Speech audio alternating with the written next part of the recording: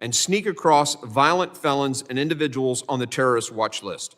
And yet, Secretary Mayorkas has continued to mislead Congress and the American people, claiming that this is what a secure border looks like. Second, malicious activity by nation-state actors and terrorism poses a direct threat to the United States homeland. Without question, the homeland is less safe under this president. The catastrophic Afghanistan withdrawal 2 years ago signaled weakness and a lack of leadership to the world. Our nation's adversaries have been emboldened to attack our allies and our friends and are undermining our security here at home. Significant threats to our cities and our local communities are only growing. As each of you recently testified before the Senate Committee on Homeland Security and Government Affairs, foreign terrorist organizations, including those supported by Tehran, have gained a sense of momentum following Hamas's brutal terrorist attack against Israel last month. These terrorist organizations continue to call for attacks against the U.S. at home and abroad. This includes Al-Qaeda, which, as Director Wray has pointed out, has issued its most specific call to attack the U.S. in the last 5 years. As our adversaries seek to further destabilize the Middle East, we must confront how these threats directly impact our own homeland security. According to DHS, 294 aliens whose name appear on the terrorist watch list were stopped trying to cross our southwest border between ports of entry since FY 2021. Compare that with 11 individuals stopped in the 4 years before FY 2017 through 2020. Think about that for a moment. It's intuitive. Why would these individuals, who under the previous president only had 11 attempts to cross and were caught, suddenly feel like they could try and succeed? Policy changes. In the last 2 years, CBP encountered over 6,000 special interest aliens from Afghanistan, 1,600 from Pakistan, 659 from Iran, and 123 from Iraq between ports of entry. Additionally, DHS documents obtained by this committee show that more than 20,000 Russians, nearly 230 Afghans, and more than 1,800 Uzbeks have been released into the country via the misguided CBP One app, mass parole program with minimal or no vetting. And these are just the ones we know about. How many other individuals posing a national security threat have been among the 1.8 million known gotaways? No one knows. And that is terrifying. Our committee has been engaged with DHS, the FBI, NCTC, to ensure resources are appropriately allocated to counter these threats from terrorism. That said, more must be done. We are still waiting on sufficient information on the Biden administration's handling of the heightened national security risk posed by a massive number of aliens with terrorist ties illegally crossing the southwest border. We will not be deterred. We demand DHS's full compliance and without delay. Compliance that, I might add, is dictated by the Constitution. Third, anti-Semitism is rising, and threats against communities of faith in the United States are reaching historic levels. Anti-Semitic attacks have risen sharply in the United States since October 7th. Foreign terrorist organizations like ISIS have called on its extremist supporters to target Jewish communities in the United States and Europe. The free world pledged never again nearly 80 years ago. Now it's time we stand firm and united against this evil. We must not let these anti-Semitic attacks and the increasingly hateful rhetoric become a harbinger of something worse to come. We must do all we can to protect houses of worship and vulnerable communities from such targeted violence. Fourth, cyber attacks continue to undermine our homeland security. The cyber threats we face from malicious nation states and cyber criminals are increasingly complex. This summer, the federal government experienced multiple incidences, including right before the Secretary of Commerce's visit to China. Our critical infrastructure is also under attack. This year's annual threat assessment of the United States intelligence community highlighted the threat that adversarial cyber actors pose to our critical infrastructure owners and operators. DHS, CISA, and the FBI have a crucial role to play in supporting these owners and operators to defend against and respond to these threats. Finally, we must address the challenge posed by the CCP. Against the backdrop of all these threats lie the specter of a regime that continues to challenge the United States economically, technologically, diplomatically, and militarily. Through its relentless espionage, the CCP is stealing U.S. intellectual property, trade secrets, and other sensitive data of Americans and American companies. Over the past year alone, the CCP has increased its espionage efforts against the homeland in a variety of ways. These include the CCP's surveillance balloon, collecting intelligence on sensitive sites, and Chinese nationals posing as tourists to access our military installations and other sensitive sites. And Chinese nationals who have crossed our southern border at unprecedented levels. 24,000 apprehensions of Chinese nationals at the southwest border in FY 2023 alone, a 1,100% increase from last year. It doesn't take a rocket scientist to see there's intentionality there. If recent reports are correct, the CCP also operates dozens of overseas police stations, which aid their transnational repression effort by intimidating and threatening Chinese dissidents abroad. DHS and the FBI must ensure that transnational repression tactics and schemes by foreign governments cannot continue on American soil, and we stand ready to help. The CCP has also made strides in infiltrating our nation's education system. It should concern every American that billions of dollars from the CCP are flowing into our K-12 classrooms and institutions of higher education. This is a systematic effort by the CCP to expand its influence within America's classrooms and promote its authoritarian and anti-American agenda. So what is the Homeland Security Committee doing about these threats? Well, first, in May, we passed H.R. 2, the Secure the Border Act, the most comprehensive border security legislation in decades. We have addressed cyber threats head-on through a whole-of-nation approach. We've passed legislation encouraging responsible use of open-source software in the federal government and building DHS's cyber workforce. I've convened a group of committees across Congress to discuss and develop solutions to this problem that implicate multiple committees of jurisdiction. Just last week, this committee advanced Congressman Pfluger's legislation to prohibit DHS funds from flowing into universities that host Confucius Institutes and Chinese entities of concern. Further, we passed Congressman Guest's common sense legislation to counter the CCP's brazen espionage and theft of U.S. innovation by barring DHS from purchasing drones from the PRC or other foreign adversaries.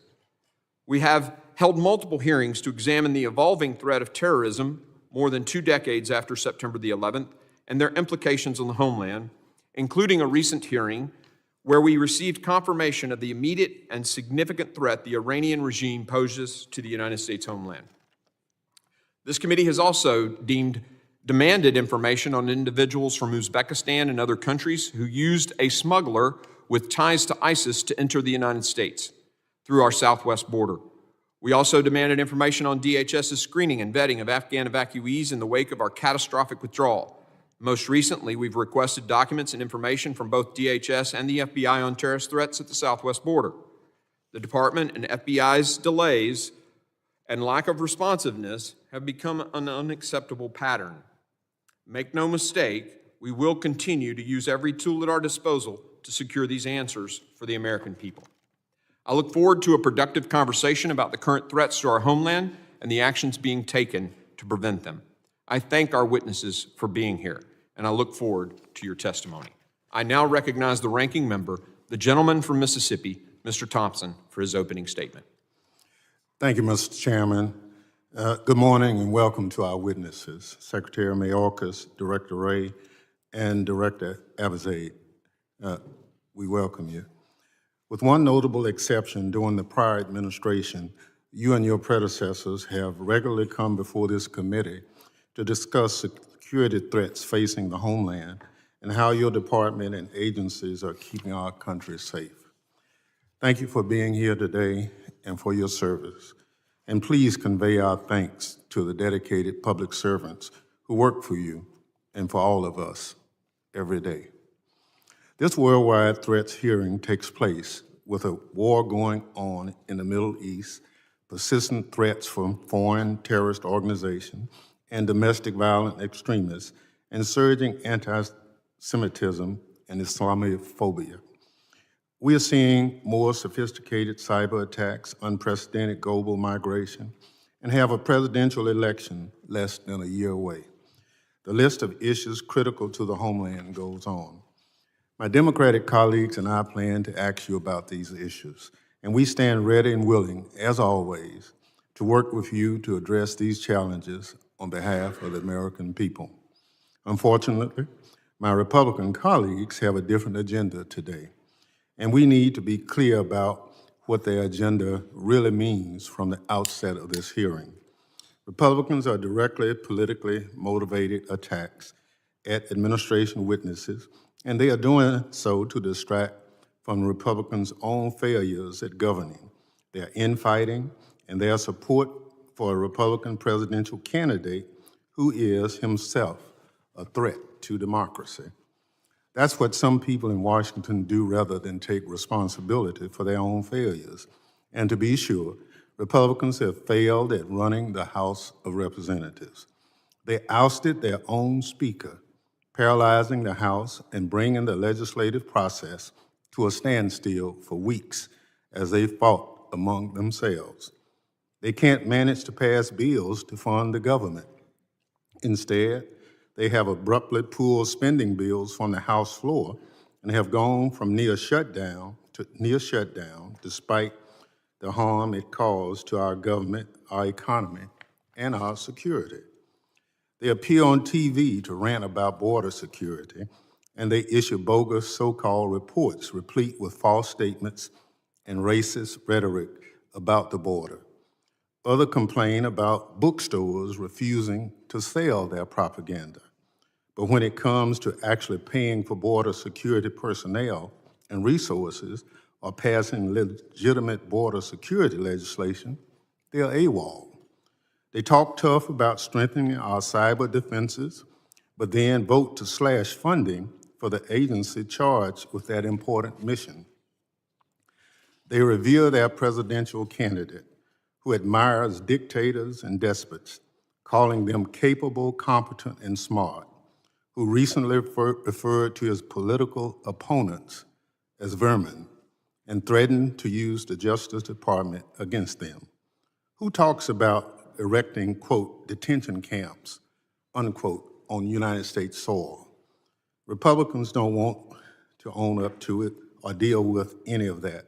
So rather than getting their own house in order, they direct baseless attacks at the administration and Secretary Mayorkas in particular. We know their extreme MAGA members are desperate to impeach someone, anyone at all. They are on a crusade to impeach the Secretary, although there's zero justification for it.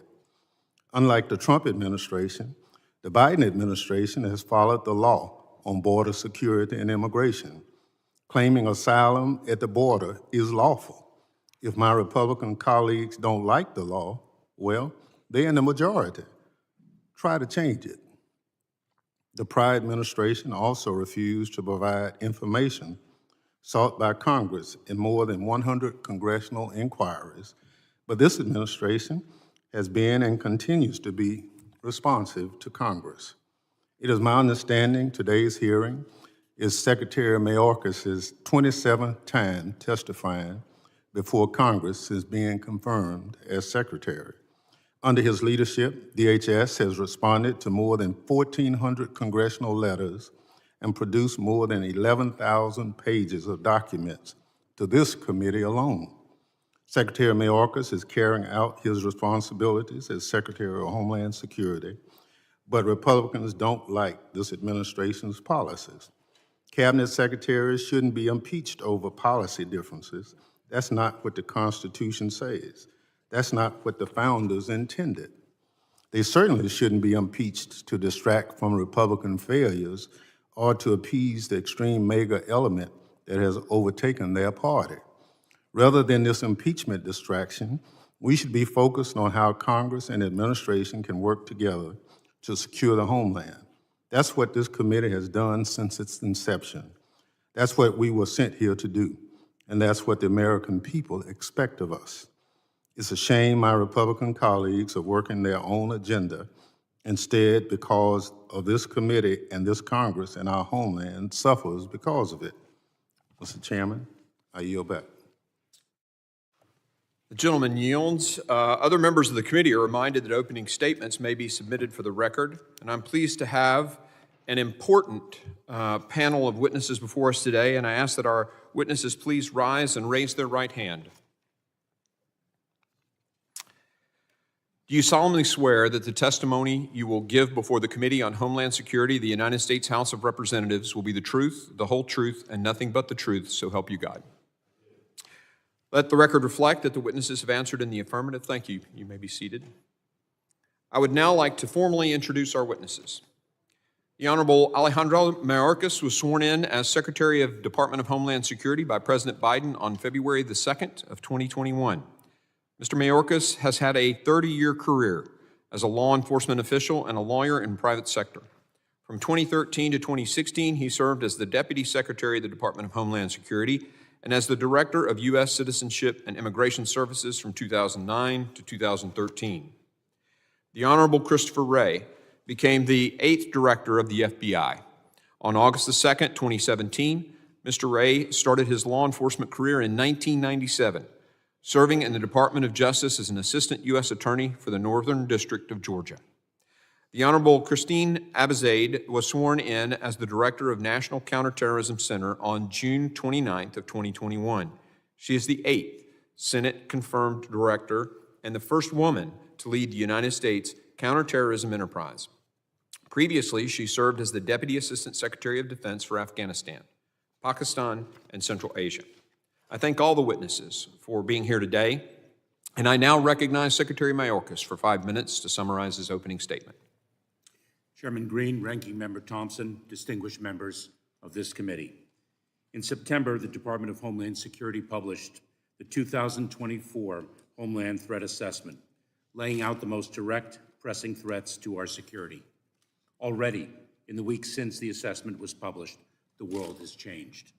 Hamas terrorists horrifically attacked thousands of innocent men, women, and children in Israel on October 7, brutally murdering, wounding, and taking hostages of all ages.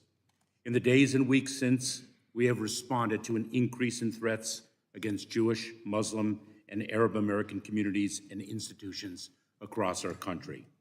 Hate directed at Jewish students, communities, and institutions add to a pre-existing increase in the level of anti-Semitism in the United States and around the world.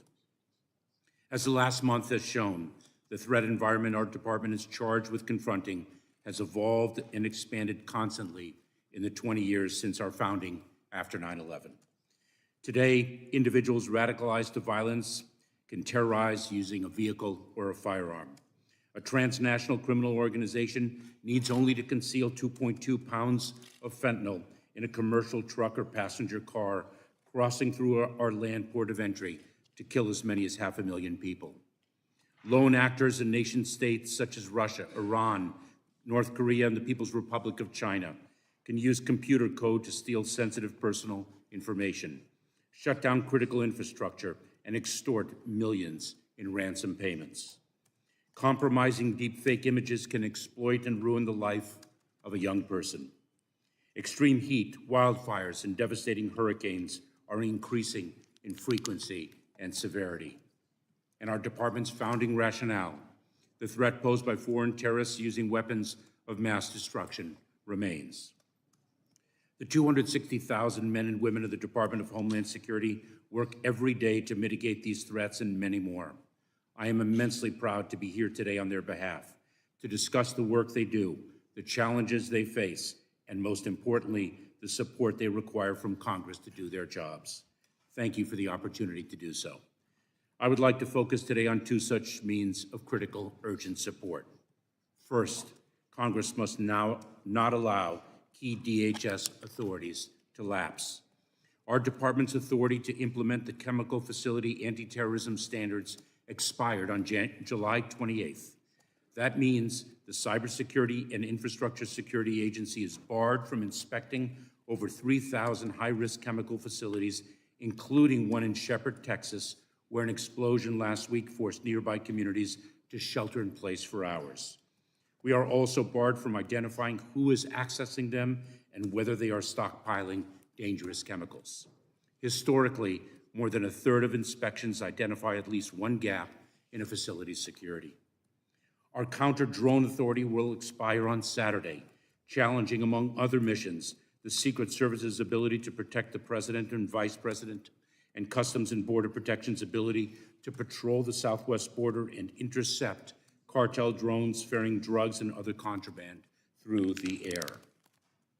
Our department's Office of Countering Weapons of Mass Destruction Authority will expire on December 21. That would hinder our ability to detect biological and illicit nuclear material threats and safeguard against the use of AI in the development of biological weapons, as President Biden charged us with doing last month in his executive order on artificial intelligence. Finally, key elements of our intelligence collection authority under Section 702 of the Foreign Intelligence Surveillance Act will expire on December 31. Expiration would leave our country vulnerable to attacks supported by American citizens, and it would cripple our ability to identify and secure American citizens who are the targets of such attacks. Renewing each of these four authorities is common sense, bipartisan, and critical to our national security. This is not a moment to let our guard down. Second, we need Congress to allocate sufficient resources to enable our nation's frontline officers to carry out their difficult jobs and keep the American people safe. Last month, our administration requested critical supplemental Homeland Security funding that would help us do just that.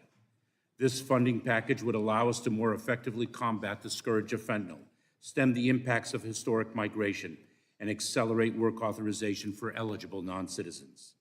This funding will, in short, make a critical difference in our department's operational capacity and in our national security.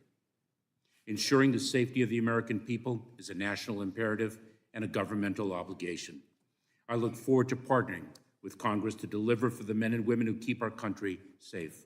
I look forward to working with you to address the threats and challenges America faces today and in the years to come. Thank you, and I look forward to your questions. Thank you, Secretary Mayorkas. I now recognize Director Wray for 5 minutes to summarize his opening statement. Thank you, and good morning, Chairman Green, Ranking Member Thompson, members of the committee.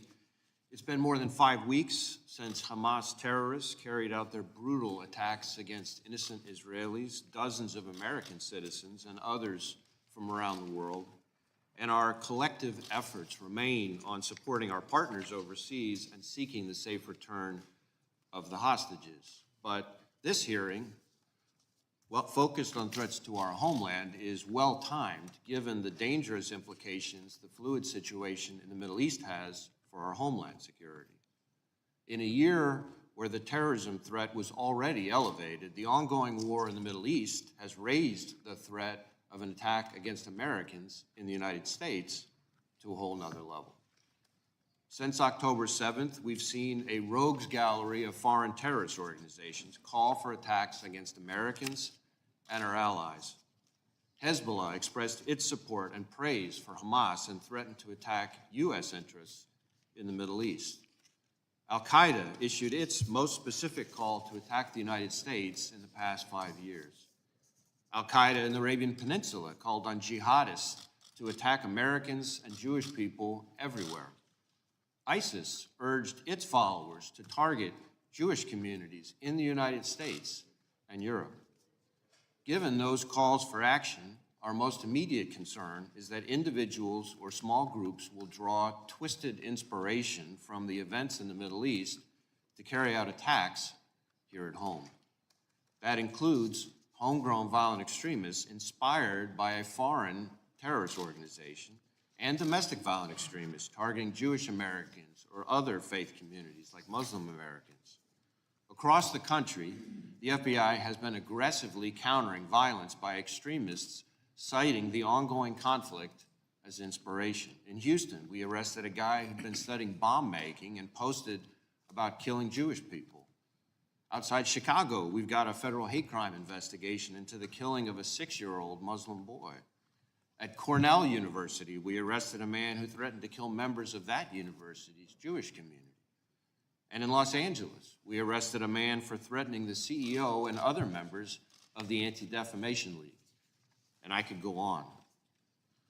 On top of the so-called lone actor threat, we cannot and do not discount the possibility that Hamas or another foreign terrorist organization may exploit the current conflict to conduct attacks here on our own soil. We have kept our sights on Hamas and have multiple investigations into individuals affiliated with that foreign terrorist organization. And while historically our Hamas cases have identified individuals here who are facilitating and financing terrorism overseas, we continue to scrutinize our intelligence to assess how that threat may be evolving. But it's not just Hamas. As I highlighted for this committee in my testimony last year, Iran, the world's largest state sponsor of terrorism, has directly or by hiring criminals mounted assassination attempts against dissidents and high-ranking current and former U.S. officials, including right here on American soil. Or take Hezbollah, Iran's primary strategic partner, which has a history of raising money and seeking to obtain weapons here in the United States.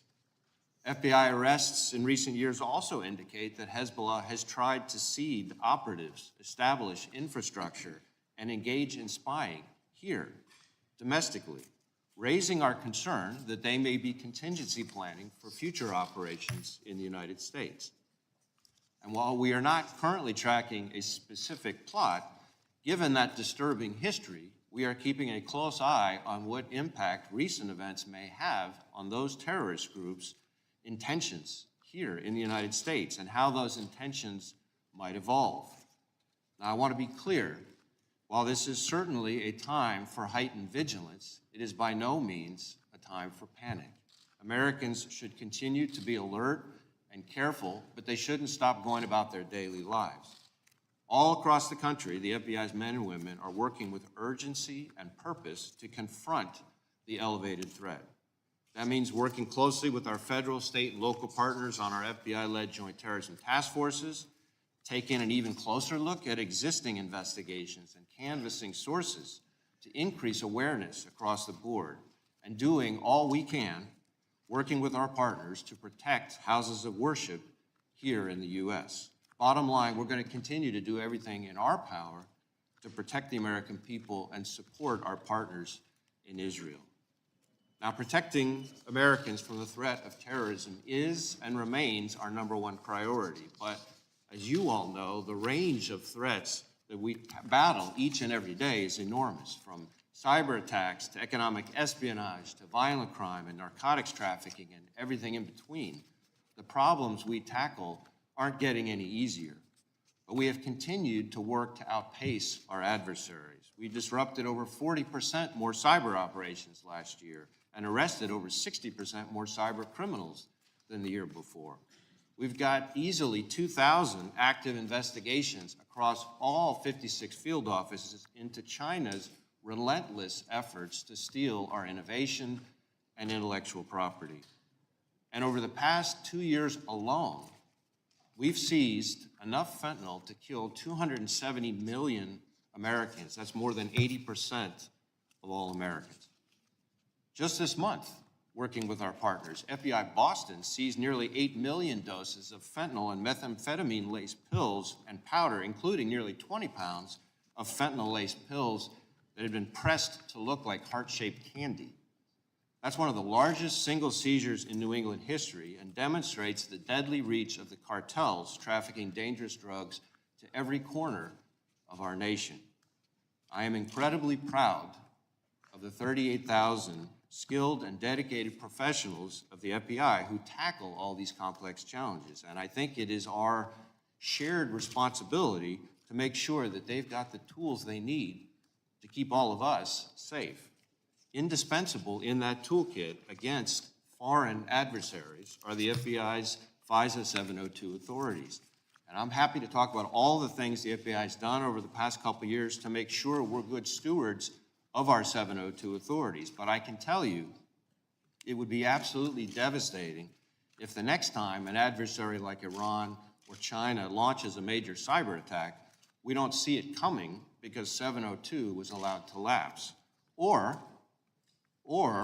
with the fast-moving situation in the Middle East, just imagine if some foreign terrorist organization overseas shifts its intentions and directs an operative here who'd been contingency planning to carry out an attack in our own backyard. And imagine if we're not able to disrupt that threat because the FBI's 702 authorities have been so watered down. I want to close by thanking you for your continued support of the FBI's men and women who work tirelessly and selflessly to protect all Americans. And thank you for having me here today. I look forward to your questions. Thank you, Director Wray. I now recognize Director Abizaid for 5 minutes to summarize her opening statement. Thank you, Chairman Green, Ranking Member Thompson, and members of the committee. Thank you for the opportunity to appear before you today.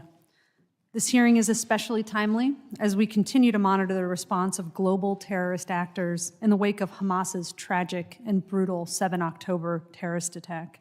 The attack affected Americans directly, including over 32 who were killed and those who were taken hostage.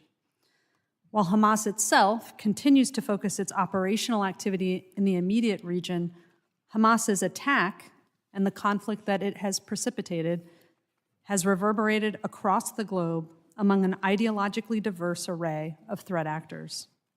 Whether it be members of Al-Qaeda or ISIS, individuals inspired, including those motivated by a racial or ethnic animus, or groups considered to be a part of the Iranian-aligned axis of resistance, terrorists and violent extremists are exploiting multiple core grievances to fuel violence. Among these grievances are the renewed salience of the Israeli-Palestinian issue, the already heightened atmosphere of anti-Semitism globally, and narratives that call for violence as a result, and a refocused attention on U.S. military involvement in the region and our relationship with Israel. All of these are amplified by graphic images and emotive content shared over social media in a way intended to drive groups and individuals to political violence.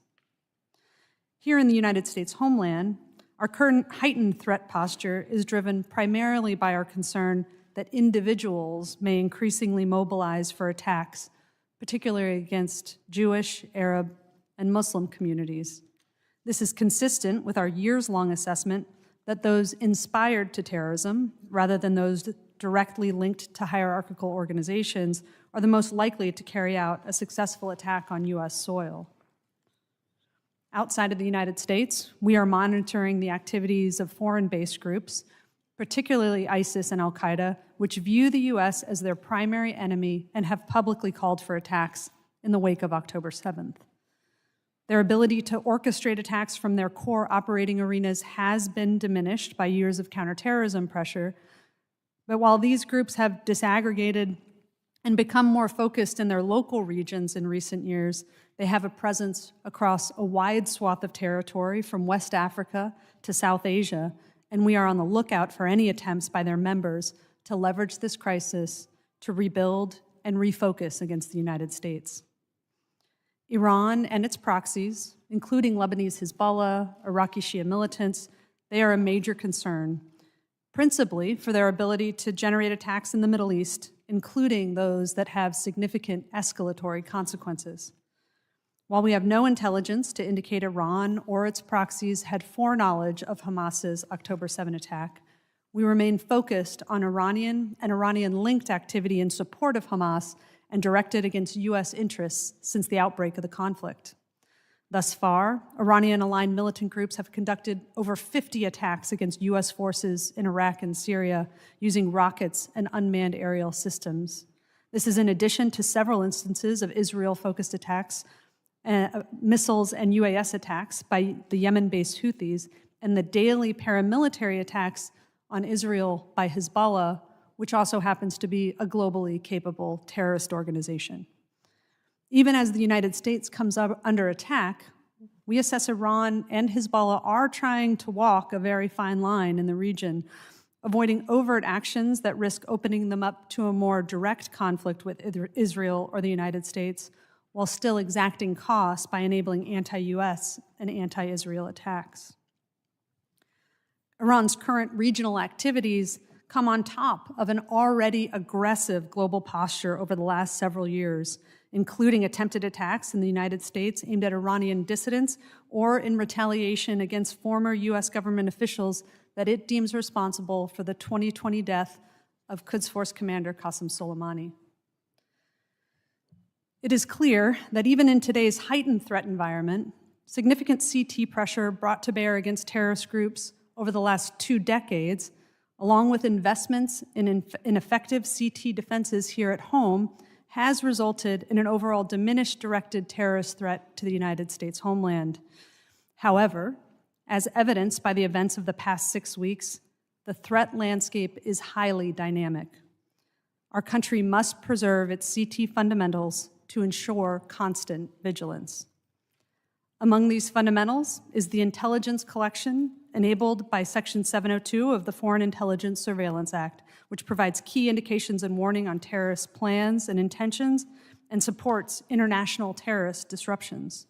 I respectfully urge Congress to reauthorize this vital authority, not only for its CT benefits, but for the benefits it brings across a range of national security challenges. At the National Counterterrorism Center, we are part of a whole-of-government CT architecture that is foundational to our national security. And though built with 9/11 as its backdrop, this architecture has proven adaptive to today's environment and capable of addressing an inherently unpredictable range of terrorist adversaries. For those who serve as part of this CT community, I would like to end with a thank you. Your years of dedication to the CT mission has done so much to protect this country from terrorism. The United States has relied upon you time and again, and today is no exception. With that, I welcome your questions. Thank you, Director Abizaid. Members will be recognized by order of seniority for their 5 minutes of questioning. An additional round of questioning may be called after all the members have been recognized. I want to also acknowledge the many members on this committee on both sides of the aisle who have been fighting the terrorist attack in their service in the United States military. So those who are veterans here have been doing that, and those in the government service doing that before you came to Congress. Thank you for your service. I now recognize myself for 5 minutes of questioning. Director Wray, since January of 2021, approximately 1.8 million illegal alien gotaways have evaded Border Patrol and entered our country. And this doesn't even account for the unknown gotaways, which former Border Patrol Chief Raul Ortiz testified before this committee could be about 20% of that number, meaning the real number of gotaways is well over 2 million. Can the FBI guarantee the American people that known or suspected terrorists, including any from Hamas or other terror groups, are not amongst those gotaways?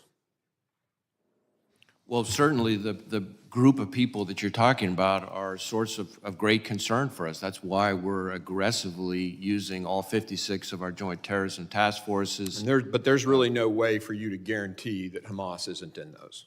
Well, again, as you say, there's the unknown unknown and the known unknown. Right. But what I can tell you is that our 56 Joint Terrorism Task Forces are working their tails off to make sure that they suss out and identify potential terrorist suspects, whether they're on the watch list or not. You think that number, that increased number, increases the threat to the American citizens? I think anytime you have a group of people in the United States that we don't know nearly enough about, that is a source of concern for us from a perspective in our lane of protecting Americans here. So wording it maybe another way, if it were lower, if that number were lower and the border wasn't as open as it is, and we'd be safer. I think greater fidelity about who's coming in this country and how they're getting in is essential to making sure we protect Americans from all sorts of threats, including a potential terrorist attack. Yeah, I do too. Director Wray, since taking office, we've had, with the policies that are implemented at the border, 6.5 million southwest border encounters and a total of 7.8 million nationwide. Does it concern the FBI that the policies of this administration and the Department of Homeland Security are allowing this unprecedented number of unknown and unvetted people into the country? I know it's a rewording of the previous question, but go ahead and answer. Well, again, I want to stay in my lane. When it comes to physical security, border security, I want to defer to Department of Homeland Security on that. But that increased number is increasing the challenge before you in the FBI, right? But certainly I can tell you that we have seen an increase in the number of so-called KSTs attempting to cross in the last 5 years. And we are concerned not just about the people who are watch listed, Well, why do you about those who could have gotten in some other way and about whom you may not have sufficient information at the time they came in to identify them as a source of. Those individuals, that watch list that we talk about, why do you think in 4 years before this there were only 11 and suddenly there are 294 in the past few years? Why do you think that's so? I can't really speak to that issue. It's not in my lane. I can tell you that the threats that come from the other side of the border are very much consuming all 56 of our field offices, not just in the border states. That's why I made the point. Sure, I agree. If I heard you correctly, what you just said is not every state in the country is a border state now. Is that what you just said? Well, I didn't. I mean, the threats put it to every quite that state. way, but the threats that come from the other side of the border are affecting every state. Absolutely, 100%. We ask the governor of Massachusetts. She's screaming at the top of her lungs about the situation at the southwest border. Your boss, the Attorney General, came in and said to us that it was very clear the cartel strategy was to take advantage of the current policies, overwhelm the crossing sites, and then use the Border Patrol agents being overwhelmed by that group to then bypass. Do you have any reason to disagree with him that that's the cartel strategy? I wouldn't have any reason to disagree with the Attorney General. Do you find it interesting that 2 months after that, Secretary Mayorkas came in and said he was unaware of that cartel strategy? Do you find that interesting? I'm not familiar with Secretary Mayorkas' That testimony. Yeah, he came in to us and told us that he was totally unaware of that testimony, that was the cartel strategy, despite your boss in the Senate clearly recognizing that it is. Let me just say this in the few seconds I have left. I'd like to ask each of you to take back to the people who work for you that despite our political differences on this dais, we deeply appreciate the men and women who are manning their posts and doing the best they can for this country. As someone who went downrange and was in a helicopter that had bullet holes ripping through the bottom, bullets ripping through the bottom of it, I understand the courage that it takes to do the jobs that you and your people do. And so I want to make sure I ask each of you, despite our political differences, to take this message back. We are deeply appreciative of the men and women who man their posts for this country's safety. With that, I yield to the ranking member. Thank you very much. Let me paraphrase what the chairman just said. While we praise our men and women, when the opportunity comes to put the money where the praises are, Democrats on this committee have consistently supported the funding of DHS's budget. We've consistently funded the FBI's budget and our intelligence gathering agencies, because we understand that those men and women who put their lives on the line deserve all the resources. Now, taken from that,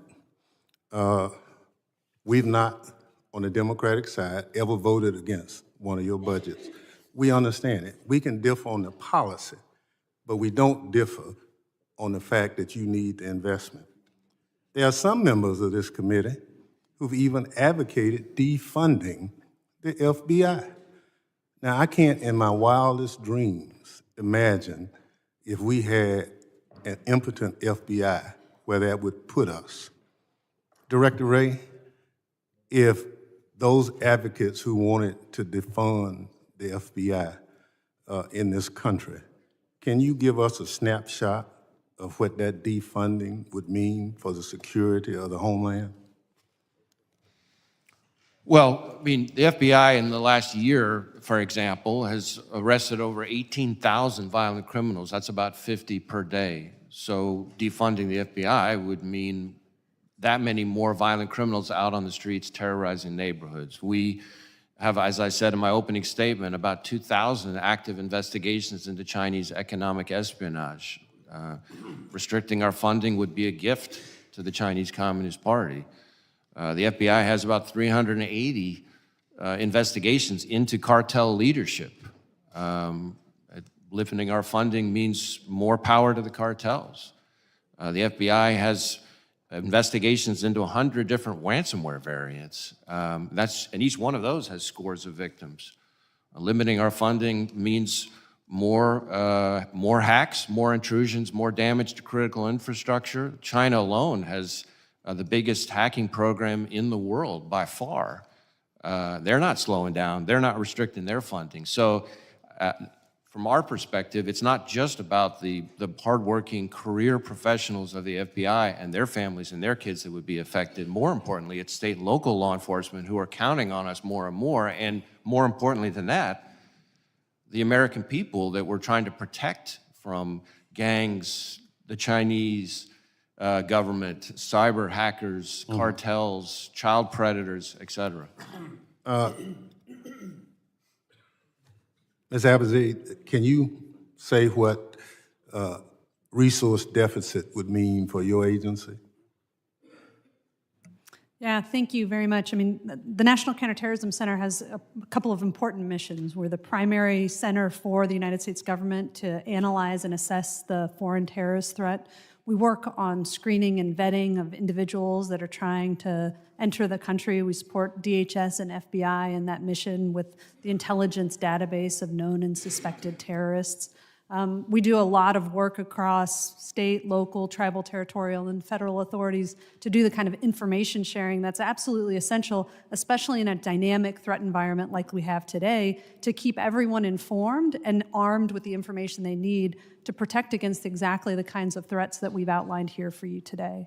So decreased funding for the National Counterterrorism Center, decreased funding for any piece of the overall CT architecture that works collaboratively together has an impact on our ability to stay ready against the terrorist threat. Thank you. Secretary Mayorkas, there's a supplemental proposal being put forth by the administration. Can you share with us what that means for DHS? Ranking Member Thompson, that supplemental is dedicated to our critical mission of securing our border and also battling the scourge of fentanyl. Those funds are needed for personnel, technology, facilities, and additional support resources, critically needed to advance our mission. We are under-resourced and have been perennially. Thank you very much. I yield back.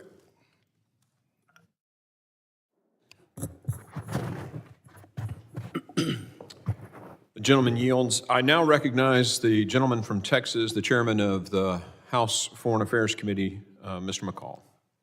Thank you, Mr. Chairman. First of all, let me say my thanks to all three of you, your employees who work so hard to protect this country.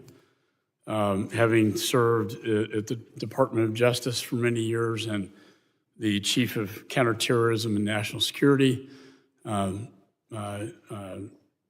think you don't hear that very often these days.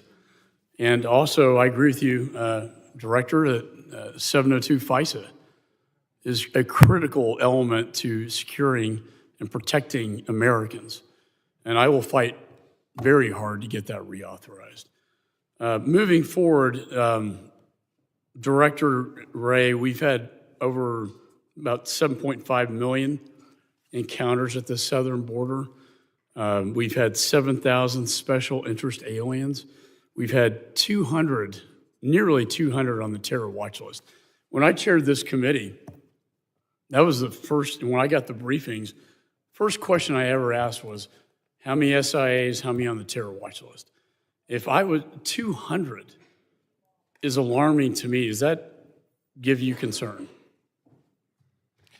Certainly, the numbers give us concern. I think it's important, though, in some ways, to realize that numbers alone don't even really tell the problem. And we've all seen how much damage just a small number of foreign terrorists could cause. I mean, sometimes people, as crazy as it sounds, tend to forget that it was 19 people who killed 3,000 people. on That was the next 9/11. point I was going to make. It only took 19 to create 9/11. And that's alarming. I just got back from Israel. I saw the Hamas videos. It is very disturbing. I know you've testified previously that Hamas could either inspire attacks or maybe get into the country. The problem is we don't know who these 200 people are. And to your point, how many others got in that we don't even know about. Why won't either you or the secretary provide us with the full, complete, accurate information, as I used to get when I was chair of this committee? Who are these 200 individuals? Who are they? Is Hamas on the list? We know the SIAs include countries like Iran, Lebanon, and Iraq. That gives me great pause. Will you provide that to this committee? Well, we will certainly continue to engage with the committee in closed session with numbers and information. As you know from your past experience with this issue, for one thing, the numbers themselves change literally moment to moment. And so it's important for us to be careful, to be accurate and timely with the information we've got. But then I think and it could be in a classified setting. That's how they used to do it when I was chair of this committee. I don't have that information. My governor of the state of Texas, who has to deal with this problem on a daily basis, cannot get this information. You know, I understand before 9/11 we had walls up, sharing information, connecting the dots, but this is, 2023. I mean, it seems to me we should be able to share that information. Well, I'm happy to have my staff follow up. I know we've had a lot of engagements with the Hill over different numbers and populations of individuals, and so I guess I'd have to circle back to figure out exactly what has been I would like, shared and what hasn't. as an American and a Texan, I'd kind of like to know personally. And Mr. Secretary, there was an Austin SWAT officer killed in my hometown who was on the terror watch list. A SWAT officer murdered by someone on the terror watch list. And the family involved was Mohammed Nasser. Do you have any information about this?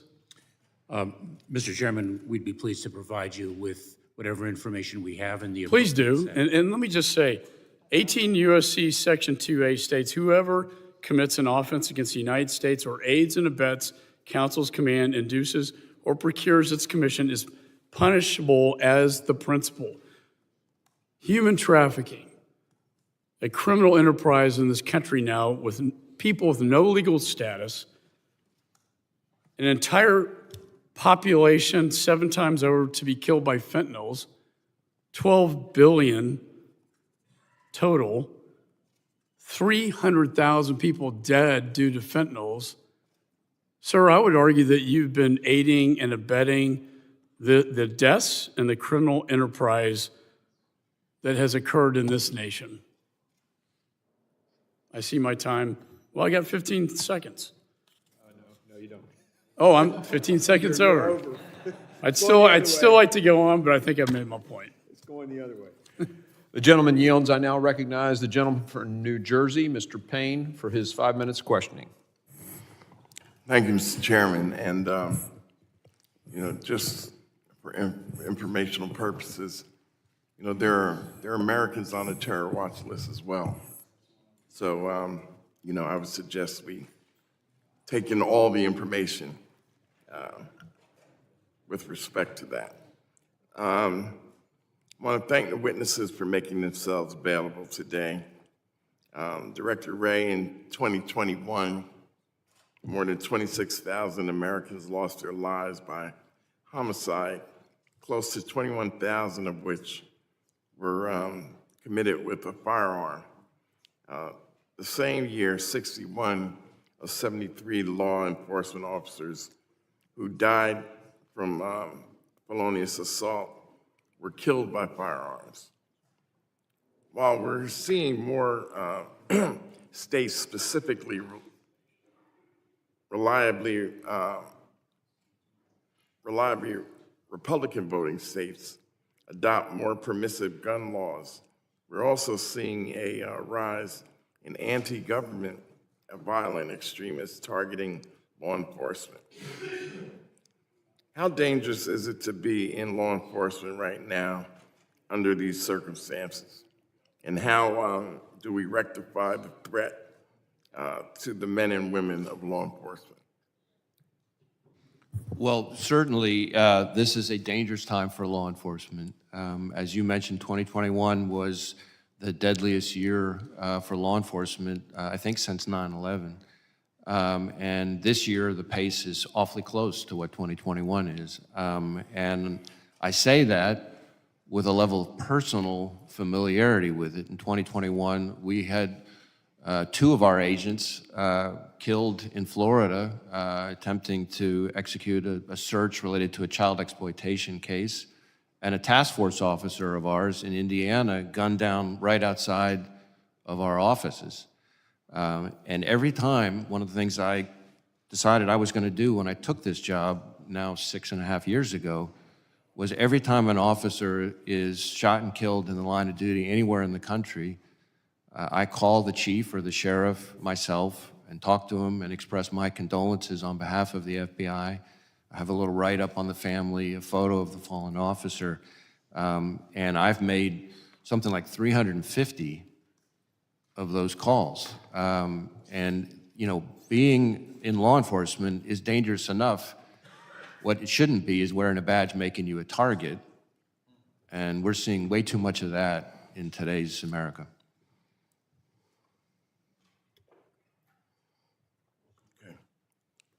Let's see. Can you explain why 60% of guns used in violent crimes in New Jersey, the state I represent and have lived in all my life, come from Pennsylvania, Virginia, North Carolina, South Carolina, Georgia, and Florida? What do those states have in common that make them dangerous exporters of criminal firearms? I'm not sure I could speak to the specific circumstances of each of those states. Certainly, straw purchases and gun trafficking is an ingredient that drives the violent crime problem that we have in this country. It's one of many things that drives that problem. Thank you. Mr. Chairman, I'd like to yield the final minute of my time to Mr. Goldman. I thank the gentleman for yielding.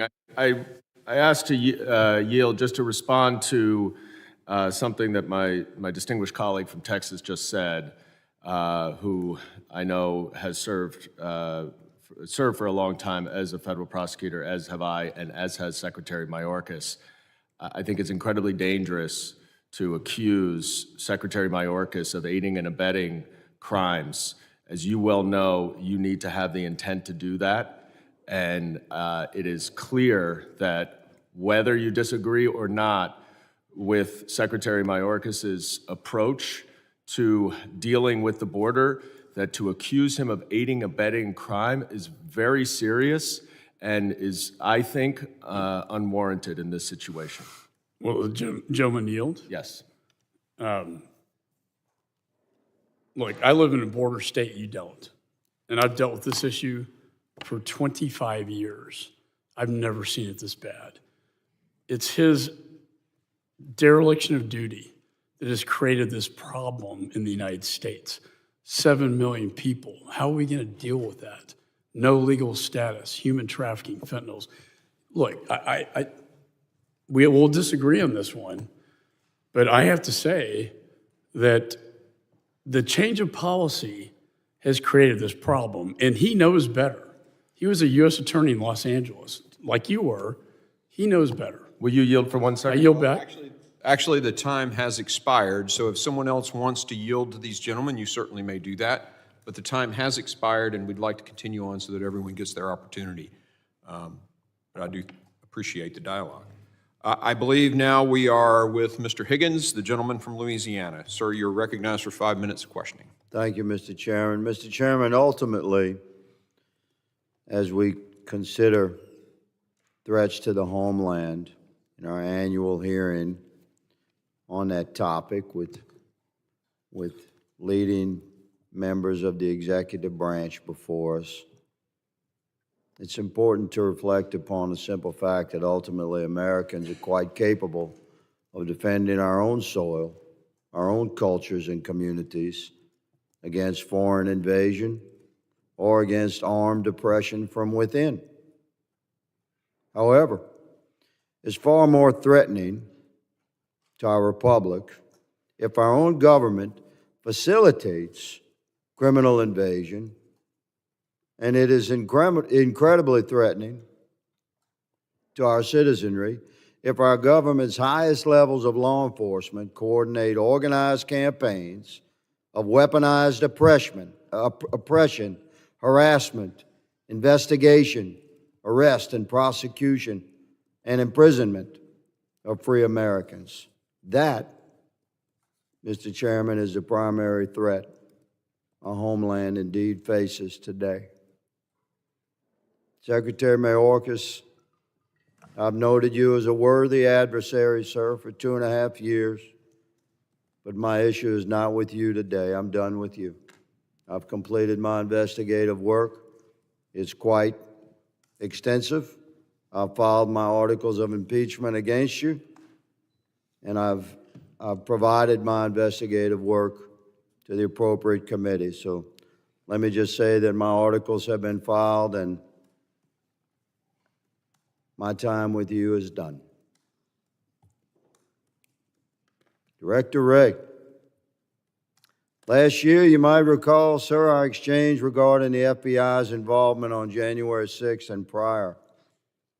I'm happy to jog your memory to quote, according to the record, I asked you, did you have confidential human sources dressed as Trump supporters positioned inside the Capitol on January 6th prior to the doors being opened? You responded, I quote, again, I have to be very careful of what I say. To which I said, it should be a no. Can you not tell the American people no? We did not have confidential human sources dressed as Trump supporters positioned inside the Capitol on January 6th. A year has passed. We sit here again a year later, we the people still do not have a definitive answer from you or anyone else in the Biden administration regarding the FBI presence and participation in the months leading up to the November election and in the weeks and days prior to January 6th and on January 6th here in D.C. We can't get a straight answer, although we have a tremendous amount of evidence harvested and reviewed over the course of the last year, which you will see. In September, Stephen D'Artano, formerly in charge of the FBI's field office in Washington, D.C., testified to the House Judiciary Committee that he was aware the FBI informants would attend the Stop the Steal rally thrown on January 6th. You confirmed that the FBI had confidential human sources at the Stop the Steal rally on January 6th here in D.C., sir? Congressman, as we've discussed before, I'm not going to get into where we have or have not used confidential human sources. But what I can we'll tell move you, on. you asked for a definitive We'll move answer. on. It's my time. You said no, you're not going to answer. That's cool. We're watching. Mr. Chairman, may I answer the question? Your moment will come. This is my time.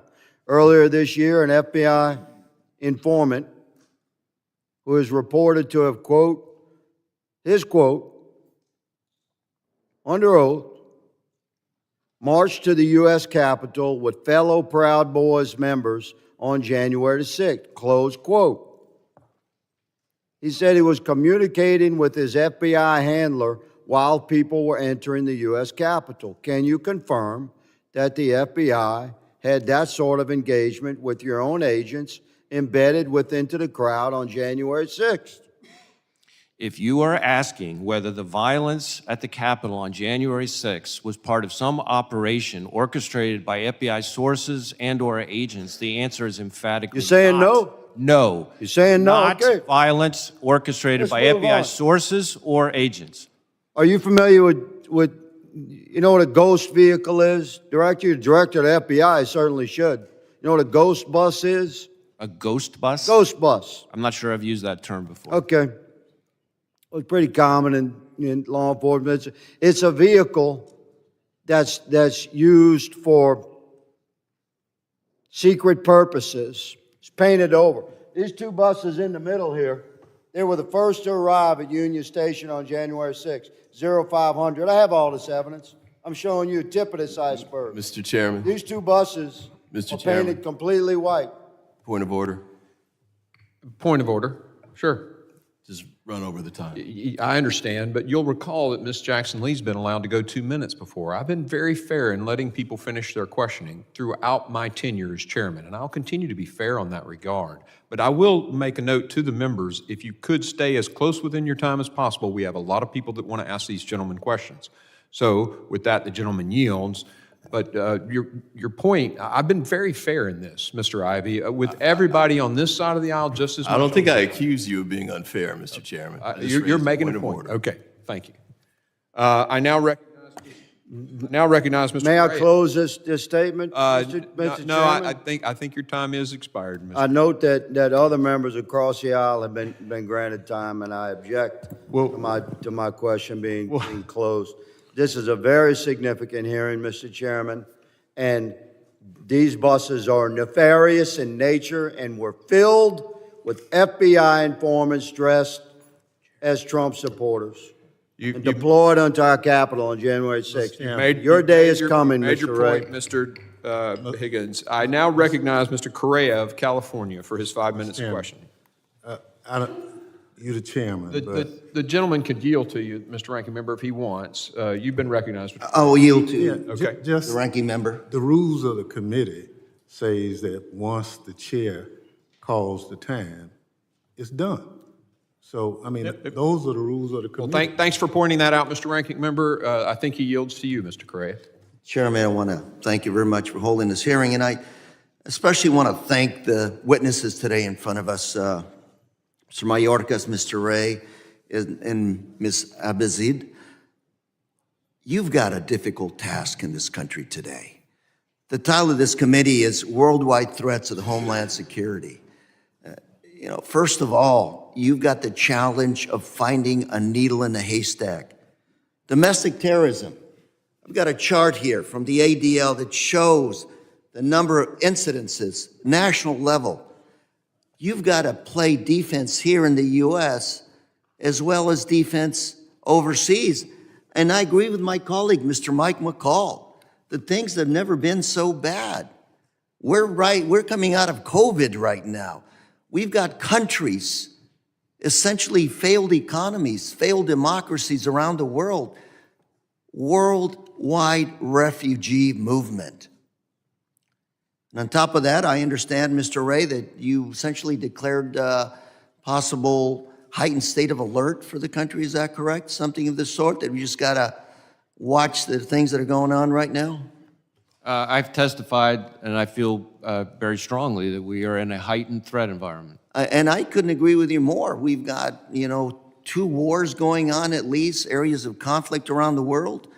And I'm here really to ask, how can we help you do your job better? I'm not going to be here to ask for an impeachment or hold you accountable. I'm here to make sure that you're able to hold the line 100%.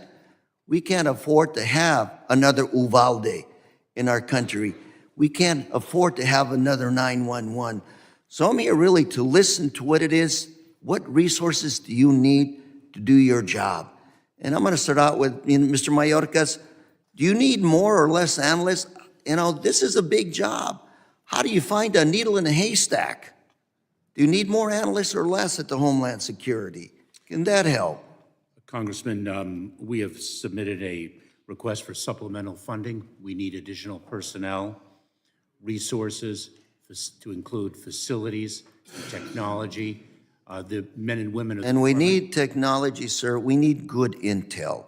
We need to make sure that we're able to work with our allies, our law enforcement, state, local, federal coordination.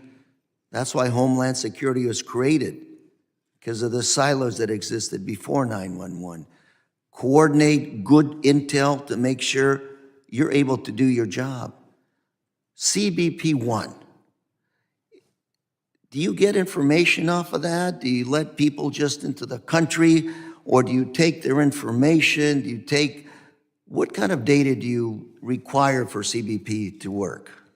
Congressman, CBP-1 is a process that we employ that enables us to screen and vet individuals before they arrive at the border to enable us to make a determination whether or not they should be allowed.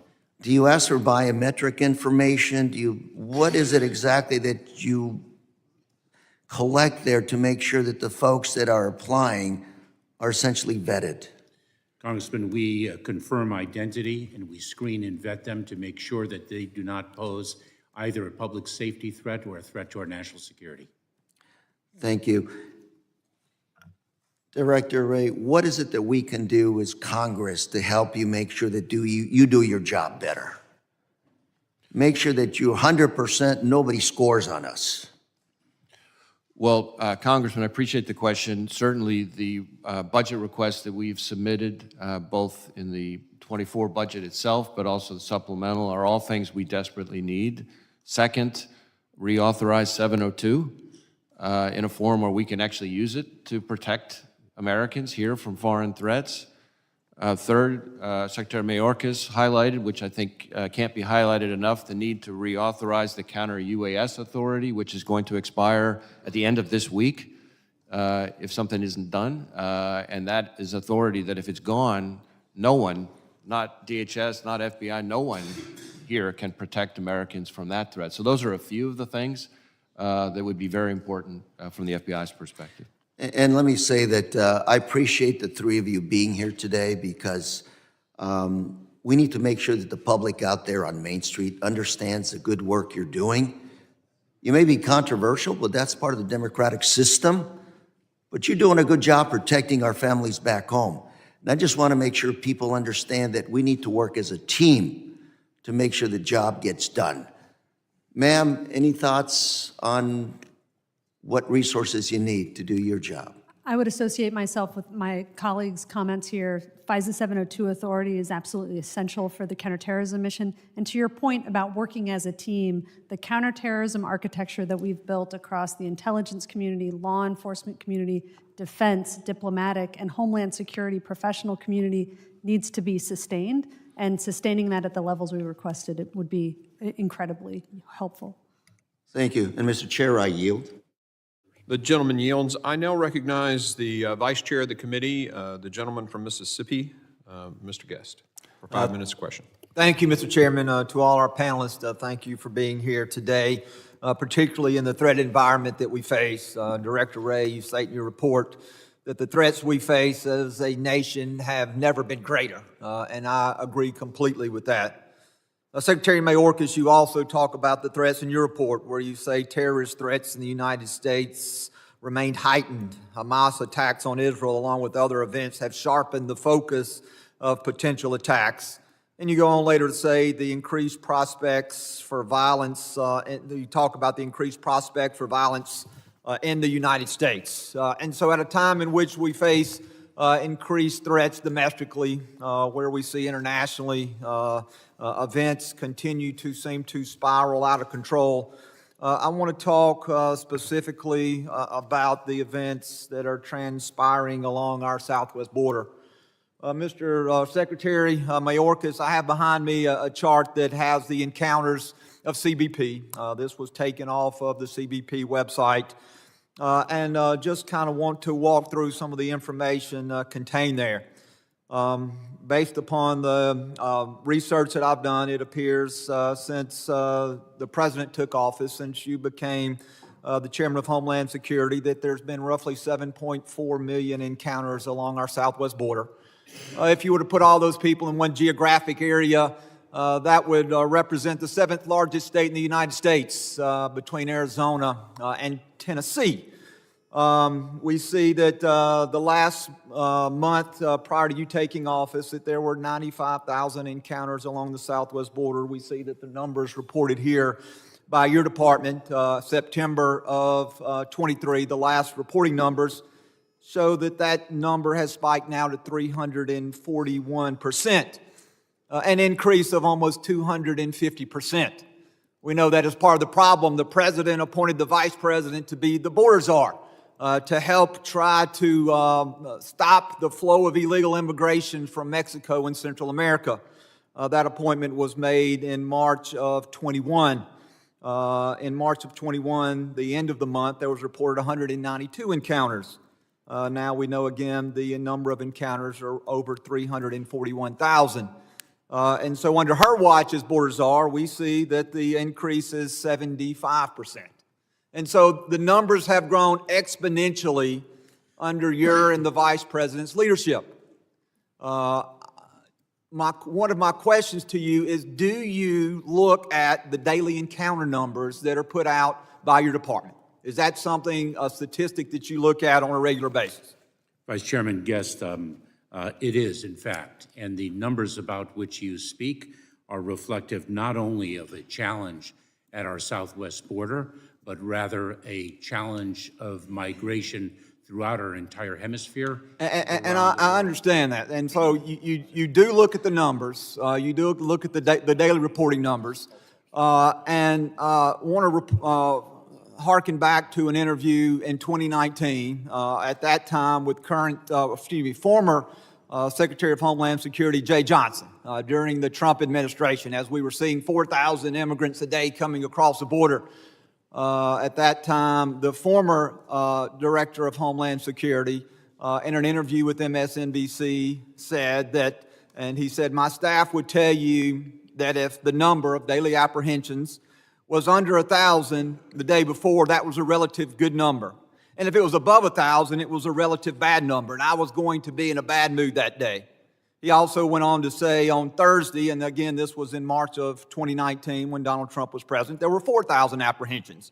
I know that if 1,000 overwhelms the system, I can't begin to imagine what 4,000 a day truly looks like. We are in a crisis.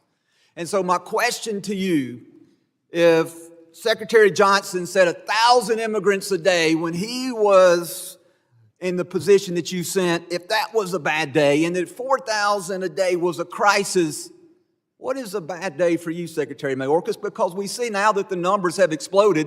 They're no longer 1,000 a day. They're not even 4,000 a day when this article was written. They're over 11,000 a day. And so in the last 20 seconds, what number to you represents a bad day when we see the number of apprehensions increase dramatically? So I'll give you the remainder of my time to answer the question, and I'll yield back. Vice Chairman Guest, we do not minimize the significance of the challenge at the southwest border, and we are intensely focused on it. Is there a number? Would you like to give a number? I asked for a number. That was my question. What number to you represents a bad day? And are you refusing to answer the question? Vice Chairman Guest, as I said, we do not minimize the significance of the challenge at the southwest border. That wasn't my question, Mr. Mayorkas. I asked a simple question. Give me a number. And you're filibustering, and you're refusing to answer the question. What is that number? I have answered your question. No, you haven't, Mr. Mayorkas. You've not answered the question. I can do hand signals at this point, right? Mr. Ivey, if you let him answer the question, or maybe if you would like to answer for him, because clearly he does not intend to answer my question. I think it's, Is it not a fair question? I'm just saying you're over your time, that's all. We don't need any more points about over the time, okay? As I just sent to you, I think it was just last week, I let Mr. Correa vote after we had gavelled out. I am gracious here, and I'll be gracious to both sides of the aisle. And Mr. Chairman, So, I would don't ask want any more interruptions about time being expired, please. Thank Mr. you. Chairman, I would ask you to direct the witness to answer the question. Do you have a number? I have answered it to the best of my ability, Mr. Chairman. Clearly. I now recognize Mr. Chairman, Mr. Carter. Mr. Chairman, if I might. Point of order? And I'm just asking, are you basically suspending that rule, or what's? Look, I have since the beginning, and this is the last time I'm going to answer this question today, Mr. Ivey, allowed people to continue a question train of thought that extends outside their time. I've done that on both sides of the aisle, and I am not going to articulate or waste any more of these gentlemen and this gentlelady's time defining the policy as I've executed it since the beginning of my chairmanship. Well, I think now the let me next say person this, we're Mr. recognizing, you are Chairman. not recognized, Mr. Ivy. Well, you are I'm not sorry, recognized. but if You are not recognized. you're not following the rules Point that of- we point of voted order, on and Mr. accepted. The ranking member at is the beginning. recognized. Mr. Chairman, we adopted a set of rules, and I try not Okay. to get involved. I have to Go ahead. explain my point of order. Go ahead. And the rules clearly specify everything that's being raised. I have never once, Mr. Ranking Member, I have heard, not completed. finish your thought. Thank you. So I'm saying that we adopted the rules on how we conduct business. And anytime a member raises the question, it's consistent with the rules. Now, if that becomes a problem, then I think we have to modify our rules, because that's how we operate. That's what Congresses are required to do. That's what committees are required to do. And for people to ignore the rules is inconsistent with the rule. So I'm just saying to you, follow the rules that we adopted. Yeah, we're going to continue the policy as I have been doing it since I've been the chairman. Okay, if you're in the midst of a thought, we're going to let you go past your time. And number two, I haven't heard anyone raise an issue on the left when I've allowed people on the left to go over time. Not once, Mr. Ivy, have you said when one of your members has gone over 5 minutes, the person's time is up. Fascinating to me that you're only doing it when it's on this side of the aisle. If I might have a chance to Please. be heard. Yes. All I'm saying is that under the rules, we have a right to raise the point of order when somebody goes over the time. You've used your discretion to permit additional questioning if you want to, but to say I can never raise a point of order that's consistent with the rules doesn't make any sense. I mean, it's just a clear violation of the rules that were adopted. And by the way, the rules were adopted, I don't think they were adopted unanimously. There was a Republican decision to adopt these rules. So these are your rules. No doubt about it, but the point I'm making is it's intriguing to me that we're consuming this time over this issue while I've never once heard you raise the issue when I've allowed Ms. Jackson Lee to go 2 minutes over. I've never But objected. today it's an issue in the midst of a very important hearing. Anybody can raise a point of order on You're the time absolutely when they want correct. to. You're I'm absolutely not correct. blocking anyone from doing that, but I think I have the right, and I You do. request the right to preserve that, to raise the point of order when there's an obvious. It's an excellent point. Now, can we move on? Thank As you. long as you give me the authority to do Mr. it, Bishop, that's or no, Mr. Carter, the ranking member of the Subcommittee on Emergency Management, the gentleman from Louisiana is recognized. Thank you, Mr. Chairman. Thank you to the witnesses for joining us today. I'm heartbroken by the innocent lives that have been lost of civilians being targeted by hateful terrorist groups like Hamas. This is outrageous and inevitably leads to tragic consequences. Condemning these atrocities and protecting innocent lives at all costs is pivotal. Our discussion on worldwide threats is important for the American people so we can further address such issues void of partisan brinkmanship. We all must do better. Director Wray, our nation's HBCUs produce some of the brightest who enter our ever-growing workforce. Repeated threats to these institutions have caused widespread disruption on campuses by shutting down classes and campus activity. Mr. Wray, could you please briefly update us on the FBI's activity and things that you're actively doing to monitor and combat such events in the future? Well, thank you, Congressman. Certainly, the threats that we saw against HBCUs were appalling, and there's absolutely no excuse for putting campuses, students, faculty, staff in a position where they can't go about their lives at school in fear. And so we have actively been investigating the threats as they've come in. As you know, there was an arrest related to some of the threats, involved a juvenile who was responsible for a number of the threats. I think more importantly, we've doubled down on our engagement with HBCUs. I've personally engaged with a number of HBCU law enforcement heads. We have an increased partnership with campus law enforcement. over the last 2 years. That's, including in this recent threat environment. We're very careful to include campus law enforcement in all of our law enforcement partner calls. We have campus liaison officers, in effect, appointed in each one of our field offices to focus specifically on engagement with academia. So that's a big part of it. It's not just the investigations and the analysis, but also the outreach. How has that been ramped up with the recent hate speak for Muslims and Jewish brothers and sisters and Palestinians? We see this overboiling because of what's happening in the Middle East, spreading and boiling into the college campus environment as well as just our general communities. We know that Hamas is the true threat, but because of these risks, we're seeing this bleed over into a level of hatred for innocent people who have nothing to do with Hamas.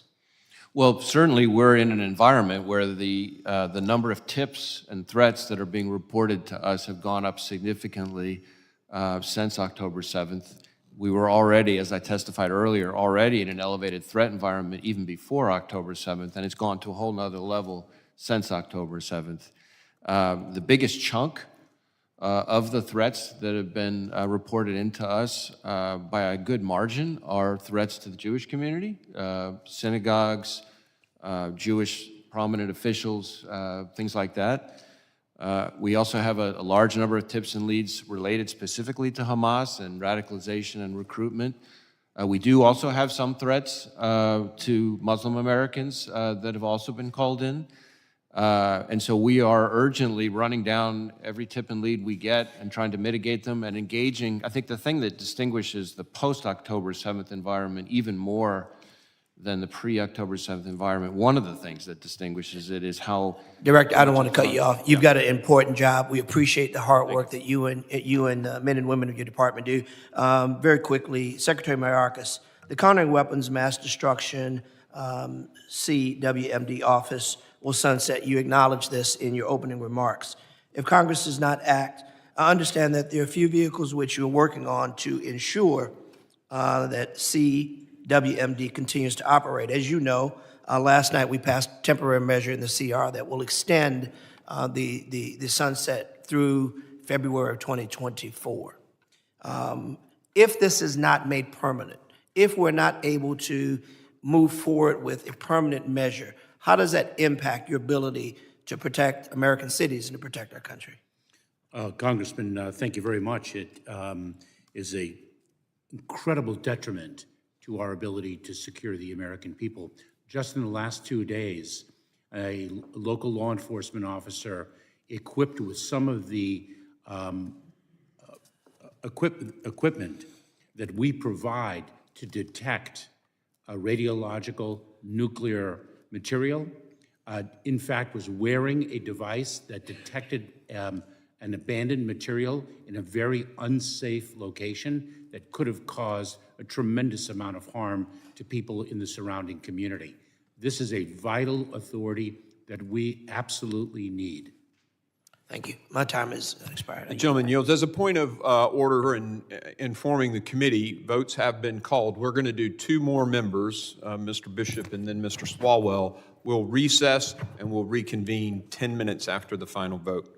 I now recognize the chairman of the Oversight Subcommittee, Mr. Bishop from North Carolina, for 5 minutes of questioning. Thank you, Mr. Chairman. As I listen to your opening statements, I'm floored by the fact that I perceive a dramatic shift in the positions of each of you from the hearing from the testimony that you gave and the way you answered questions just last November. Director Abizaid, I want to begin with you. Last time I asked you this, Director Abizaid, does the National Counterterrorism Center assess a significant threat from the historic level of uncontrolled crossing at the southern border? And your answer was, we don't, actually. The Judiciary Committee has released a document that says there are confirmed 1.7 million gotaways. Maybe one of you has a better number than that. Millions have been processed and released to the extent that the mayor of New York, Eric Adams, says that New York City is being destroyed. All of you are aware of those things. Director Abizaid, do you continue to maintain that there is no material risk of organized terrorism from this massive infiltration, both of people minimally encountered and almost 2 million people neither encountered or vetted whatsoever? I appreciate the question, and we absolutely recognize the kind of vulnerabilities that are associated with border security across all of our ports of entry, across southwest border and otherwise. But I would maintain, and I talk to my analysts about this on a regular basis, that as we look at the global terrorism environment, as we look at foreign terrorist organizations' intentions to try and seed operatives into the United States, we don't have indications that are credible or corroborated that those terrorist organizations are trying to do that at this time. You are aware, are you not, ma'am? You remember I made this comment the last time. The 9/11 Commission report talked about the system blinking red. There were obvious risks. Director Wray sat next to you just a few minutes ago, and you've changed your tenor too, Director Wray, and you said that you observed that it took only 20 to take down the World Trade Center. So among 1.7 million coming in, not interdicted by the federal government or any government. Why is that not an obvious risk to you that we could have organized terrorism? How many cells could you create of 20 people? Sir, that if could I do may, something I'd like that? to clarify. We absolutely recognize the risk. In fact, if you look at the kind of counterterrorism enterprise that we've built that's focused on collecting overseas, that's focused on border security, that's focused on screening, vetting, watch listing individuals and terrorist identities, it's absolutely a risk that we understand and a vulnerability that we work very hard over the last 20 years to shore up. So my comments relate to the intelligence about foreign terrorist plans and intentions. You've deployed And that. it is not a statement about what risk we think we have. We That's recognize even the more potential astonishing. risk. I'll stop you and reclaim my time because you shouldn't be going on. That seems to me even more astonishing because you've sat in this administration almost since its beginning alongside Secretary Mayorkas while elective policies have been pursued to allow that to happen. Uncontrolled immigration processing millions of people through Border Patrol posts and CBP and Border Patrol to overwhelm those agencies so that this unbelievably and unprecedented, historically unprecedented number of gotaways could come through.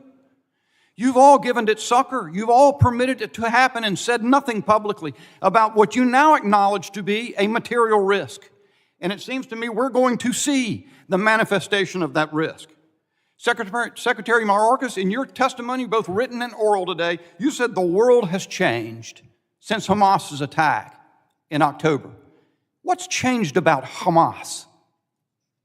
Hamas has been and continues to be a terrorist organization. Exactly. And so does Hezbollah. And so do all the others, including Al-Qaeda. Nothing's changed. And you have supervised elective policies that have allowed this level of flow into the United States. Isn't that true? That is not true. Oh, you haven't done it electively. You couldn't have changed anything to attenuate the flow. Is that your testimony? Congressman, our policies are directed at securing the border. Can you give me a quick answer?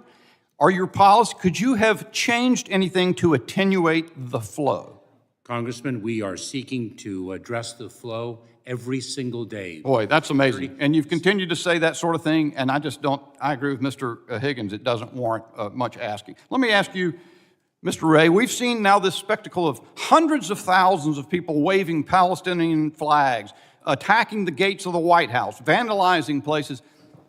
You've expended, in fact, so has Mr. Mayorkas, expended tremendous resources to stop foreign malign influence. With millions of people coming into the country unvetted, is that at all a foreign malign influence operation now operating in the United States homeland?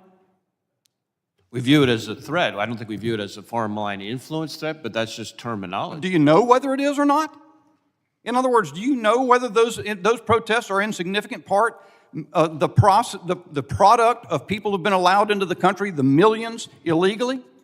We have not seen intelligence that would indicate that. I do want to add, though, Congressman, when it comes to my testimony from last year, I specifically said, and I'm looking at the transcript last year, that we had a concern from a national security perspective that we'd seen an increase in the number of KSDs attempting to cross over the past 5 years, and I, in fact, specifically brought up the case that we brought against an individual who tried to smuggle in foreign nationals to assassinate. I'd be working hard to cover my posterior too. You did say more than these two did, but you didn't come forward and say that what she said was completely wrong, and you should have. The gentleman yields. I now recognize Mr. Swalwell, the ranking member of the Cyber Subcommittee, the gentleman from California, for his 5 minutes of questioning, and we will recess after his questioning.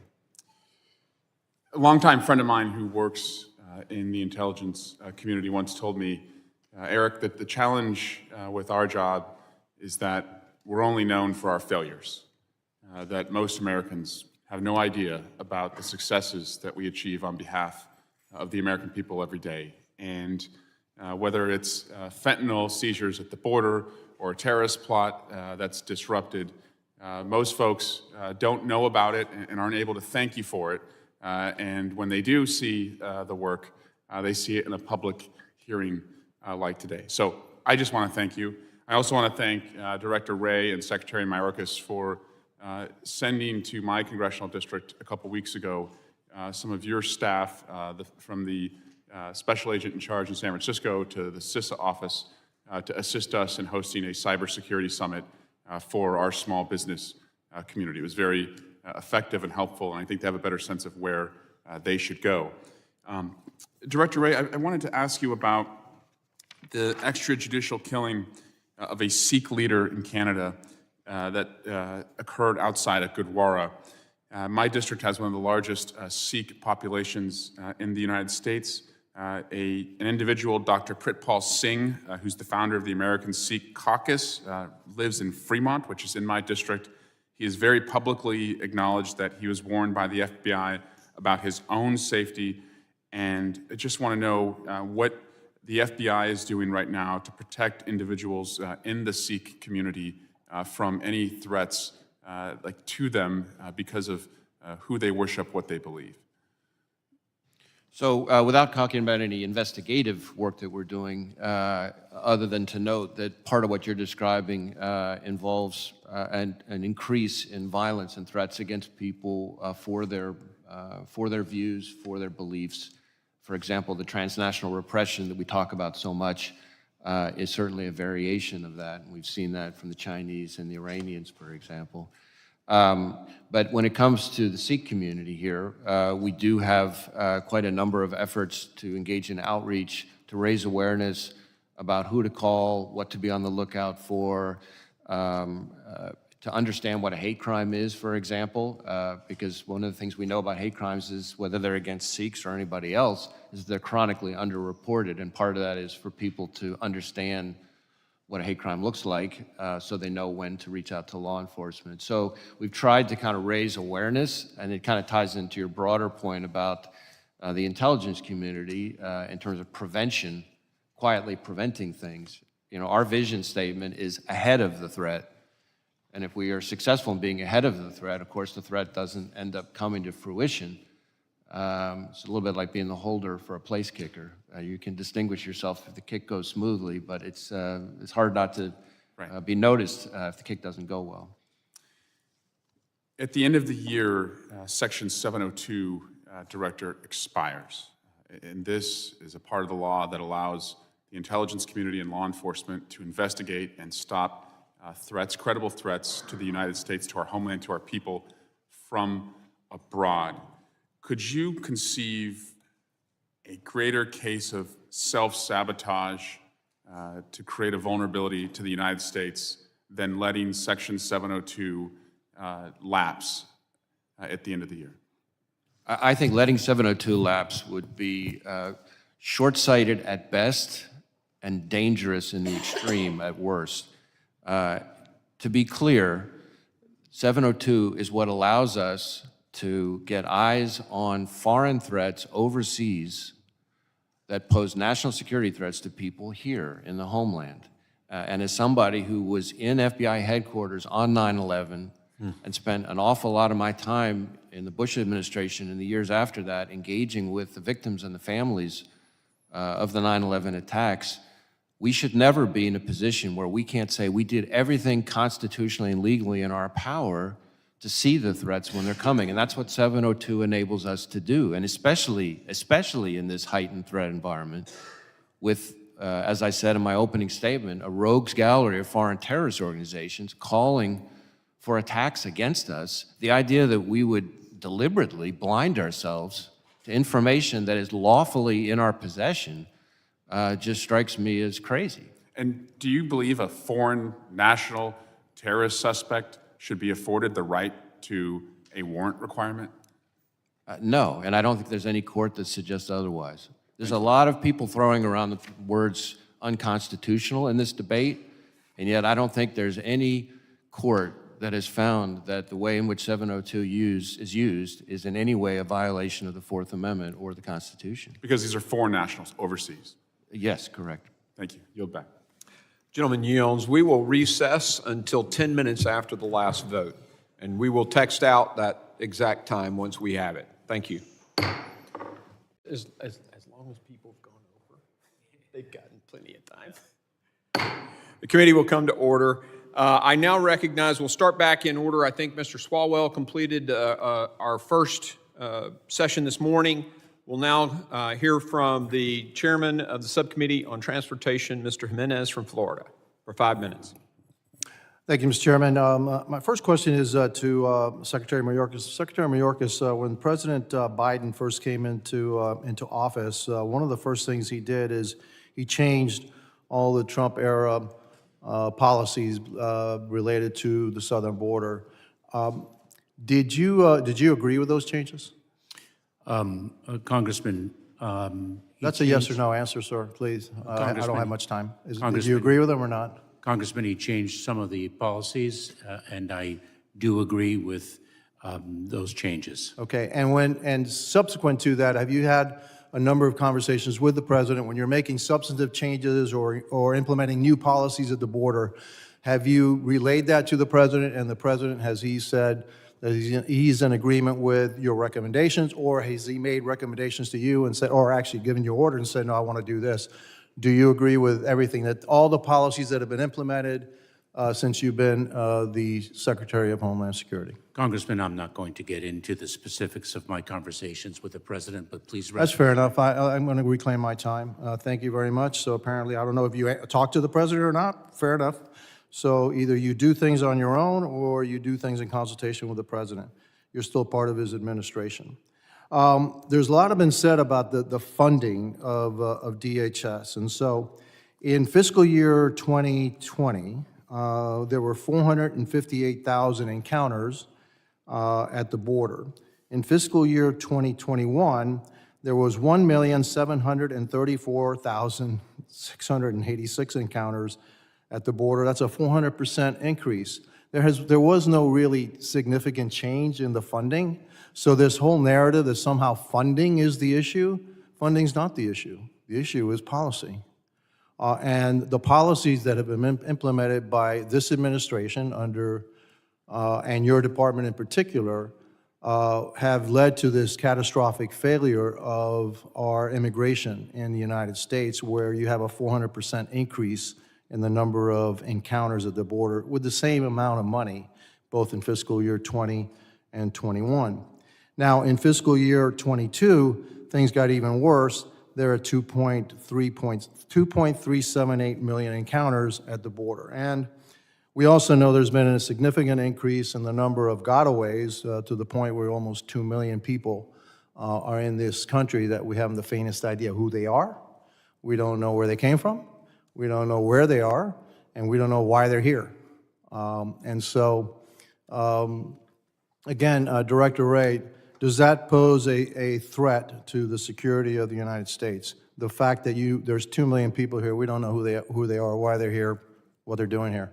Have you got any worries about that?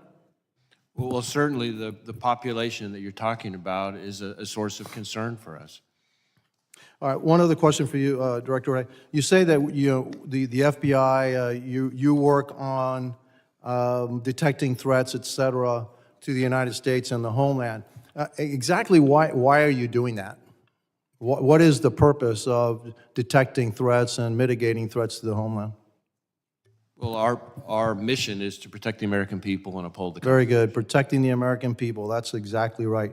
Do you know how many people, the number one terrorist organization that has killed the most people in the United States, you know what that is? That would be Al Qaeda. And how many people have they killed? Americans? Well, in the neighborhood of 3,000. 3,000. Okay. Across the border, there's the Mexican cartels. They are pumping fentanyl into the United States. You know how many people they've killed? I don't have that number, but it's eye-popping. It is eye-popping. And so, again, the failure at the border, the failure of us taking significant action, not only to stop the flow of illegal immigrants, and a lot of them, we don't even know who they are, that it poses a threat to the United States. The actual threat of the cartels that are not 7,000 miles away, they're 20 miles away, they're 5 miles away on the other side of the border, that are killing tens of thousands of Americans every year, and we do nothing about it. Nothing. They're right there. We know who they are, we know where they're operating, and we do nothing about it.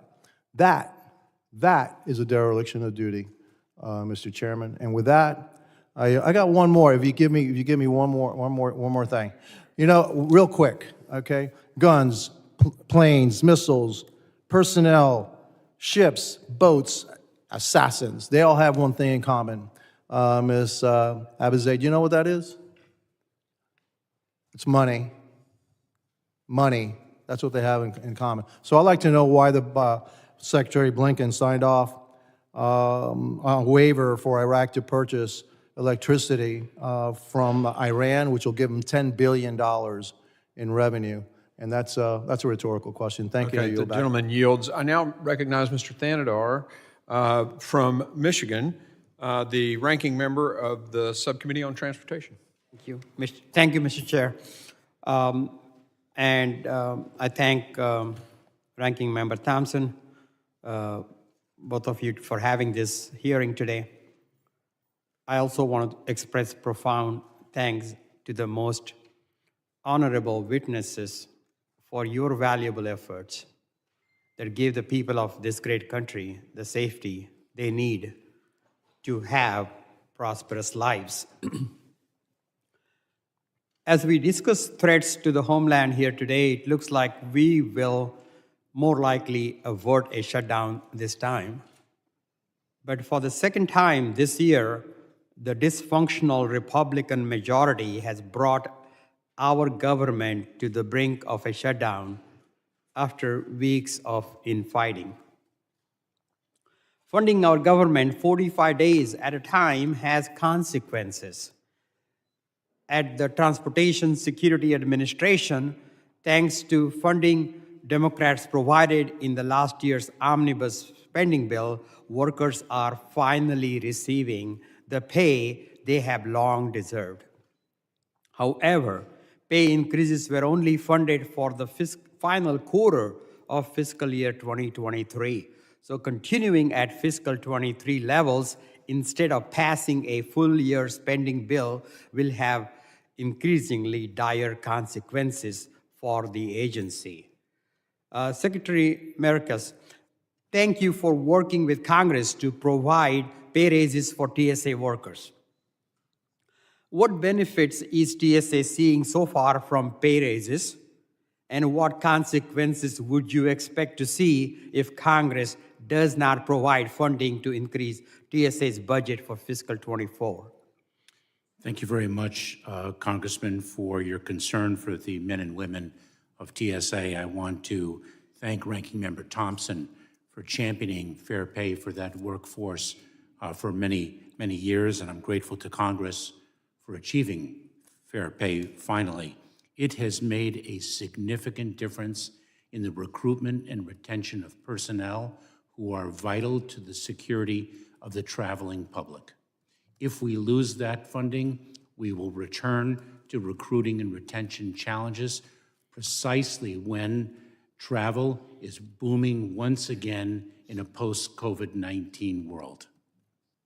Thank you, Secretary. And I, as a former business owner, I understand the importance of making sure the employees get paid fairly and they have the benefits that they need, because we are competing for these employees with the private sector, and they can always walk. And we have seen a high level of turnover in the past, and that will continue, and that will endanger our safety. But more broadly, for all witnesses, how does continually funding the government by short-term continuing resolution affect your agency's ability to execute your missions? I mean, I ran businesses and I never planned for 45-day budget. Usually it's a year, 2-year long, some also have a 5-year plan. That's how most businesses operate. How does this short-term funding affects and how you run your agencies, and how does that affect our national security? Congressman, very difficult to plan in the implementation of important security-related and security-focused initiatives when one does not know with certainty whether the funding for those initiatives will actually come through. I should also add a different element of this. It creates tremendous worry and instability within the workforce. In fact, for example, our Countering Weapons of Mass Destruction office, I had an all-employee town hall with them because they were uncertain about their future employment. That is not a situation that we can afford at a time when we need to advance the security of the American people. Thank you. I would add to Secretary Mayorkas' comments that the funding approach that you're describing is incredibly disruptive to our operations. As you say, planning is an essential part of any well-functioning organization, and it's very, very hard to do that. And I would second the concerns about our workforce. As you know, more and more you have federal employees who are two federal employee couples, for example, and in a lot of places they're living paycheck to paycheck. So even with the law that was passed that ensures they will eventually get paid, which is a welcome development, yes, in the short run, that's incredibly stressful for people who are battling to put food on the table and keep a roof over their families' heads. Thank you. And I would only add, I completely associate myself with my colleagues' comments. I would only add that, you know, what we've described is a pretty unpredictable global environment right now. And in the national security world, we need sort of a steady baseline from which we can operate and respond to crises. And so the added stress on the workforce of just being able to understand when and where their paycheck is coming from, I think is one that we don't want to really put on their shoulders. Thank you so much. I'm over my time, so I yield back, Chair. The gentleman yields. I now recognize Mr. Pfluger, the gentleman from Texas and the chairman of the Subcommittee on Counterterrorism, for 5 minutes. Director Abizaid, thank you for your service. I'm not going to have questions for you today.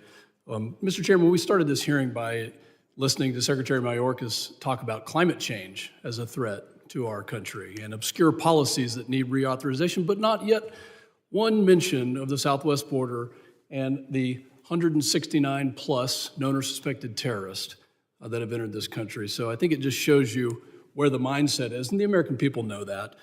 Director Wray, you said in front of the Senate committee last week, and you said again today, the reality is that terrorism threat has been elevated throughout 2023, but the ongoing war in the Middle East has raised the threat of an attack against Americans in the United States to a whole other level. Do you stand by that statement? Absolutely. If somebody is listed as a special interest alien or a KST, by the way, this is Trump-era KSTs, and this is Mayorkas-Biden-era KSTs. If somebody's listed as a KST, is that a concerning person, somebody who could do harm to the United States? Well, to be on the watch list as a KST means that they've met the standard to be of concern. So they're concerning to the FBI. You're looking for these people. Yes. Are there people that are listed in these numbers? I think the number was 169. They may have amended that from CBP DHS, but are there people that you are still searching for that we don't know where they are in the United States? Of the known apprehensions, KSTs, known or suspected terror people, match list to the terror watch list? Well, Are you still searching for people in the United States that we know match the terror watch list? I'm not sure I can answer that here because it's a constantly moving Director target. Ray? Yes. Are there people that match the terror watch list that were apprehended by CBP that the FBI and other agencies are searching for in the United States? There are certainly individuals who are the subject of terrorism investigations that we are searching for. Are there Whether or not they're people, to me, I guess the distinction I'm drawing is, well, there's obviously a lot of focus on the watch list itself. One of the things that, and I've tried to be clear in my testimony here this morning, one of the areas that we are of concern is individuals who, once here, information later comes in. Are that there people that identifies you them. don't, Those are there we people you have- don't know where they are that the FBI is searching for today? Yes. Yes or no? Yes.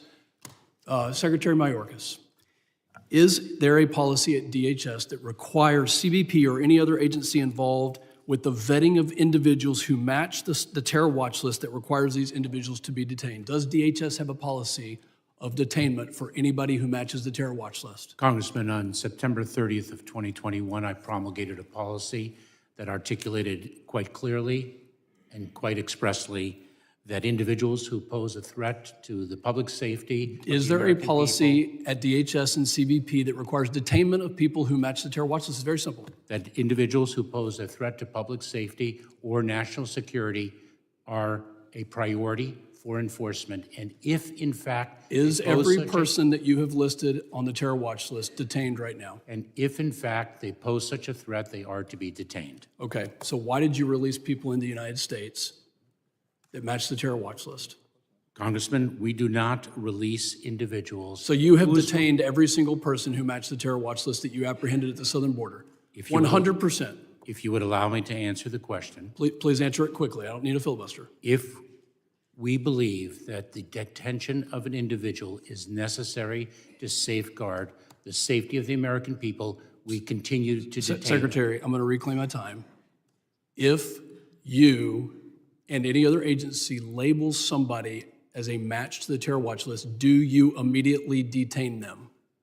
Congressman, if you are referring to the terrorist screening data set, the TSDS, we make a determination in the execution of our law enforcement responsibilities to detain an individual if that detention is I believe that based If on that your detention- testimony, based on Director Ray's, that there are people that you're still searching for that you should have detained, and I want to find out more information on it. Furthermore, in 2023, your agency, Secretary Mayorkas, reported that there were over 24,000 Chinese nationals who have entered the United States illegally. That's a 1,000% increase from 2022. Are there people that you are searching for, Director Wray, Secretary Mayorkas, that have entered this country?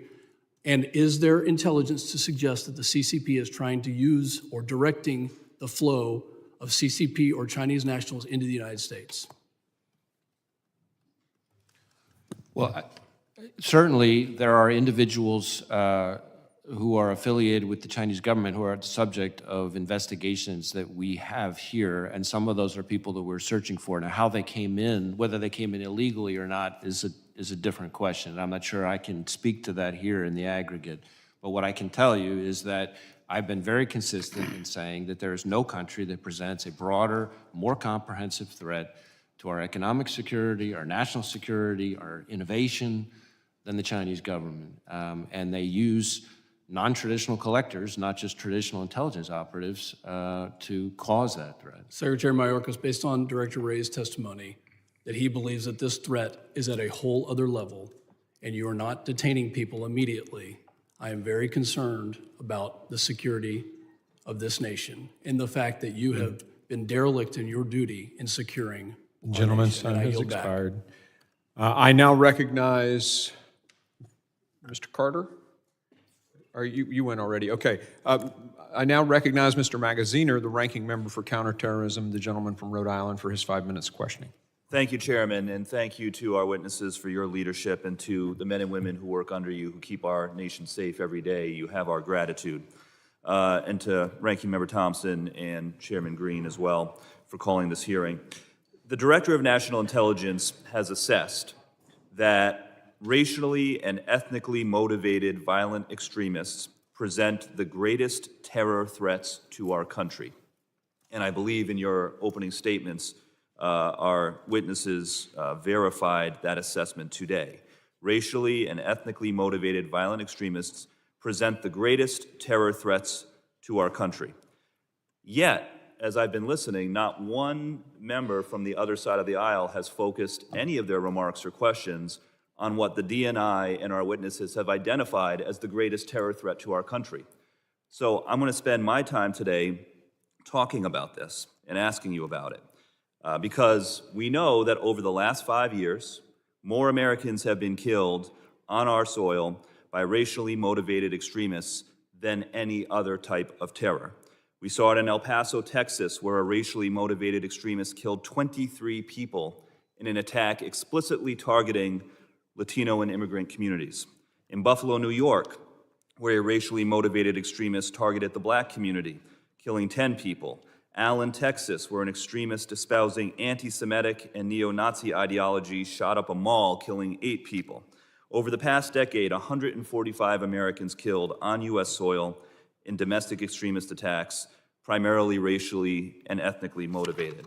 The FBI currently has 2,700 open domestic terrorism cases, and anti-government extremism poses a growing threat as well.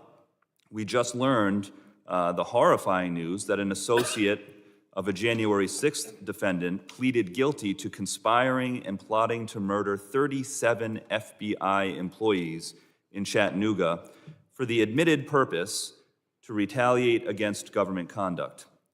And of course, in the wake of the October 7th Hamas terrorist attack in Israel, we are seeing a significant rise in anti-Semitic and Islamophobic violence across the country. The Anti-Defamation League reports that anti-Semitic incidents of harassment, vandalism, and assault have increased by 388% over the same period last year. Just this week, a Michigan man pleaded guilty to threatening to commit a mass shooting against the Jewish community. The Council on American Islamic Relations has similarly reported a 216% increase. And of course, we are all familiar with the tragic death of a 6-year-old Palestinian American who was horrifically killed in a hate crime a few weeks ago. So, given that this has been identified as the greatest terror threat facing our country, I'd like to give each of you an opportunity, starting with Director Wray, to talk about specifically racially and ethnically motivated extremism. What is the nature of this threat, and what does the FBI need from Congress in order to meet it? So first, a point of clarification. And when we talk about the greatest threat to the homeland is lone actors or small groups, typically radicalized online using easily accessible weapons to attack soft targets. And that group of lone actors includes both, as you rightly say, domestic violent extremists, as well as, though, that's the clarification, homegrown violent extremists who are individuals here who are inspired by foreign terrorist organizations. So that's what we call it at the highest threat level. Second, when it comes specifically on the domestic violent extremism side, domestic terrorism side, it is the case that over the last several years, the most lethal activity has been conducted here in the homeland by racially motivated violent extremists in terms of the most lethality. And then there's a second category, which you also noted in your question, which is anti-government, anti-authority violent extremists, which is distinct, sometimes overlaps a little bit, but it's distinct from the racially motivated. Is that, for example, what we saw on January 6th, the anti-government or inspired by? That would be one variation on it, but so would the violence that we saw in the summer of 2020. Anarchist violent extremism is all in the category of anti-government, anti-authority violent extremism, and we've seen a lot of both. And so the volume in that category is probably the greatest. The lethality is probably the greatest on the racially motivated violent extremist side. Secretary. Congressman, let me share with you some of the work we are doing to combat this threat. We're working very closely with our federal partners. notably the FBI. We're working with state, local, tribal, territorial, and campus law enforcement, our frontline personnel. We are engaging with communities in developing best practices for prevention models to be able to intervene when individuals are seeing somebody descend down a path of radicalization to violence. We are, thanks to the support of Congress, distributing grant funds to nonprofit organizations. In fact, we have sought a $200 million increase in that critically needed grant program, the Nonprofit Security Grant Program, to enable nonprofit organizations, including places of worship, religious schools, to secure themselves. We have protective security advisors in every state providing advice as to how facilities, places of gathering can best secure themselves. Those are some of the steps that we are taking to combat this threat in an environment of critically needed partnership. And if I may, Mr. Chairman, if it's okay, just to answer the question. Racially and ethnically motivated violent extremism over the last 5 years, as you noted, has created the most lethality for Americans, especially here in the homeland, but it is a global threat. At the National Counterterrorism Center, we're focused on issues that have a foreign nexus, and we would say that racially, ethnically motivated violent extremism certainly has a foreign nexus. When you look at the motivation behind a shooter in New York who goes to a supermarket and kills Black Americans, that is motivated by manifestos that we see from New Zealand and from Norway, and actually inspired later attacks that we saw in Slovakia. And so understanding the global dynamics around this type of terrorism, I think, is a really important piece of what we're doing to try and keep up with an evolving threat dynamic that is affecting many countries. Well, thank you for your work in this area. I yield back. Gentleman yields. I now recognize Mr. Garbarino, the gentleman from New York and the chairman of the Subcommittee on Cyber, for 5 minutes questioning. Thank you, Chairman. Thank you for the witnesses being here. A couple weeks ago, we had some witnesses come in and testify about Iranian threats, and I want to ask Director Wray, you said recently that you expect Iranian cyber threats to worsen if the conflict in Israel expands. Can you expand on that? What should we specifically be watching out for?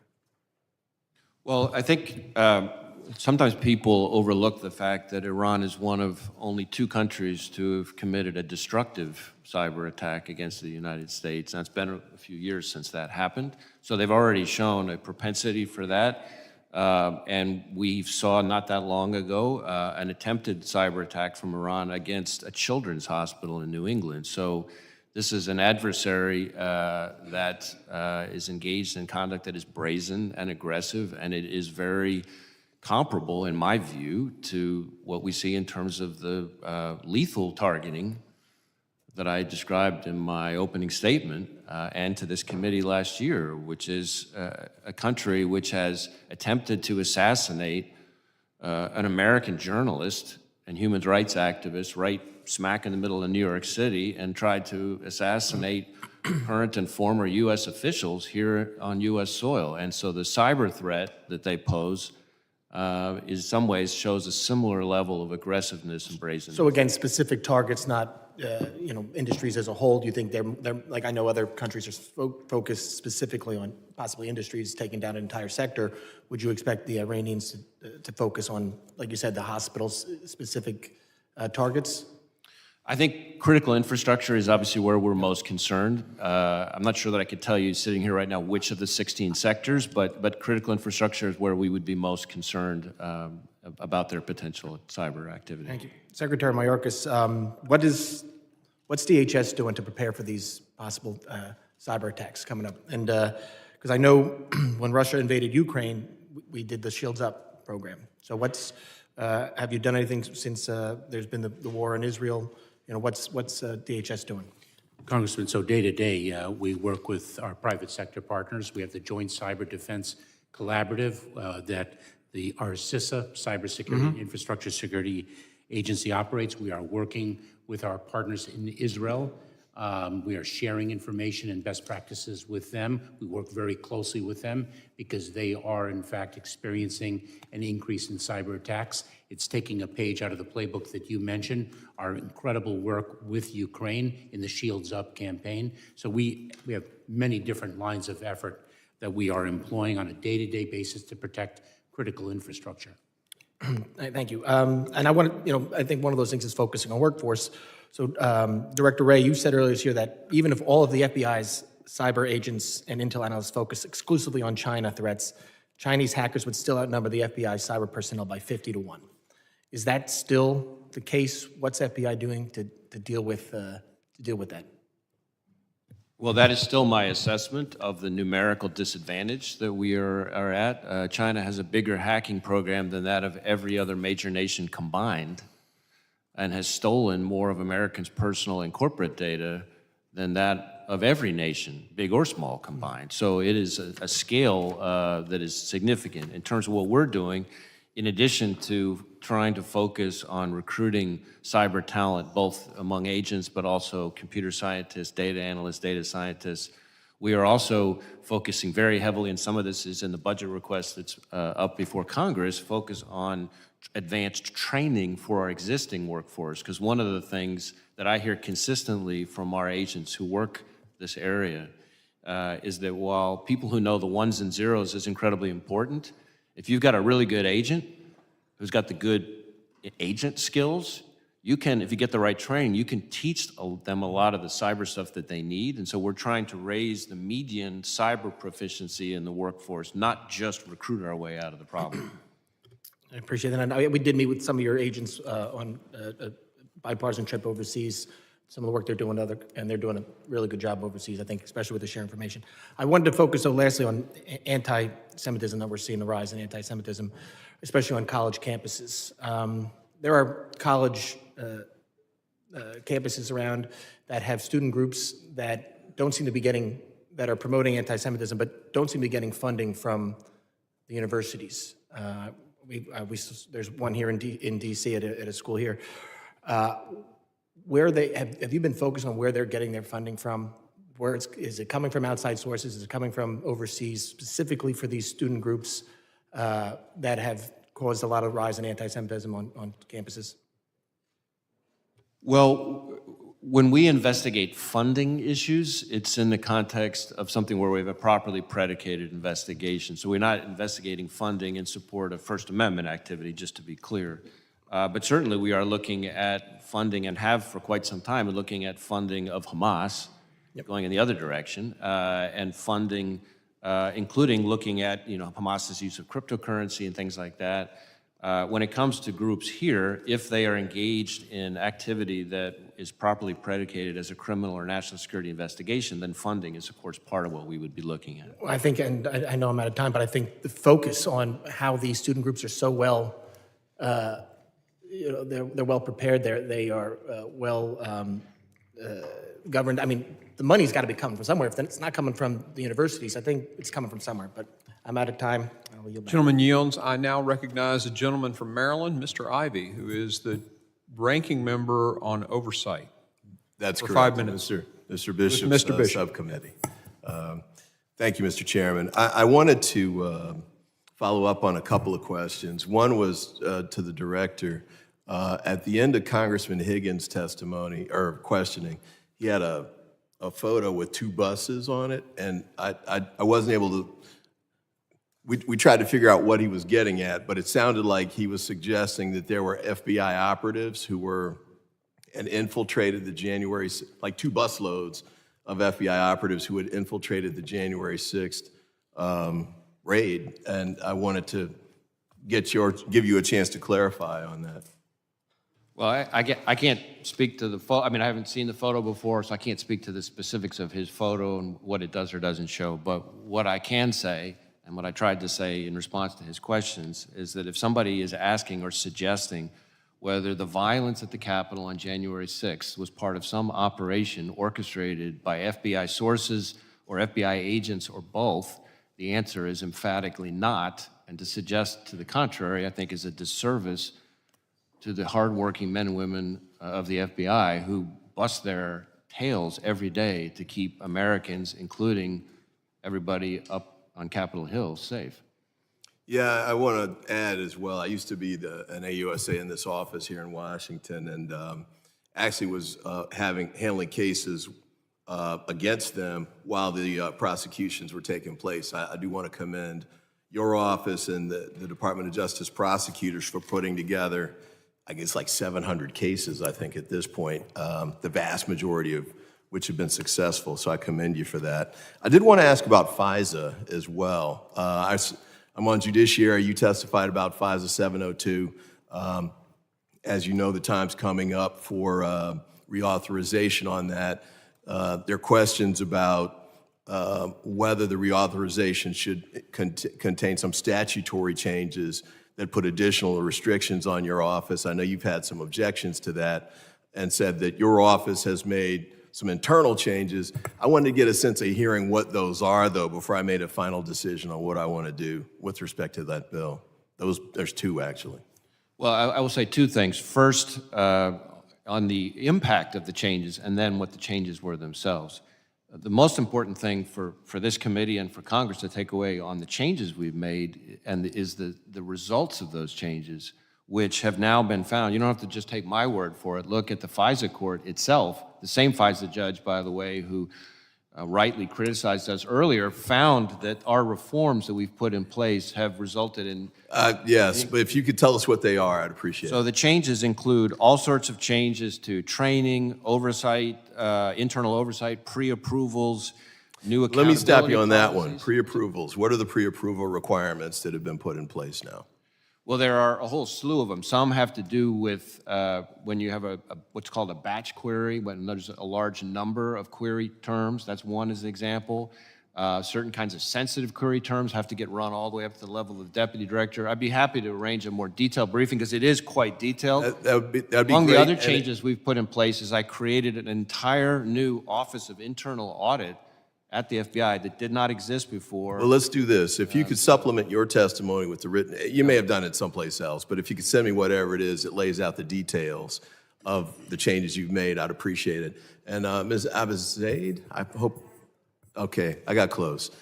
You mentioned 702 in your testimony, but you didn't have anything in your written testimony about it. I was wondering if you could answer the same kind of question. What sorts of changes, or you might think the current law is fine, but if you think the reforms that have been made are sufficient, or what's your position on that? So I know the Department of Justice is engaged in a robust conversation about what kinds of reforms should be considered. I would only reinforce what I said in my oral testimony, which is that 702 is a vital authority for the CT community, and agility is key to that authority. So anything we do that reauthorizes it and preserves that agility will be incredibly important. Okay, well, fair enough. If you've got additional proposed reforms you'd like to suggest, please send those in writing too.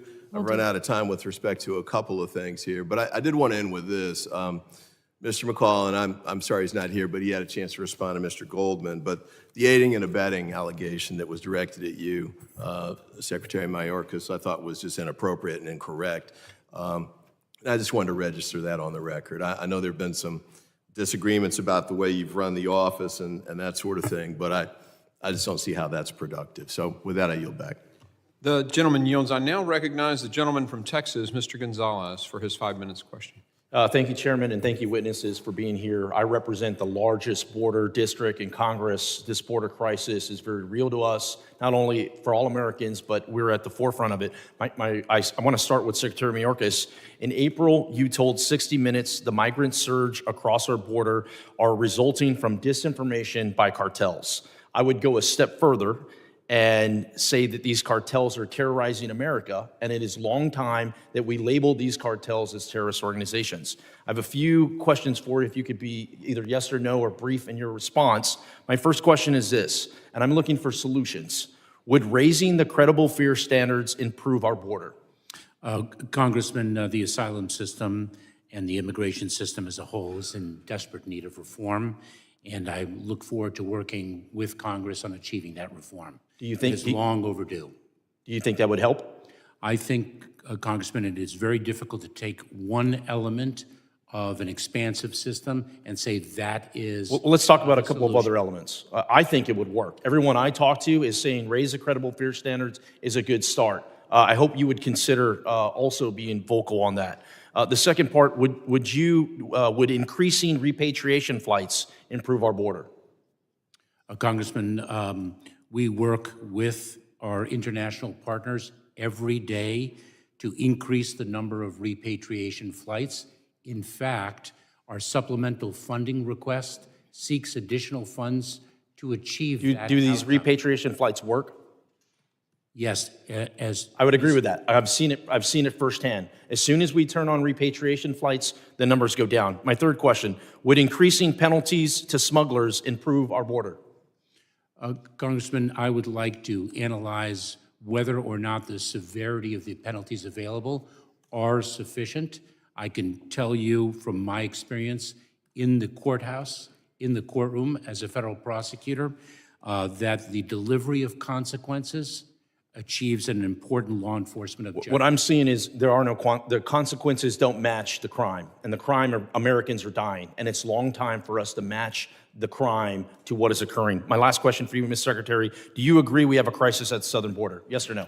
Congressman, I've been asked this question many times. Let me just assure you that we do not minimize the significance of the challenge at the border. I'd like to now ask Director Wray. I agree with your stance on China. Firmly believe China is a grave threat to our nation on all different fronts, and I appreciate your stance on that. My question is, how substantial are the Chinese state ties to entities sending fentanyl ingredients to the Mexican cartels? Well, I'm not sure what I can share in this setting on that, but let me try it this way. When it comes to questions about state ties and China, I think it's important for Americans to understand the distinctions that we draw in this country between the government and, say, the private sector are distinctions that in the Chinese country, in the Chinese government, the Chinese state, are distinctions that are blurry at best, if non-existent. And so we have certainly seen that entities in China, unscrupulous actors in China, are the primary source not just of fentanyl precursors, but of pill presses, which are used to press the fentanyl, and by the way, of precursors for meth in the labs in Mexico as well. So whether or not that traces back to the CCP directly, that I can't speak to here. Going back to my 20 years in the military, the Chinese Communist Party is interacted in every aspect of their government. Very briefly, if you could respond, do you think Chairman Xi can turn it on or off? Is he critical to turning these precursors or anything on or off? There is not a doubt in my mind that if the Chinese government wanted to be more aggressive and serious about clamping down on precursors for fentanyl and meth and pill presses, there are all sorts of things they could do, and we would welcome their contribution to that. I agree with you. I want to move on to the terrorist attack that happened in Israel. Following Hamas's attack on Israel on October the 7th, there has been a rise of anti-Semitism and anti-Muslim sentiment in the United States. Would you agree? Yes. If someone here is in the United States on a visa and they actively support terrorism, what happens to them? Well, I'm not an expert on visa revocation, but if they meet the appropriate visa revocation standard, then action is taken administratively to revoke their visa. Right now, it's illegal. If you are here on a visa and you actively are supporting a terrorist organization, it's illegal, and you need to be deported. The question I have is, how many cases has the FBI pursued in this route? Well, visa revocation is not within our authorities. Sure. We obviously work with our partners and share information when we have evidence about somebody's have there been cases terrorism. I don't have a number for you today, but certainly visa revocation is an important tool that the whole of government has any occurred this year? Have any visa revocations occurred? Where you've worked with other partners, I'll close out here, Chairman, that you've worked with other entities in the government to determine if these visa stays are indeed supporting terrorism? I mean, I know that we've had all sorts of cases that have resulted in visa revocation, whether or not they fit the exact criteria. Of But what there are active cases that you've been working on. We view visa revocation as an important tool in the toolbox. The only thing I'm clarifying is that it's not our tool, but it's a tool we contribute to by sharing. You do contribute. Okay, thank you, Chairman. Gentleman's time has expired. I now recognize Mr.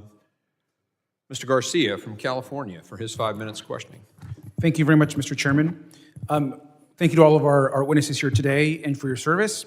I want to start, Mr. Secretary. I know that this last Tuesday night, one of our colleagues also sits on this committee, really decided to waste our time with a very political stunt, which made some deeply unfair and untrue allegations against you, sir. And while I'm glad that 8 Republicans joined us in defeating that resolution, I'd like to take a moment to correct the record for the public and the American people. So, Mr. Secretary, yes or no, is our country currently being invaded? Congressman, that is a term that I find to be offensive. And I do as well, thank you. And is invasion, excuse me, this is my time screen. Is invasion a responsible way to characterize people who come to the U.S. to seek asylum? Congressman, I've been asked very often in many hearings now. I heard one congressman actually cite that I've participated in 27 hearings. I didn't realize the number was that large. I am not focused on language. I'm focused on the challenges that we face and making sure that we meet those challenges on behalf of the American people. Thank you, sir. And is your agency working every day to stop fentanyl from coming into our country? It most certainly is. Thank you. And is it true that the overwhelming majority of fentanyl is in fact carried through ports of entry by American citizens into this country? It is, Congressman. Is it fair to say that an orderly border actually requires comprehensive immigration reform, which would require congressional action rather than just executive actions? Congressman, immigration reform is vitally necessary to advancing the security of our border. Thank you. And Mr. Secretary, I want to thank you. Those are simple questions, but I think that your record keeps being distorted unfairly, and so I want to make sure give you a chance to clear that up. And I think it's also important to hear how we're talking about security and our threats to the homeland, how the current head of the Republican Party spent Veterans Day just recently. So I want to read you this first sentence. In honor of our great veterans on Veterans Day, we pledge to you that we will root out the communists, Marxists, fascists, and radical left thugs that live like vermin within the confines of our country, lie, steal, and cheat on elections, and will do anything possible, whether legally or illegally, to destroy America and the American dream. Here we see Donald Trump calling his fellow Americans vermin and threatening to root out people based on their political beliefs. This is the kind of rhetoric that reminds me of the worst types of dictators in history, and it's not Trump's first time using this kind of rhetoric. He told an audience in Iowa that immigrants were poisoning the blood of our country. That's a quote. He has promised to violate federal laws in order to build mass deportation camps and promised to restore his Muslim ban.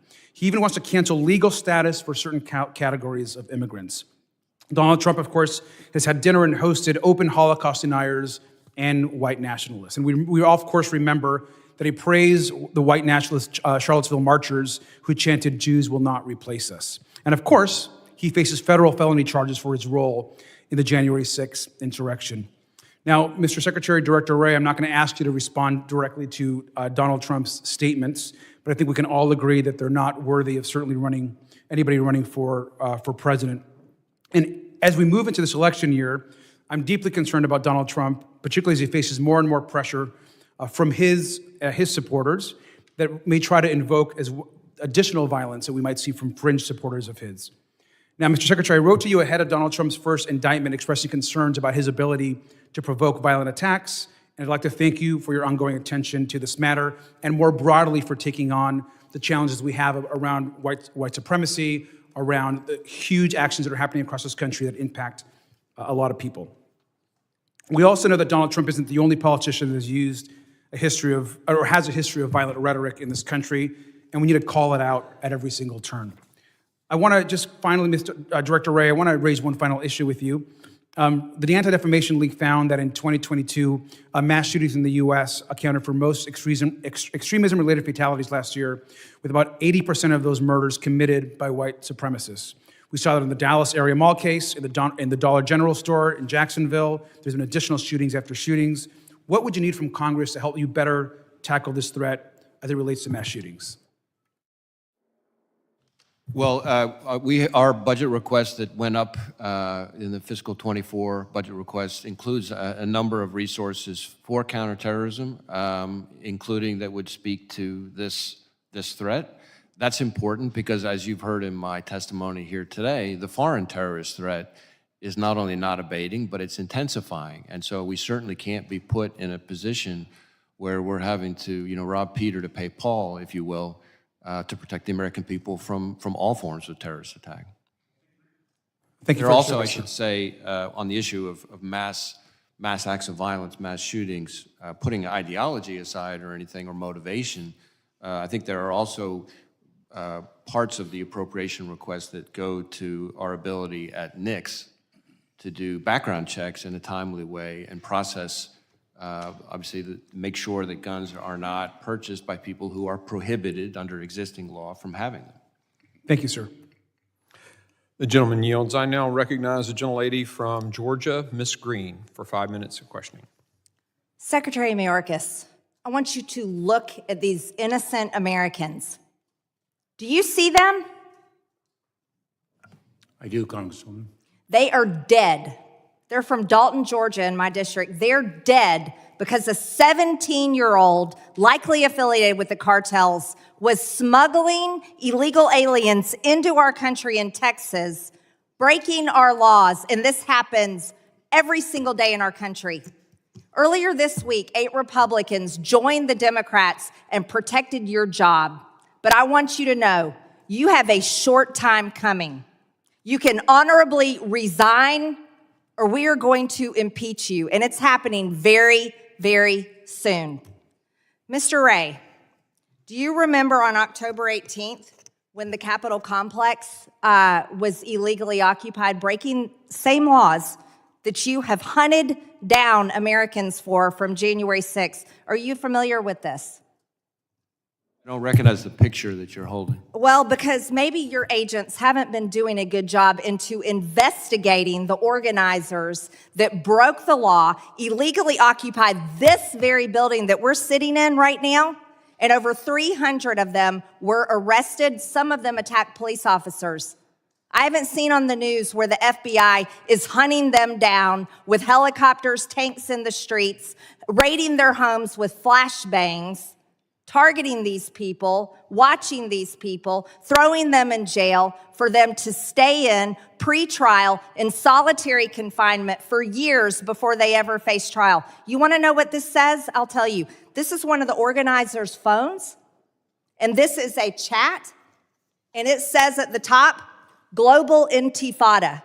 Now, while we're talking about terrorism today, are you familiar with the term Intifada? I've certainly heard the term. Do you know the definition? I'm not going to try to define it, but It means Arab uprising or jihad. Are you concerned about jihad in this country? I am, and I have consistently testified to that effect. Yes, but are you interested in using the FBI? You are the director of the FBI. Do you hunt down terrorists in our country? Those that would be responsible for jihad? Absolutely, and that's why we've had jihadist-inspired terrorism at our highest national threat priority level since the day that I started as FBI director. Do you still use the Southern Poverty Law Center as a source? You use them. The FBI used the Southern Poverty Law Center as a source when targeting Catholics. Are you still using the Southern Poverty Law Center as a source? Congresswoman, what I think you're referring to is the so-called Richmond intelligence product, which as soon as I learned about it, I was horrified, withdrew it. We had an inspection done, and part of the problem that we found with that particular product by that particular office is precisely what you're talking about, the reliance on the Southern Poverty Law Center and the way in which they relied on it. Well, you relied on the Southern Poverty Law Center, but I would have you know, Mr. Wray, that this one right here, this person involved in the Global Intifada group that illegally, they broke the law, came in and occupied the Cannon Office House building, interrupted Congress, interrupted hearings. Right here, Katrina Bleakley is the lead attorney for the Southern Poverty Law Center. Were you aware of this? Congresswoman, as I said, I haven't seen the photos that you're holding up before. Maybe, well, I posted them on my Twitter account. It's public. You know, maybe I don't you guys spend a are, lot of time on Twitter. well, you know, oh, I'm sure you do, because the Department of Homeland Security, organized with other offices, has censored many Americans, including myself. I'm not part of the Department of Homeland Security. Right, Mr. Wray, you should be interested in investigating terrorism, and this right here is proof that we had terrorists in our own office building, global intifada, and you rely on the Southern Poverty Law Centers. Katrina Bleakley is one of the organizers. I'll send this over to your office, so maybe perhaps you can stop targeting innocent grandmothers and veterans who walked through the Capitol on January 6th and might actually go after people tied to Hamas, tied to Hezbollah, and likely Iran. Mr. Wray, are you interested in members of Congress that are organized and participating in a Facebook group that has ties to Hamas? We're not investigating people for participating in a Facebook group.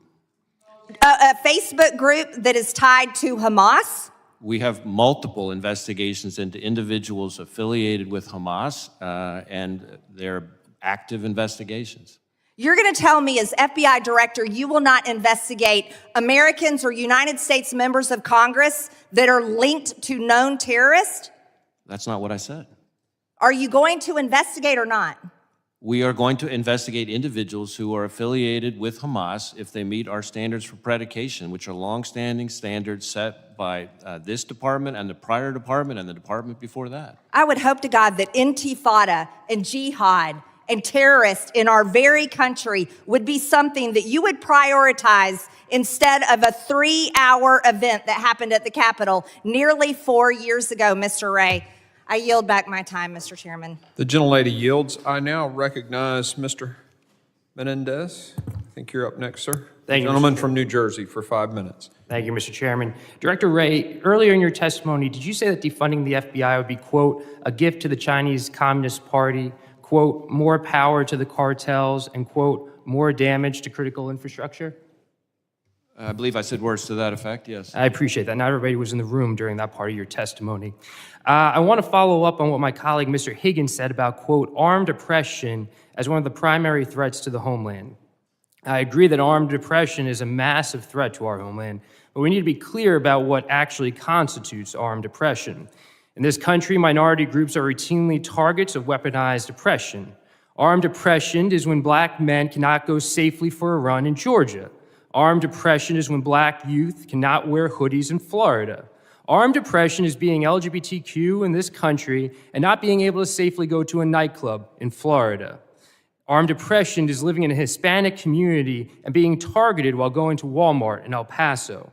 Armed oppression is being black in this country and not being able to go grocery shopping in Buffalo without being targeted because of the color of your skin. Armed oppression is not being able to go safely to a church, synagogue, mosque, temple, or any place of worship to practice your faith. Domestic terrorists have targeted each of these locations and each of these groups in acts of armed oppression. Yet, when we in the House Committee on Homeland Security established our committee oversight plan for the 118th Congress, my Republican colleagues refused to include capital D, domestic terrorism in our plan. That, in my opinion, is where this committee is failing when we consider our threats to the homeland. New Jersey's 8th Congressional District is home to what Homeland Security experts call the most dangerous 2 miles in America, containing ports, airports, major rail lines, densely populated cities, and chemical plants. I'm proud of the work that President Biden and the New Jersey congressional delegation have done to improve the safety, reliability, and resiliency of critical infrastructure in North Jersey. The Biden administration has aggressively protected our critical infrastructure from foreign adversaries, with President Biden admonishing Russian President Vladimir Putin that certain critical infrastructure is off limits, a stark contrast to President Trump, who proposed a joint cyber unit with Russia. Secretary Mayorkas, when considering the threat landscape, how does the department take into account the risk posed by having multiple critical infrastructure sectors in close geographic proximity? Congressman, the proximity of elements of our critical infrastructure only increase the challenge that we confront, but we work very, very closely with our critical infrastructure partners. The great majority of this country's critical infrastructure rests in the hands of the private sector. We work very closely with the private sector to ensure the security of our critical infrastructure. The remarkable men and women of the Cybersecurity and Infrastructure Security Agency do a tremendous job. And on the issue of cybersecurity, I want to address the current threat landscape. When we talk about cybersecurity, we're talking about threats that don't just come up from nation states like Iran, but often from a network of proxies and affiliated groups. Secretary Mayorkas, how is the current conflict in Israel giving us additional insight about Iranian-backed cyber threat actors? I'm sorry, can you repeat the? Of course. How is the current conflict in Israel giving us additional insight about Iranian-backed cyber threat actors? I think what we are seeing, Congressman, and I'll defer to my colleagues as well, as the use of cyber as a tool in the repertoire of our adversaries. And we're seeing that play out in the Middle East conflict, just as we have seen it in the context of the unprovoked Russian aggression against Ukraine. I appreciate that. One more question for you. In your testimony, you mentioned how critical it is that the CFATS program is reauthorized. I'm particularly invested in the CFATS program because there are 4 facilities covered by the program in New Jersey's 8th Congressional District. How does the CFATS program help keep our critical infrastructure safe?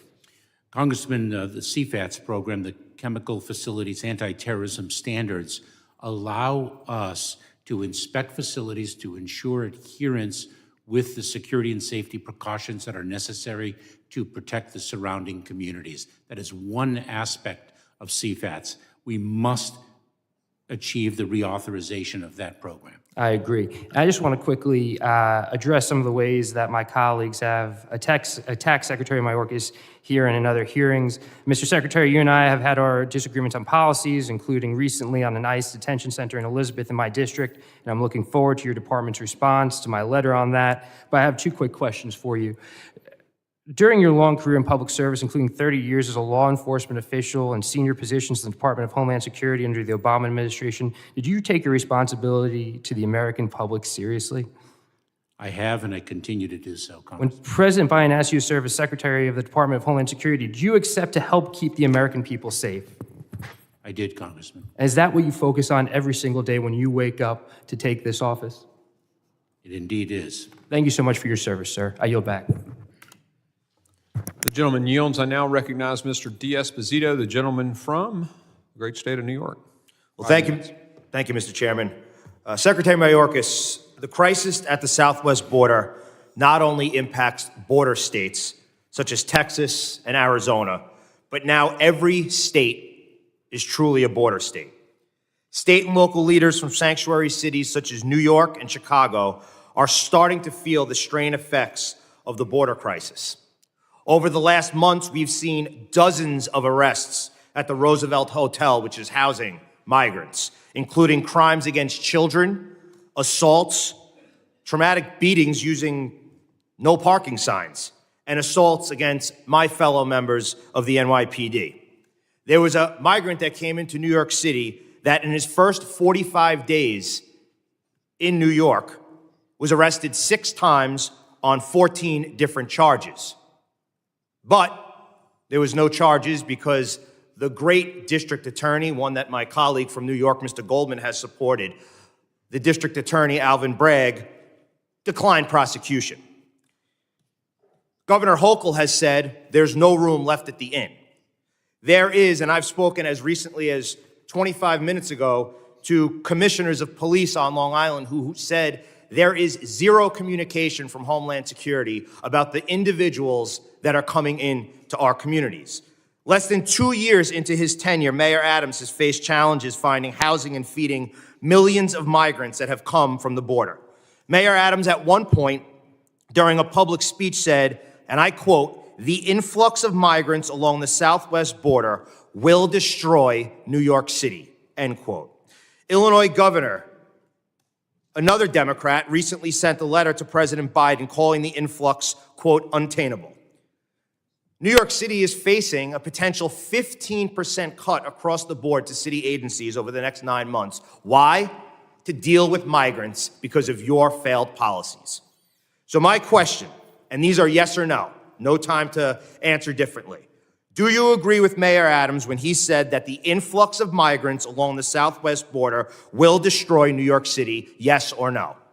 Congressman, Yes or no, sir? Congressman, I'm going to answer your question that we do not underestimate the challenge of the southern Mr. border. Secretary, with all due respect, it's a yes or no question. I've answered that question, and let me also add. Okay. Do you agree with the Illinois governor who sent a letter to President Biden calling the influx unattainable? Yes or no?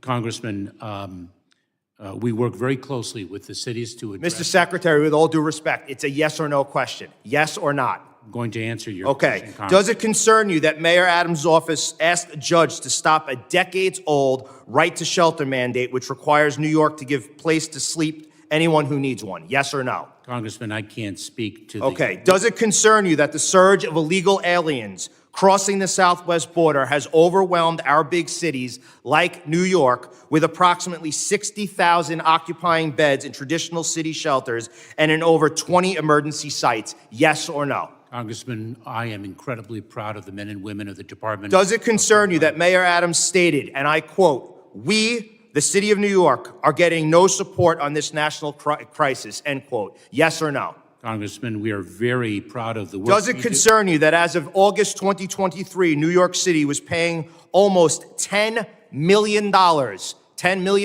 per day to provide services for illegal aliens? Yes or no?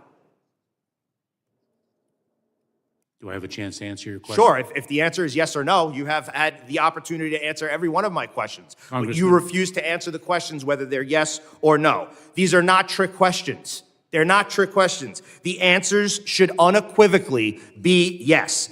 Every state is a border state. Every city is a border city, especially when it comes to bearing the cost of you and President Biden's failed policies at the border.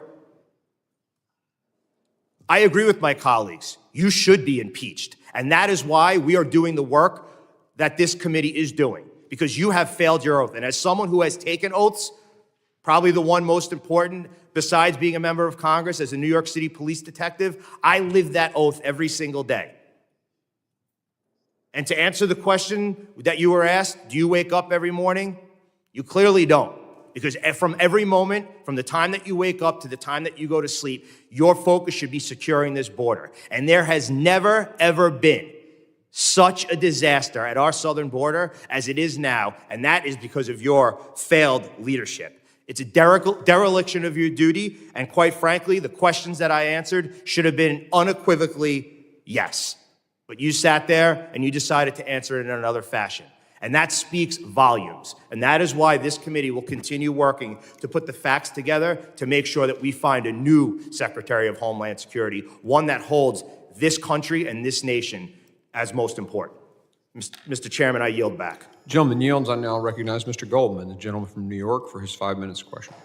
Thank you, Mr. Chairman. I appreciate that my colleague from the 4th District of New York, which does not include any part of New York City, has spent time as a NYPD detective and is now an expert on our border policy and the history of it as he leaves this room. Secretary Mayorkas, you were not allowed to answer a number of the questions that my colleague just asked you. I'd like to give you some time to respond if you would like. Congressman, I would only say this, that we do not minimize the significance of the challenge at the southern border. We also understand the challenge at the southern border and the fact that it is reflective of a challenge that is gripping our entire hemisphere and, in fact, the world. Yesterday, I spent time with my counterparts from the European Union who spoke of the challenges that they are suffering by reason of an historic displacement of people around the world. We work day and night, 24 hours a day, 7 days a week to advance the security of our southwest border, to advance the security of the northern border, and to achieve our highest and most important mission, the safety and security of the American people. I appreciate that, and I also appreciate very much that policy disputes are not impeachable offenses.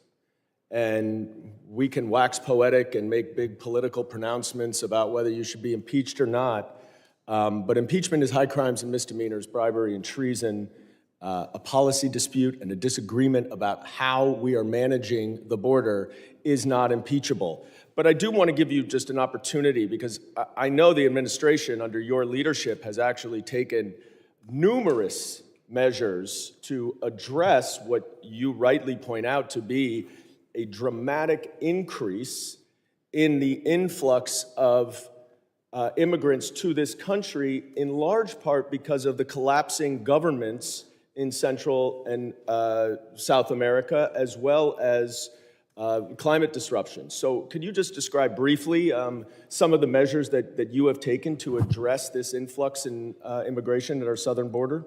Congressman, the foundational point is the following, and it's a point about which everyone agrees, that we are working with a broken immigration system that has been in desperate need of reform for more than 20 years. I believe it's since 1996. Number one, within the confines of that broken immigration system, we are implementing a model that does work, and that is to build safe, lawful, and orderly pathways for individuals to obtain the relief that the law that Congress has passed provides them, and to deliver consequences for those individuals who do not avail themselves of those pathways. That is a model that is proven effective in the context of a broken immigration system, and also in the context of a phenomenon, the phenomenon of migration of displaced people, that is incredibly dynamic and changes month to month. And I appreciate very much your point, which my Republican colleagues do not seem to accept, which is that our immigration system can only be fixed by us. It requires legislation passed by Congress that cannot be managed separately and individually by the executive branch.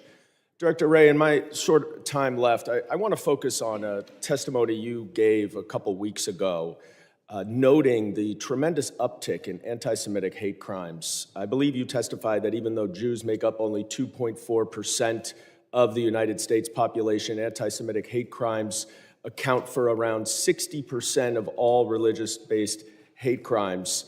And you indicated that this comes from across the spectrum, from the left, from the right, foreign terrorist organizations, homegrown violent extremists, domestic violent extremists. Can you expand a little bit on those heightened threats to the Jewish community now 2 weeks later, and how the increase of anti-Semitic hate speech has impacted or affected or increased the threats of violence that the FBI has noticed since October 7th? Well, so as you said, I have tried to be very clear that one of the things that jumps out at me, and which is why we work so closely at the FBI, both nationally and locally with the Jewish community, is that the Jewish community is uniquely targeted by terrorism and hate really across the spectrum. And not that there should ever be a proportion for hate, but the idea that a group that makes up only 2.4% of the American public should be targeted with something close to 60% of all religiously based hate crime is abhorrent and should be abhorrent to everyone. We have seen over the last few years an increase, not just in hate crimes overall, but an increase, a marked increase in anti-Semitic hate crimes. And that's all with the recognition that hate crimes are, as we all know, chronically underreported. And we have had, just in the past few years, we've thwarted plots to attack synagogues in Colorado, Ohio, Nevada. We've made arrests for threats or attacks against the Jewish community in California to Michigan to New Jersey. We helped rescue the hostages in Colleyville. I mean, I could go on, and that's all before October 7th. Since October 7th, as I've testified, we've seen an increase in threats and reported threats, which cover this across the spectrum, but the biggest chunk of those, again, by far, is threats to the Jewish community. And so we are aggressively investigating those threats, but we are also very purposefully and intensely doubling down on our engagement with the Jewish community, which needs our help. And I think it's incumbent on all Americans to stand together on this. I appreciate that. I appreciate the chairman for indulging over time. I would just add that I do hope that the FBI makes a much more concerted effort to pressure local law enforcement agencies to participate in the collection of data on hate crimes. which is woefully deficient. So even that information that you have only includes about 21% of law enforcement agencies in the country. And I thank you and yield back. Gentleman yields. I now recognize Ms. Lee, the gentlelady from Florida, for her 5 minutes of questioning. Thank you, Mr. Chairman. Earlier this year, I sponsored the bill to reauthorize the Chemical Facility Anti-Terrorism Standards Program, which passed the House 409-1, but unfortunately has stalled in the Senate, and the program has since expired. Secretary Mayorkas, I know you share my concern about the lapse in this program, and I would like to return to your testimony about the potential impact of the lapse in the CFATS program, and specifically, would you speak to the role DHS has in the inspection of chemical facilities and how that changes when the program is allowed to lapse?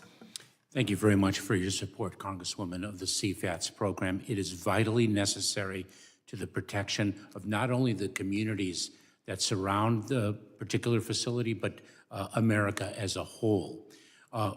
Without the CFATS authority, we're unable to inspect facilities and ensure their compliance with standards that protect us against very, very dangerous chemicals. And we are fortunate that we have not had an incident that has been a dramatic example of why this authority is so vitally needed. Do you believe the likelihood or the threat of such an incident potentially occurring is greater when the program is allowed to lapse? Absolutely, because what we are able to do is ensure that the standards are being enforced and that best security practices are being followed. And when we are not able to inspect and enforce those standards, we see facilities not employing them and creating a significant vulnerability. Thank you, Secretary Mayorkas. Director Wray, I appreciate the testimony that you've given and the information that you've shared about your internal efforts at the FBI to address FISA reform and to address, taking steps to address abuses to the 702 program and within the FISC, and would like to discuss that issue with you. The House Committee on Judiciary and Intelligence have worked to come up with FISA reform ideas and legislation that would protect American civil liberties while still ensuring that law enforcement has the ability to conduct lawful and necessary surveillance. With the expiration looming at the end of 2023 and the threats that you've described ever increasing to our homeland, I'd like to touch on how the FISA program itself and the 702 program assist in preventing plots to harm Americans and potential threats to the homeland. Would you please elaborate on why 702 is an important part of your work? So 702 is critical to protecting Americans from foreign terrorist threats. If you think about why 702 was enacted in the first place, even though it's focused on foreign adversaries overseas presenting national security threats, the whole reason we have it is to protect Americans here in the homeland from those threats. And that part is the FBI's part in running U.S. person queries, among other things. If you have a foreign terrorist organization overseas, any one of those ones that I listed off in my opening statement, who decides to task an operative here or to direct an attack here, it is more likely than not that 702 is going to be the thing that would allow us to anticipate or detect that. If we were to deliberately blind ourselves to that information, we are taking a wildly irresponsible risk, in my view. To give you an example, something like 100% of our technically sourced intelligence about Hamas comes from 702. That's just one terrorist organization. So why we would blind ourselves to that when it's not constitutionally required, somebody needs to be able to explain to the families of terrorist victims of the future why something that we were not constitutionally required to do, we just decided to do, it made them and their family members less safe. In your written testimony, you specifically touch on the concept of a warrant requirement related to U.S. person queries in the 702 database, and your assessment that that would hamper law enforcement's ability and the intelligence community's ability to do their work and utilize the database. Would you explain why it is you believe that a warrant requirement for U.S. persons queries would be a challenge or a hurdle for you all to continue to do that work? Well, the first thing I would say is that it's quite clear under the case law that a warrant is not required constitutionally to run a U.S. person query. This is information that is already lawfully collected, and it's our ability to run queries of the information that's already lawfully collected. The second thing, though, is that the stage in an investigation where 702 is really used is at the front end to quickly figure out, what are we dealing with here? Do we have a threat that we have to pursue? So agility and speed are of the essence. And trying to get a warrant requirement at the front end in that stage is really a non-starter. The delay that it would cause in allowing us to connect the dots, which is what's happening when our people are running U.S. person queries, would basically make the tool largely useless. The other thing that I think people tend to forget when they talk about a warrant requirement is that the vast majority of our U.S. person querying is to identify victims, in particular of cyber attacks. And there's no warrant that anybody would be getting to be able to run a query of a victim term. So we would be essentially putting ourselves in a position where we wouldn't be able to protect American infrastructure from Iranian cyber attacks, Chinese cyber attacks, Russian cyber attacks, North Korean cyber attacks. So again, I think I understand the mindset. We take very seriously our role as stewards of these important authorities. That's why I'm so committed to the reforms that we have made. That's why I'm so gratified by the findings by the FISA court and other outside entities about the effectiveness of those reforms. But please, please don't throw the baby out with the bathwater. Thank you, Mr. Chairman. I yield back. Gentlelady yields. I now recognize Ms. Clark for her 5 minutes of testimony. Thank you, Mr. Chairman, and I thank you, Ranking Member. I sincerely thank our panel of witnesses for both their service and their testimony here today, and I'd like to extend that gratitude to the women and men in the federal enterprise under your leadership. Last Congress, I partnered with my colleagues in the Senate and across the aisle to enact the Cyber Incident Reporting for a Critical Infrastructure Act, which will give the federal government the visibility it needs to identify malicious cyber campaigns early and better understand the tactics of our adversaries to prioritize risk reduction investments. Incident reporting is a critical tool in our ability to defend ourselves, but it is not the only place we need to invest time and resources. Competing incident reporting frameworks will undermine security, not enhance it, because it forces a disproportionate focus on compliance with various reporting regulations over security and incident response. The Cybersecurity Incident Reporting Council has acknowledged as much. Secretary Mayorkas, the Cyber Incident Reporting Council has identified duplicative federal cyber incident reporting requirements. The National Cybersecurity Strategy continues to task DHS with harmonizing the federal cyber incident reporting requirements. How willing are DHS's federal partners, including independent agencies, to do the work of harmonizing incident reporting requirements? And are you concerned that multiple inconsistent reporting requirements could frustrate the security value of incident reporting? Congresswoman, this is a very important subject in a domain that is only becoming of increasing significance to the security of our critical infrastructure and our country writ large. One, we are receiving excellent cooperation from our federal partners with respect to the Cyber Incident Reporting Council and its effort to harmonize reporting requirements. It is a challenge because there are also independent agencies that have particular mandates, and they perceive sometimes those mandates requiring a different process, a different timeline than other departments and agencies do. We are all driving towards the same outcome of a cyber-secure America. but there are some tensions with respect to particular jurisdictions, and we're working through them and everyone has demonstrated impeccable motive. Very well. Director Wray and Director Abizaid, I remembered like lemonade. It was stuck in my head.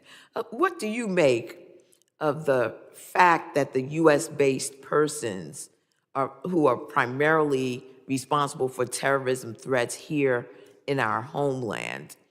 I'm sorry, let me back up here. Let me start. Okay. I am struck by an unclassified NCTC product entitled Foreign Terrorists Inspired, Enabled, and Directed Attacks in the United States since 9/11 as of February 2023 that identified 47 attacks and concludes that of the 47, 41 involved U.S. persons. I hope that my colleagues on the other side of the aisle are paying attention and will recognize that their fixation solely on threats coming over the southwestern border is dangerous. We cannot lose sight of the threats right here at home, and it is urgent that we work to counter radicalization of U.S. persons. So again, my question is, what do you make of the fact that U.S.-based persons are primarily responsible for terrorism threats here in our homeland, and how difficult does this make it for the FBI and CTC to detect and thwart possible attacks? And are you having to shift your counterterrorism approach to accomplish this? Yeah, thank you for the question. It goes right in line with my testimony here today, which is that the heightened threat environment in the United States is being driven by individuals that are inspired to act. I think you've rightly outlined the number of foreign terrorist inspired, enabled, or directed attacks since 9/11 here on U.S. soil, and most of those have been inspired attacks. Some have been enabled, some have been, only 3, I think, have actually been directed by foreign terrorist organizations. So that history, I think, is an important sort of context for the heightened threat environment we're dealing with here today. That said, part of the reason that we've had that level of success is because of the very clear priority we've placed on screening, vetting, watch listing, terrorist identities, known and suspected terrorist databases on the classified side that really support border security efforts writ large. My time is up, Mr. Chairman. Again, as we move to Thanksgiving next week, I give thanks for you and the work that you do, and to all of those families that sacrifice on behalf of the American people. Happy Thanksgiving to all my colleagues, and I yield back. Well said, Ms. Clark. Thank you for that. The gentlelady yields. I now recognize Mr. Luttrell, the gentleman from Texas, for his 5 minutes questions. Good afternoon. 19 terrorists in September 2001 killed 3,000 of our citizens. And then last month, Hamas fighters invaded Israel. Ms. Abizaid, do we have a number on how many Hamas fighters came into Israel? Do we have a round number on that? I don't have a number for you. Mr. Wray, you know? I don't. Almost a month past all of it, we don't have a good accountability on what those numbers look like? I'm sure we can get those for you. I don't have them for you today, but it was a sizable number in to a shocking degree. So how many deaths in Israel last month, total civilian? Well, we've seen the Israeli government revise their casualty estimates down to around 1,200. Again, a shocking number of deaths. How many hostages remain? There are over 200, is my understanding. Mr. Wray, do you believe that in America or globally there's a war on fentanyl? Do I believe there's a war on fentanyl? Yeah. I think there's a whole of government effort to combat the scourge. Just the sheer number of deaths that we see daily, weekly, monthly, and yearly. I'm sorry, I started. I would just say sheer numbers that we're losing to fentanyl. And as a military man, I would think that loss would calculate a sheer conflict. So my question is, do you consider our challenges against the fentanyl crisis a war? Or is that too bold of a statement? No, I don't. I mean, look, I think bold language is appropriate when it comes to fentanyl. I will tell you that on the FBI end, when we are making gang arrests, we have seen over and over again, violent gang arrests, more often than not now, include fentanyl seizures. That's all over the country. That's just one metric, but it shows the degree, along with, for example, the case that I mentioned in Boston in my opening statement, just shows it is a routine thing now for our people working with our partners to be making seizures of fentanyl that in one seizure would be enough to wipe out an entire state. I would add sex trafficking to the war as well, given the sheer numbers of individuals that are being held across the globe. Ms. Abizaid or Mr. Wray, how many known groups or individuals in the United States are we monitoring for terroristic activity that we need to be concerned on? And Mr. Mayorkas, I know Mr. Pfluger asked you these questions with that chart, but I'm concerned, we're concerned that is there a substantial amount, again, 19 for 9/11, let's just say 200 maybe Hamas fighters came into Israel. Those are very small numbers compared to the damages that they inflicted. So are we actively engaged on any terroristic watch list inside the United States that provide an absolute risk or threat right now? Well, let me try to answer the question this way. We FBI have, through our 56 Joint Terrorism Task Forces, have active investigations that relate to Hamas, that relate to Al-Qaeda. You said that very eloquently earlier, sir. I hate to cut you off. Okay. You don't have to repeat yourself. My concern is I want to know, can I go home and tell my people in Texas that we are in a safe place? There's no viable risk that we need to be concerned about right now, giving just the numbers that have come across the border, Mr. Mayorkas. These numbers you get hit in the face with this every day. So I'm sure you know them well, but in 18, we had 6 known registers, then it goes down to 3, 22, went up to 98. This year it's 172, and already in 24 fiscal year, we're at 13. So again, this is a worldwide threat to the homeland. My concern is, are we missing something? Where is our blind side? Is there one, and are we addressing it? Either one of you.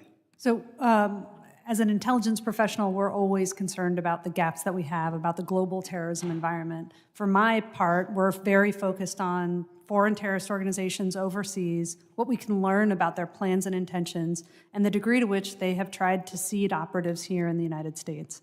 Are you seeing them seeding those or sowing those threads here in the United States? We do not have credible or corroborated indications that they are trying to seed operatives into the United States for terrorist purposes through the southwest border or other borders. That doesn't mean we're complacent, and it is a risk that we monitor and we evaluate every day. Okay. Mr. Mayorkas, you mentioned in your opening statement, and I mimic Ms. Lee's statement about 4470 passed the House. Passed out of the committee through the House. It's sitting in the Senate for CFATs. In your opening statement, you mentioned Shepherd, Texas. Do you know where Shepherd, Texas is? Not precisely, Congressman. I was kind of hoping you would say yes, because I'm sure you wrote your opening statement. Well, Shepherd, Texas, that's my district. I didn't intentionally think you were going to you would throw darts at me after our discussion, and I want to thank you for coming to my office after the first time that we met. You said you would do that, and you did. So thank you very much. But that facility in Shepherd, Texas, a Class A facility, very small. And do you know how the explosion happened?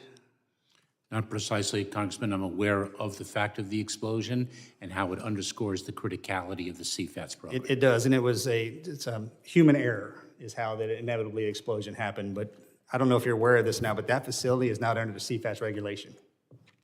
And I just wanted to bring that to your attention, I thought you were talking directly to me when you said that. So I wanted to make sure that you were aware that that particular facility does not, even though we support CFATS, that one does not live in that space. But thank you. And again, thank you for coming to my office like you said you would do.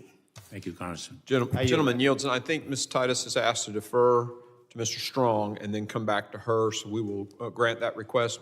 The gentleman from Alabama, Mr. Strong, is recognized for his 5 minutes testimony. Thank you, Mr. Chairman. Secretary Mayorkas, I want to follow up on Representative Pfluger's question. In August, CNN reported that a human smuggling ring containing at least one individual with known ties to ISIS was responsible for bringing a number of Uzbek, which is Uzbekistan, migrants to the border who were subsequently released into the country. And I do have that document, Mr. Chairman. I'd like to add that to the record.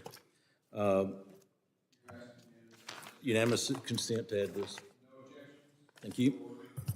After learning of the ISIS connection, the Biden administration has been scrambling to determine the whereabouts of these Uzbek individuals. Secretary Mayorkas, has the Biden administration determined the whereabouts of all of these individuals? Have they all been detained? Have they all been vetted? Congressman, we vet and screen individuals whom we encounter at the southwest border, number one. Number two, individuals who pose a threat to the safety of the American people, who pose a public safety or national security threat, and whose release would advance that threat are in fact detained. They are in immigration enforcement proceedings, and they will be removed if in fact they don't have a basis to remain in the United States. Have they been detained? There are those who have been detained because, in fact, we cannot be assured of the safety of the public. And I would be pleased to provide you with greater details in a different setting. Thank you, Mr. Secretary.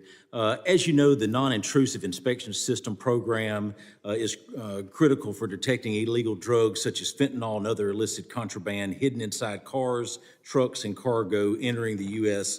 Legally through ports of entry. Secretary Mayorkas, you have stated in recent testimony before the Senate Homeland Security and Government Affairs Committee that DHS has surged resources to our ports of entry as it relates to NII systems. However, DHS own numbers tell us that with the NII system, only approximately 2% of passenger vehicles and 17% of cargo vehicles are even inspected for the detection of fentanyl and other contraband. Do you really consider that a surge of resources? Oh, Congressman, we have surged not only the deployment of technology, the non-intrusive inspection technology known by its acronym NII, but we have also surged forward operating labs to be able to analyze controlled substances that are interdicted. And if, in fact, we identify them as fentanyl, then we take the appropriate prosecutorial action specific to the attempted importation of this incredibly fatal Thank you, Mr. Secretary. I reclaim the time. Thank you. Director Wray, I appreciate your candor when you testified last year that the border represents significant concerns to the FBI. Since then, the number of illegal border crossings, gotaways, and those on the terrorist watch list attempting to cross into the U.S. has continued to balloon. Would it be safe to say that the situation at our border is still of significant concern? Well, certainly the concerns that I articulated last year remain very much top of mind for us. Thank you. Director Wray, I know that it is not your border policies that have gotten us here, but I would be remiss not to mention the strain that the open border puts on your workforce and their ability to carry out the FBI's primary mission. But that is not what I want to talk to you about today. In your testimony, you mentioned the threat posed by criminal syndicates and nation states as it relates to cyber. Specifically, you spoke to the threat posed by the Chinese Communist Party in this arena. I was glad you briefly mentioned earlier the impact of advanced training in cyber. Can you speak to the capabilities of the FBI Redstone in Huntsville, Alabama, and specifically the role that Huntsville plays in combating the unique and evolving cyber threats posed by our adversaries? Well, thank you, Congressman. I am incredibly excited about everything that's going on in Huntsville, including, in particular, we view that as where we're going to have be the center of gravity for our advanced training, especially high tech, especially cyber, especially innovation. We've been down there numerous times to check on the expansion, and we're now up to, I think, about 1,900 employees down there. 19 different headquarters divisions have people there, so it's a hub of activity, and especially on the cyber side, I think it's going to be a very important part of the FBI's future. Like I say, I appreciate that information, and we're very proud of how it has worked there at Redstone. Mr. Chairman, I yield back. Gentleman yields back, and the chair now recognizes Ms. Titus for her 5 minutes of questioning. Thank you, Mr. Chairman, and thank you to the witnesses, especially Secretary Mayorkas, for being here today. As I'm sure you know, it's exactly 1 year ago today that we sat in this hearing with these exact same witnesses, the exact same issues, the exact same questions, and here we are, and this committee's done very little other than talk about the border. I want to thank you first, Mr. Secretary, for working with me on the Sears decision. You know, this week is the week of the big race in Las Vegas. And we worked at my office with your office very hard to get the security level raised to a level 2, and that's been done, and we appreciate that kind of cooperation. Also, I've introduced a bill to codify that program. It's called the Special Events Program and Support Act. It's bipartisan, and so I hope we can continue to work together on that, because I think that will be a good next step. You know, we listened to the story of the threats and who's threatening us and how they're threatening us and where they are and where they came from. You know, right now, we're talking about what's happening in the Middle East and how it has been translated to threats or violence in this country. Before, it was talking about it in the wake of the Supreme Court decision on abortion issue. So it seems like the methods are the same, but the motives changed by just whatever is politically on the agenda. And it must be like playing whack-a-mole, how you deal with the threats. Would you tell us kind of what you have in place to adapt or adjust to what the current news is that's bringing out perhaps a new group of these kind of homegrown terrorists? Congresswoman, is that a question directed? Yes, or me? Mr. Wray, either one. I would say that the two leaders seated with me and their colleagues in the intelligence and law enforcement enterprise are the best in the world. And that gives us visibility in terms of the threat landscape and allows us to operationalize the measures to meet that challenge.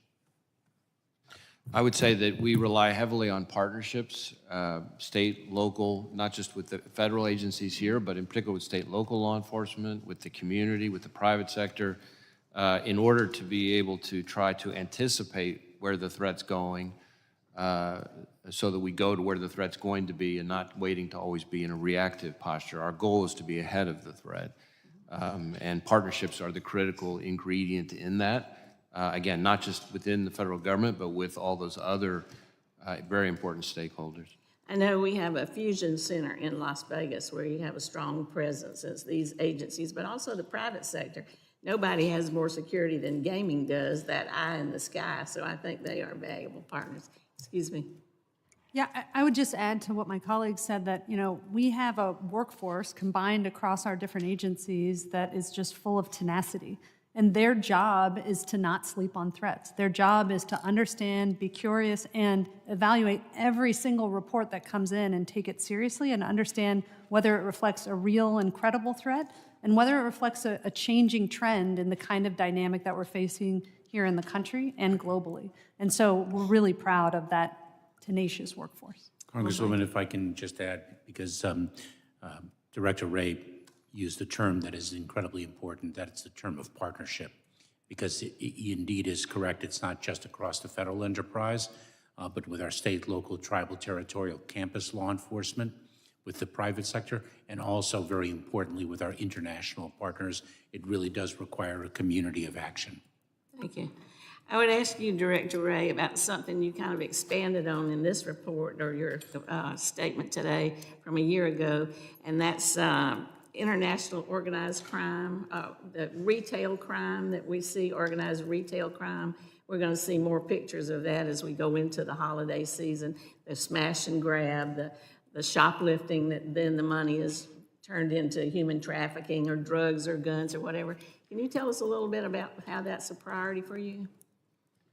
Well, we are in a number of states supporting our state and local law enforcement partners who are really the first line of defense on that. But to the extent that there are national connections, national networks, to the extent that the crime that you're describing contributes to some broader organized criminal activity, then we're actively engaged. And in some states, for example, we have dedicated task forces that are focused just on that issue.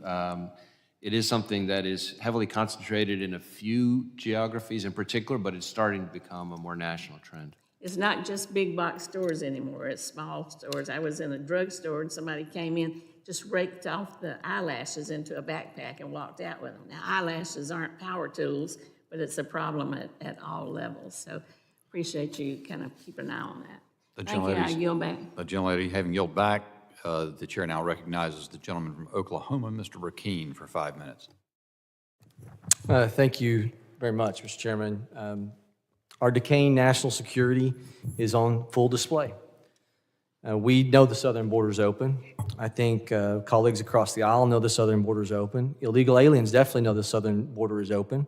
The policies are what is causing millions to come to the border.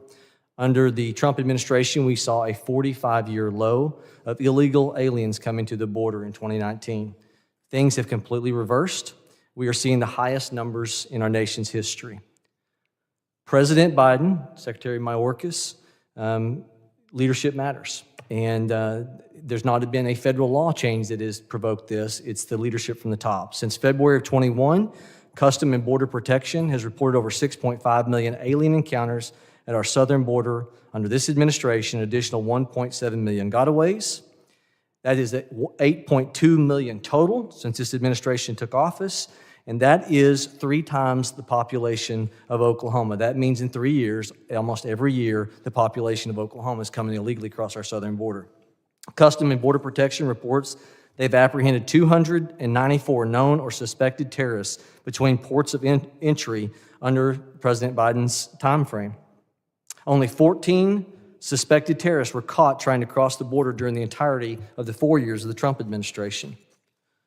There is a passage in the Bible that I find interesting. I think it's appropriate. It's Ecclesiastes 8:11.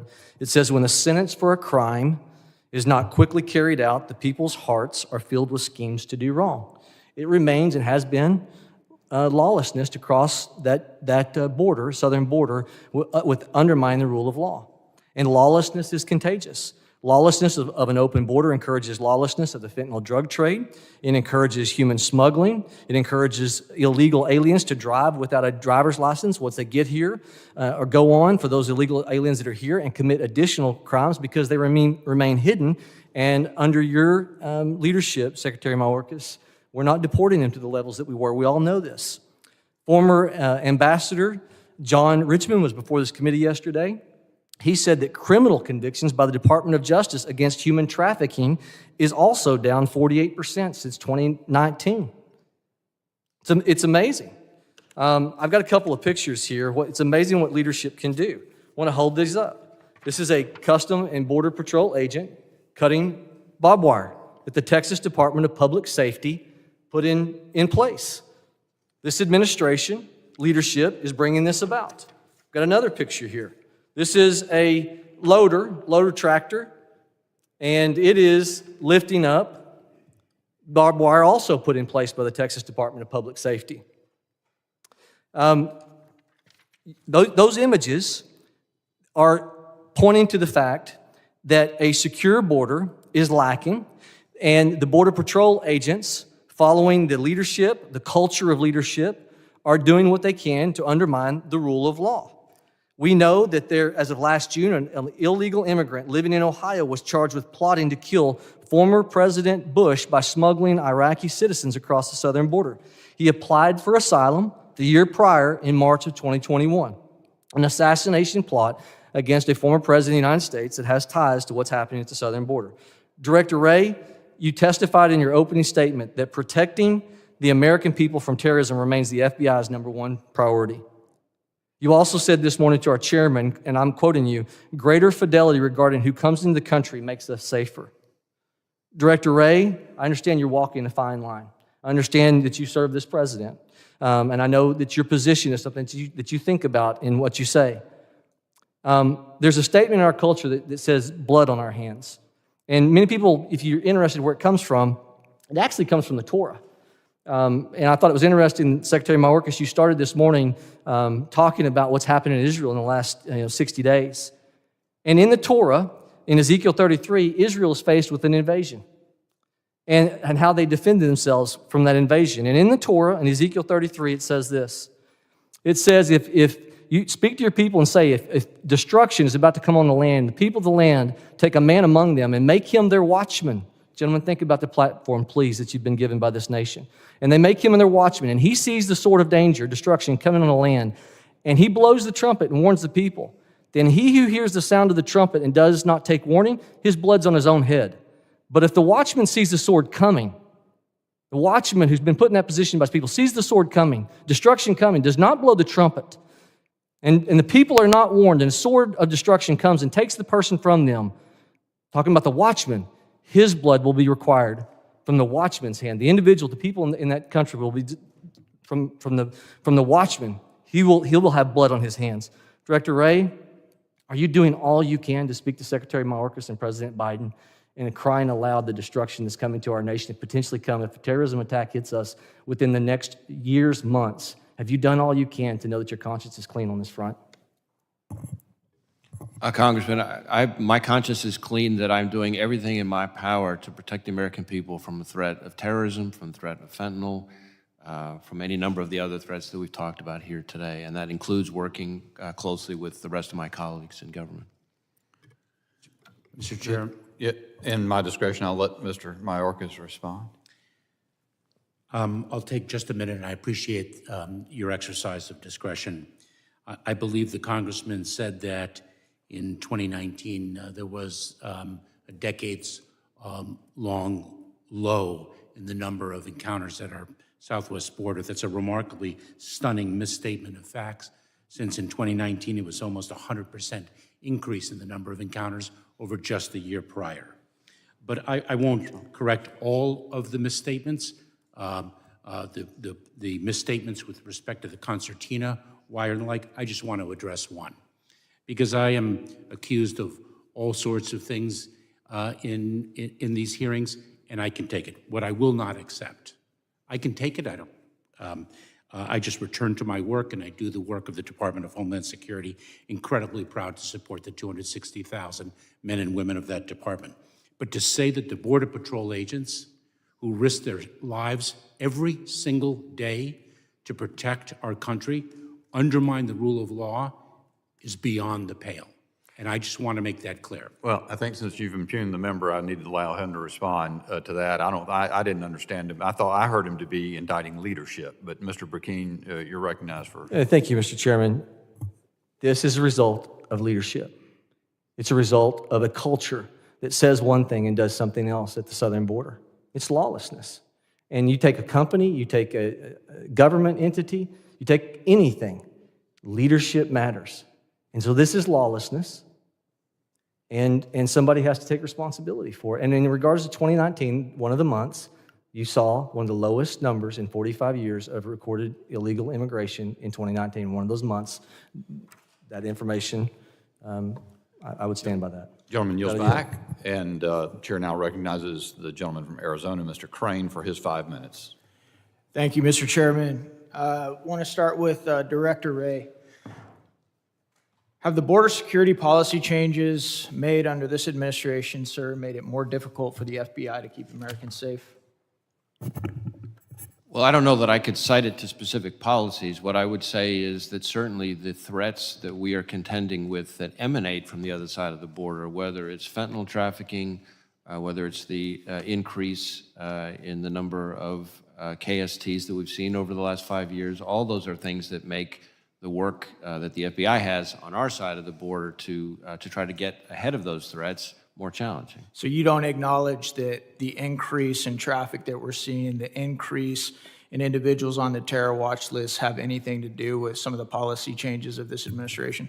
Well, I didn't say that. I think what I was saying is when it comes to border security and questions of how that's supposed to be done, I defer to DHS on that. What I would say is the threats that we're contending with, which come from the other side of the border, are certainly extremely challenging over the last several years.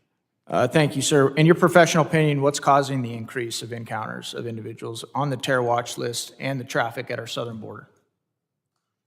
You know, I'm not sure that I have a professional opinion about immigration. We try to stay in our lane and focus on the issues that we're contending with. Well, I know you do, actually, sir, I know you're a really smart guy. I know you do have an opinion. If you're not willing to share it in this setting, that's okay. But I know you've studied criminology, you've studied deterrence. I mean, you are the head of the FBI. We all recognize that. But I understand, sir, you're in a tough situation here today. On that note, though, Director Wray, is it fair to say that the now President of the United States, while he was campaigning to become president back in June 27, 2019, said this in multiple statements like it on the campaign trail? He said, "And those who come seeking asylum, we should immediately have the capacity to absorb them, keep them safe until they can be heard." On September 12th, sir, 2019, we're a nation who says if you want to flee and you're fleeing oppression, you should come. Did you hear any of those comments by then candidate Joe Biden? I'm not sure I can quote people's campaign statements. Do you think that has anything to do with the dangerous situation that we now see at our border and now within the United States of America? Again, I'm not sure that I'm really the one who can speak to immigration dynamics. I think you could speak to it, sir. I just don't think you want to. Sir, about how many American citizens have been arrested for entering the Capitol on January 6th? If you can just give me an estimate, that'd be great. Well, I don't know how many were tied to that specific piece of it. I know that we've had upwards of 700 cases brought related to January 6th in one way or another. Yeah, it's definitely been hundreds, okay? Sir, I'm interested. Has the pipe bomber who planted bombs at the DNC and the RNC on January 6th, has he been arrested yet? That is something we're still aggressively investigating. Okay. So you were able to arrest hundreds of individuals who were allowed into the Capitol, walked around, took selfies, but we can't find the individual who committed the most dangerous crime and attempted to cause multiple mass casualty events at the Capitol, or around the Capitol. Congressman, we have an entire dedicated team focused specifically on this investigation. We've done thousands of interviews, visited, again, just in the pipe bomb investigation, Okay. thousands of interviews, visited thousands of residents and businesses, reviewed millions of pieces of data, something like 39,000 video files. We've assessed like 500 or something tips. We've done extensive public publicity. We've increased the reward money. We've got our lab working on it. We've got our WMD directorate working on it. We've got our Office of Technology Division, our cellular analysis team. So the folks that we have working on this investigation are working very aggressively on it. And I, as much as anybody, would like to see it solved. But it is certainly not for lack of effort and lack of priority, I can assure you. Thank you, sir. Sir, do you find it interesting how many whistleblowers there are right now from your organization coming forward and testifying to Congress about the conduct of the FBI and how they no longer even want to work for the FBI? They're willing to risk everything, including their livelihood, to come and talk to Congress about what they perceive to be a change in the culture at the FBI. Certainly, I respect the role of whistleblowers in our system. It's an important part of the way our system of government works. When it comes to the culture of the FBI, I'm very proud of our 38,000 people. I think you will be relieved to know that the number of people applying to be special agents from the state of Arizona has gone up over 135% over the last 5 years. And the view that you've just described, I don't think matches what I hear from the 55-plus chiefs and sheriffs and other agency heads in the state of Arizona who've dedicated something like 200 plus of their task force officers to serve on our task forces. In fact, we've got about as many task force officers on our Real task quick, force sir, as we do you agents find now. their testimonies to be reliable, or do you think that when you hear what they're saying to Congress, do you think they're pushing false narratives? I'm not going to be weighing in on the accuracy of individual people who have made allegations against us. We take them all seriously. There have been plenty of inaccuracies lodged by any number of people about the FBI. We're going to stay focused on our work and the people we do the work with and the people we do the work for. Thank you, sir. I yield back. Gentleman yields. I now recognize the gentleman from New York, Mr. LaLoda, for 5 minutes of testimony. Thank you, Mr. Chairman, for hosting this important hearing. Secretary Mayorkas, during Mr. Garcia's questioning today, you claimed that 90% of fentanyl is carried through ports of entry, yet this comes a day after the chief of the Border Patrol Jason Owens announced the seizure of over 300 pounds of fentanyl, which was not seized at a port of entry. In fact, the Border Patrol seized a record number of fentanyl between ports of entry last year, about 2,800 pounds. Mr. Chairman, I would like to enter into the record Chief Owens' social media post regarding this week's fentanyl seizure. I'll read for you, Chairman. Without objection, so ordered. According to the CDC, over 150 people die every day from overdoses related to synthetic opioids like fentanyl. Yesterday, U.S. PB agents in Nogales and Wilcox, Arizona, interdicted 2 smuggling loads consisting of over 304 pounds of fentanyl worth over $1.9 million. The leading cause of death amongst Americans ages 18 through 45 is fentanyl overdoses. This addictive drug is responsible for nearly 70% of the United States' 107,000 plus drug overdose deaths in the past year. It is 50 times stronger than heroin and 100 times stronger than morphine. Mr. Secretary, I think one of the biggest threats to Americans in every corner of this country is fentanyl. Do you agree, Secretary Mayorkas? I do, Congressman. And I will tell you, if I may, that we are taking it to the traffickers. We're going to get into that in a second, Mr. Secretary. Last year, nearly 200 people died every day from fentanyl poisoning. That's the equivalent of a commercial airliner crashing every day, nearly 75,000 Americans in just 1 year. And the fact that criminal networks have been able to import and distribute an unconscionable amount of fentanyl under your watch, Mr. Secretary, is beyond negligent. Secretary Mayorkas, you have stated many times in the past, and with great pride, that you are, quote, taking it to the cartels, end quote. With 75,000 Americans dead in just 1 year, and cartels raking in billions of dollars and armed to the teeth with military-like weaponry, and with enough fentanyl coming across our border to kill nearly every human on the planet, would you classify this as successfully, quote, taking it to the cartels, end quote? Congressman, we have not overcome the scourge of fentanyl, and let me say this, we are taking it to an unprecedented degree to the traffickers. 1 death from this extraordinarily toxic and fatal opioid. Are you pleased with your results, Mr. Secretary? If I may, is 1 death Mr. too Secretary, many? the question was about you taking it to the cartels. Are you pleased with your performance with respect to taking it to the cartels? I'm incredibly proud of the work that the men and women of the Department of Homeland Okay, Security. I appreciate that, Mr. Secretary. Reclaiming my time, sir. You've stated in past hearings that you've interdicted more fentanyl than ever before. But the very people who work for you say that you're only interdicting anywhere from between 5 and 10% at our ports of entry.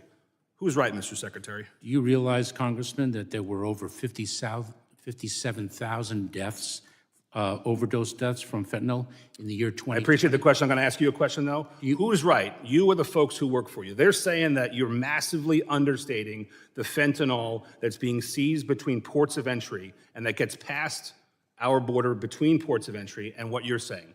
Are you right, sir, or are they? No, you're actually mistaken with respect to your characterization of the statements, Congressman. I'd be very happy to clarify for you if you'd give me the opportunity.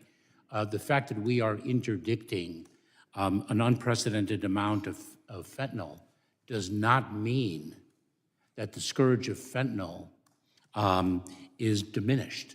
We are seeing an increase. I'm going to reclaim my time, Mr. Secretary. With respect to the fentanyl that's coming across our border, not at ports of entry, how much fentanyl is coming across our border between ports of entry? I'd be very happy to provide you with data with respect to the different means by which fentanyl enters our country. By air, we have an interdiction facility. I'm familiar with the process, Mr. Secretary, but specifically with respect to known gotaways, how much are they trafficking into our country? Congressman, I would be very, very pleased to provide you with whatever data you inquire about. We certainly are providing this committee with a tremendous amount of data with respect to all of the mission sets that we perform. I wish next time you would come with some more specific information, Mr. Secretary. But, Mr. Chairman, with the remaining time I have, I want to shift gears and talk just for a moment about anti-Semitism on college campuses. New York State, my home state, is home to more than 2.2 million Jewish Americans, the largest population of Jewish Americans in the entire country. And according to the American Jewish Population Project at Brandeis University, over 21% of Jewish Americans live in New York State. Unfortunately, since the terrorist attacks in Israel on October 7th, many Jewish students, some of whom are my constituents, don't feel safe merely going to class due to the rise of anti-Semitism on college campuses. And as we're all well aware, a 21-year-old student at Cornell University, located in Ithaca, New York State, was arrested just 2 weeks ago for threatening to, quote, shoot up, end quote, a Jewish students in a predominantly kosher dining hall on that college campus. Thankfully, the federal law enforcement intercepted threats posted online and arrested him before it was too late. Director Wray, I'll ask you some questions in another setting, sir. Thanks so much for your time. You can always submit those in writing and ask Director Wray to send them to you. The gentleman yields. I now recognize Ms. Kamick, who has waved on to the committee for 5 minutes of questioning. Thank you, Mr. Chairman, and it's great to be back at Homeland. Secretary Mayorkas, good to see you once again. Director Wray, good to see you, ma'am. Thank you for appearing before the committee today. I'll jump right into it, Director Wray. Recently, I have been apprised of information that is concerning regarding individuals that are encountered at the border who, during the process of interviewing in the field, specifically using an I-213 form, the match for their ID comes back as inconclusive. That information is then subsequently redacted and listed as derogatory. When members of this committee, as well as other committees, have attempted to get access to this information, it has been denied. Why is this information in these field interviews with these individuals who have then subsequently been found to be suspected on the suspected terror watch list? Why is that information derogatory, and why has the FBI neglected to share that information with Congress? Congressman, I'm not familiar with the particular redactions in question, so I'm happy to have my staff follow up with you and figure out why there's a disconnect. Certainly, I know we've provided all sorts of information to this committee in a variety of forms, and I'm happy to see what it is that's missing and why. Well, and I think you have demonstrated a willingness to work with this committee and others. So could you commit in the next 30 days to providing the committee staff on Homeland Security all of the unredacted field interviews? Well, what I can commit to is that I will follow up with my team to find out what the heck is going on, and if there's information that we can provide that we haven't, we will. Well, no information should be redacted, and there can be no good reason. If you can't provide me with a reason why the information is listed as derogatory right now, then you should commit to full transparency to Congress. And that can be in a SCIF, that's fine, in a classified setting, but this committee staff should have full access to the field interviews, especially as it pertains to individuals that have been apprehended or encountered at the southwest border with ties to terrorist groups. Yes or no? I'm not trying to be obtuse, I promise. Since I'm not familiar with the specific redactions, I would ask to be able to go back with my team and find out why it's redacted, and if there's a reason for it that is valid, we will discuss that with you, and if there's not a reason, we will provide you the Director information. Wray, within 30 days, if you can provide this committee in writing a rationale as to why that information is redacted and what classifies it as derogatory, that would be incredibly helpful. We'd be happy to get back to you Okay, within perfect. 30 days. And I'm going to follow up because I want to be sensitive to the time here. Can you confirm, I know my colleague, August Pfluger from Texas, had followed up with Secretary Mayorkas on the issue of Uzbek nationals and their ties to the confirmed ISIS smuggling ring. Can you confirm that you are currently actively investigating the Uzbek nationals that were connected to this ISIS smuggling ring? Yes or no? Yes, ma'am. We have very focused on this particular threat stream. We have a number of active ongoing investigations related to it. I will say that we have so far not identified any intelligence that the individuals came to conduct terrorist attacks, but that's not the same thing as suggesting that we don't take it extremely seriously and that we're not working it very aggressively. We have lots and lots of agents working on this. But they did come through a connected terrorist network. The network that is in question has some ties to ISIS, which is part of why we were concerned. That's why we're taking it so seriously. So what I want to be clear about is not in any way to have my answers suggest to you that we're not taking this extremely seriously and that we're not working it very aggressively. I'm just also trying to avoid undue alarm about what we found so far. So far is a key set of words there, so far. Okay, I'm going to have follow-up questions for the record with you, Director A. And Secretary Mayorkas, I don't want you to feel left out at all. So I want to touch really quickly on the Homeland Intelligence Experts Group that raises some really questionable concerns about the department's impartiality and objectivity. So isn't it true that on September 19, 2013, the department announced the establishment of the Homeland Intelligence Expert Group to provide advice and perspectives on intelligence and national security efforts to the Office of Intelligence and Analysis, INA, and the department's Office of Counterterrorism and their coordinator, yes or no? We recently announced the group. I'm Yes, not sure perfect. the precise- So isn't it true that the composition of this so-called experts group includes former top-level intelligence officers James Clapper, Brennan, and Paul Colby? I believe so, yes. Okay, so are you aware that Clapper, Brennan, and Colby all signed a now discredited public statement on October 19th, 2020 that incorrectly implied the New York Post reporting about Hunter Biden's laptop and influence peddling that was supposedly the product of Russian disinformation? Congresswoman, these are distinguished members, former members of the intelligence. But this is a simple yes or no. Did they or did they not sign the letter? I don't know the answer to that question, but I do. They did. Are you aware that on October 19th, 2020, the statement used by various media organizations and social media businesses to downplay and censor the Post reporting before the 2020 presidential election? I'm sorry, with the indulgence of additional time, Mr. Chairman, could you ask that question just at a bit of a slower pace? Are you aware that on October 19th, 2020, the statement was used, the statement that was signed by Brennan, Clapper, and Colby was used by multiple media organizations, social media businesses to downplay and censor the story about the Hunter Biden political influence right before the 2020 presidential election? I am not tracking that, Congresswoman. Wow. For as much time and effort as you are putting into a Homeland Intelligence Experts Group, that seems shocking that you wouldn't be tracking that. Are you aware that another member of this newly created group, then Associate Deputy Attorney General for the Department of Justice, Tashina Gauhar, I'm sorry, I'm messing up her name here, was extensively involved in the FBI's probe into baseless allegations against President Trump's campaign colluding with Russia? Congresswoman, let me share with you what I can tell you with confidence is that the individuals who were selected to the experts group are very distinguished and reputable members, former members of the intelligence community, and we're incredibly proud to avail ourselves of their expertise and judgment. And have since been discredited. Time has Thank you, I yield back. expired. Want to now yield to the ranking member for his closing statement. Thank you very much, Mr. Chairman. We've had quite a lengthy hearing about threats to the homeland. I thank our witnesses for their indulgence and patience, and it's appreciated. A couple of things I wanted to add before I do my closing comments. You know, our asylum laws are the laws of the land.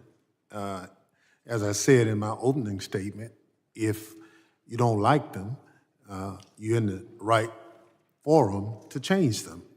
But you can't criticize people who are following the law just because you don't like it. I guess you can, but it doesn't make a lot of sense. I chaired the January 6th committee. I saw a lot of things that went on in this country is clearly not who we are as Americans. I thank the FBI for doing one heck of a job in trying to identify those individuals who attacked this great institution of ours and let the courts determine innocence or guilt. Mr. Wray, I thank you for that.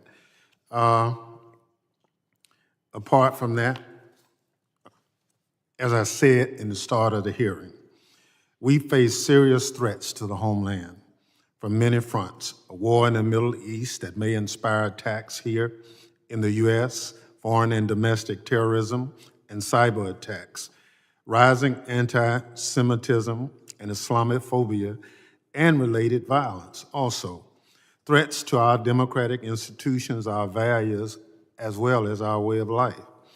Serious threats demand action from serious people, not politically motivated attacks, not inflammatory language that divides us rather than unite us, not grandstanding. What is perhaps most troubling is the way my colleagues have twisted facts. Success in interdicting dangerous drugs is suddenly a failure. Success in removing people who should not be in the country is suddenly an impeachable offense. Mr. Chairman, it's upside down.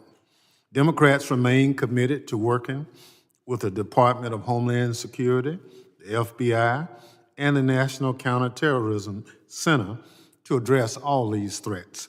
Democrats are also ready to back up that commitment by supporting the personnel and resources necessary to carry out this critical mission. As I said, a lot of us talk tough, but when it comes time to putting the resources behind the talk, many of my colleagues don't do it. But then we criticize the men and women who are tasked with the responsibility of carrying forth the direction of keeping us safe. So I hope after we close the hearing, the President has submitted a supplemental budget that will address a lot of the issues that have been discussed and expressed from a concern standpoint. I look forward to the new speaker calling it up at some point for us to discuss it. But if we don't provide the resources, if you say you are concerned about the threat environment, Israel, Ukraine, other parts of the world, we have to support it. We have yet to get agreement on making that happen. We have to continue to be the world leader. And in order to do that, we have to take responsible action. So this committee has always historically been bipartisan, one of the more bipartisan committees in Congress. I look forward to trying to get us back to that bipartisanship.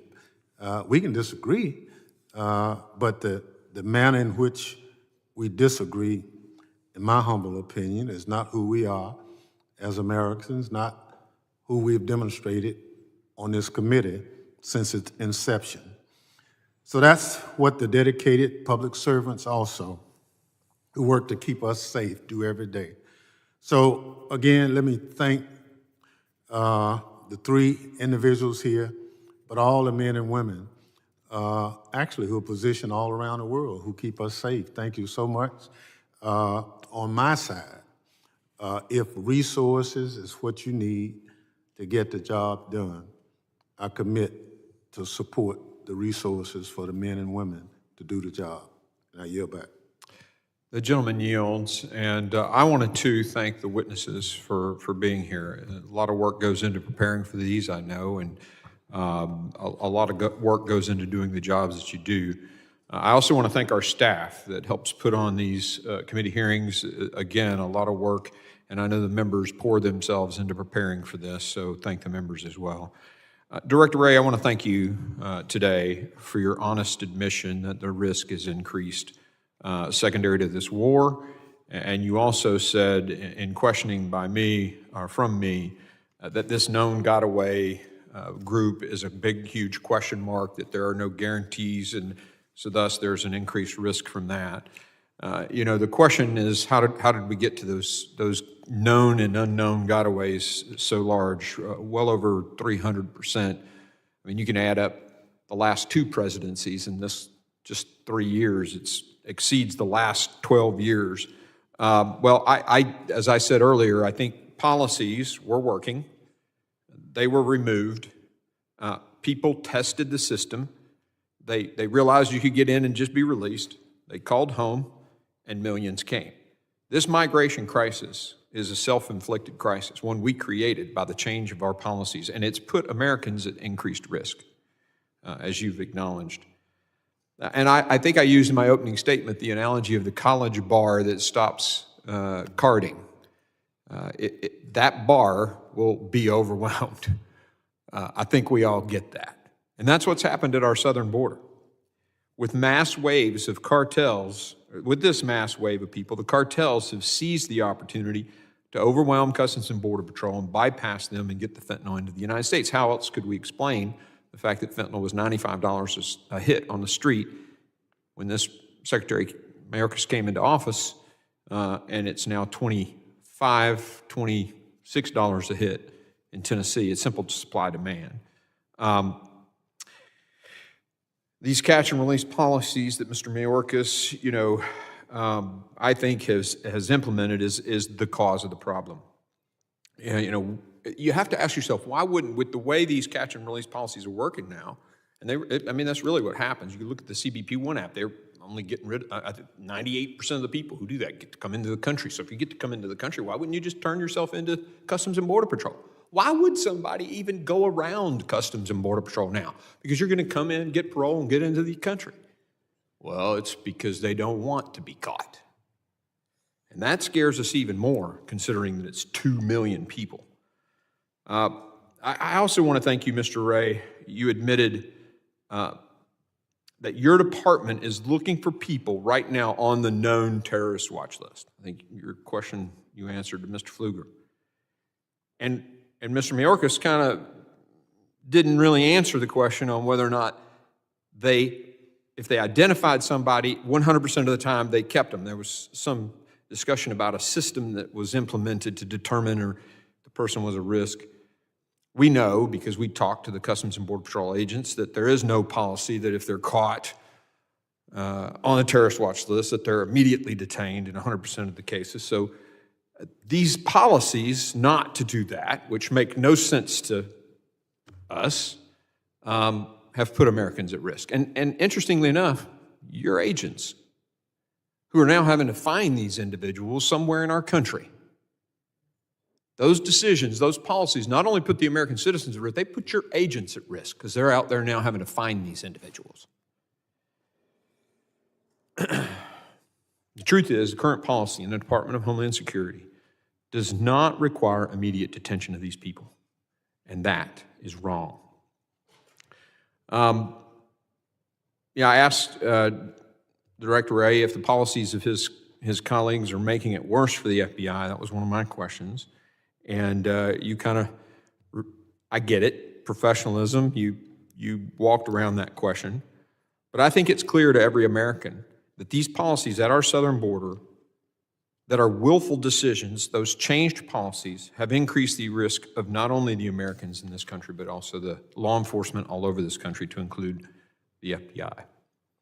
Now, I want to take issue with several of the comments that my colleagues on the minority side have said, some of their accusations today. The ranking member said that Republicans were AWOL. Now, I'm a military guy. That term means something to me. AWOL is an acronym that stands for absent without leave, meaning you don't show up to your place of duty. In my recollection, in all of our committee hearings, the only time someone didn't show up to a hearing was when the Democrats refused to show up at a border hearing. When we had a hearing on the border, all the Republicans were there, not a single Democrat showed up. So as far as I'm concerned, there's never been a time when Republicans have been AWOL, but there certainly was a time when the Democrats were AWOL. The ranking member also said that a lot of the discussion we've had is a difference in policies and things like that. I have to tell you, I agree on some of that. But it's pretty clear that Americans are at risk by decisions that have been made, and there's nothing wrong with us investigating that and pointing it out to the American people and trying to find the cause, and if those decisions have put Americans at risk, holding people accountable. Today, the ranking member, very interestingly, didn't mention Hamas in his opening statement, didn't mention Hezbollah, he didn't mention the cartels, he didn't mention the CCP. The only thing he seemed to want to talk about was the MAGA Republicans and President Trump.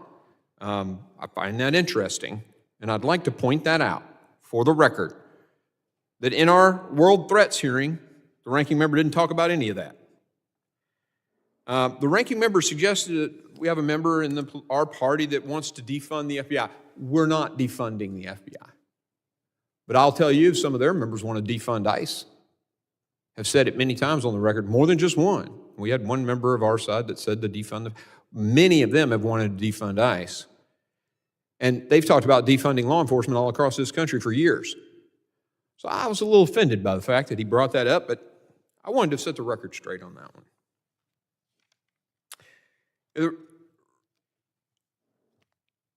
The ranking member also suggested that we are criticizing the men and women of your departments. And I would never do that. I worked for a lot of great military leaders in the day, my time in the Army, and but occasionally we had a guy that, a leader that was not effective. And I'd never be critical of that unit's soldiers, always the leader. Our criticism's not the men and women of DHS, Mr. Secretary. Our criticisms are your policies that you've implemented that changed everything when you came into office and changed the flood of migration and changed the fentanyl flow into this country. And tragically now with a war in the Middle East and heightened risk to the United States because we're supporting their other great enemy, Israel, at much greater risk. I also want to correct this notion because it keeps coming up that 90% of the fentanyl's being caught. Well, that's not true. 90% of what comes across the border that is caught at the crossing sites. That's an accurate statement. But to say that you're catching 90% of the fentanyl, you don't know the denominator, you can't figure the percentage. I wish people would be intellectually accurate when they make statements, but they just seem to cling to things that aren't true. There's also this accusation that just because people want border security that we're somehow racist. We heard that again today. And you would think that would just get tired and be thrown out. The people coming across the southern border, when I was there was a huge group of Russians. They're whiter than I am. This notion that you're somehow racist because you want border security it's really insane. I can assure you this, the people who are all over this nation right now yelling from the river to the sea, the destruction of Israel, I'll eat that Red Bull can if there's a Republican in that group. I also want to thank you, Ms. Abizaid. You brought up the homegrown and the lone wolves and all this stuff, and you gave some really compelling testimony. I'm from Tennessee, and what happened in Chattanooga several years ago at that recruiting station is just an example of what you're talking about. Keep saying that over and over again. America needs to know about this. They are actively trying to flip people in our country and to convince them to hurt Americans. And that incident in Chattanooga, we in Tennessee will never forget it. And I thank you for bringing that point home. Now, Mr. Mayorkas has said that we need to add dollars. Well, the truth of the matter is there was no budget change between the last administration and this administration, but you can look at the graph. It's like this and then like this. It ain't about dollars, although we're not against. If you look in H.R. 2, we put more dollars into that. Technology, pay for Border Patrol people, despite what some people have said. You also mentioned, Mr. Mayorkas, immigration laws. And yes, they're broken. They need to get fixed. But the truth of the matter is that the Immigration and Nationality Act's being subverted right now. You're not even, courts have ordered you to do it a different way than you're doing it. So I'm not even sure if we did change the immigration laws, you'd even abide by them. The ranking member mentioned that the asylum laws, we need to change that. But we're not living according to the definition of the asylum laws now and detaining people. We're actually sending them to hotels and sending them away while ICE detention beds sit empty, despite what the law says. More resources? No, this is a policy issue. The policies were changed by the Secretary, and the results are people came, some on the terrorist watch list, being chased by the FBI, loose in our country, thousands dead to fentanyl, millions disrupted by the thousands of people trafficked, and billions of taxpayer dollars. The New York mayor, who happens to be a Democrat, says it's going to cost his city $12 billion. Right out of the taxpayer dollar, not at their choice. They didn't vote on this. You just moved the policies out of the way. Here, let me write the check, because that's what Mr. Mayorkas wants us to do. And now, as I said, with the conflict in Israel, we are faced with an open border coupled with a heightened threat as we give assistance to the, as I said, the only other country or group of people that the terrorists hate more than us, Israel. The abysmal failure to secure our southern border has put every American at risk. Even a baby crawling around on the floor of a VRBO who encounters fentanyl left by the previous renter, dead. To crime, to human trafficking, to billions of money going to some of the worst human beings on the planet, cartels, and now, of course, international terrorists. I want to, before I finish my comments, I want to say a few things because you guys have raised some really good points, and I want to just give you some assurances. CFATS, the House passed it. We're pushing the Senate. We have a CFATS working group to try to get it in a posture where the Senate will actually approve it, but that side of the building is controlled by another party. We passed it over here. We're waiting on them. No, we're actually trying to get it in a posture that they'll actually support. UAS, we're working very diligently to get that done. You're right, Director. FISA, there's a special committee that is working on this. I promise you that will get done. The CWMD, of course, was on the CR that just passed. So it's done. It's over on the Senate side waiting. Those are very valiant, are very, I agree with you. Those things need to be taken care of. We're working on it. Mr. Wray, thank you for being here. Thank you for your testimony. Ms. Abizaid, thank you. Mr. Mayorkas, thank you. I know you rearranged your schedule to stay a little later, and I get that, and I deeply appreciate it. And it's clear that you believe you're doing a great job, and I'm not hiding it. We're looking into all this because we on our side think that you're not. And we're in our last phase of a 5-phase process that you're following in the press, just like the rest of my constituents and people across the country. We're going to finish that up, I think, sometime around December. And I'd love to know today if you'd commit to come back. We'll finish that thing out, I think maybe in December. I mean, does that sound reasonable to you? Will you be able to come back for that? I will honor the request of this committee. Thank you. Again, I want to reiterate my point about the people of your departments. It's hard work protecting this country, protecting the citizens of this country, and I know the men and women who do that professionally as a career deserve the utmost of our respect, and every one of them has it from us. Our frustrations are not with them. It's not. It's with leadership that we think has made bad decisions. And with that, I'm concluding my closing remarks. The members of this committee may have some additional questions for the witnesses, and we'd ask that the witnesses respond to those in writing if you get any. And pursuant to Committee Rule 7D, the hearing record will be held open for 10 days for those written statements. Without objection, the committee stands adjourned.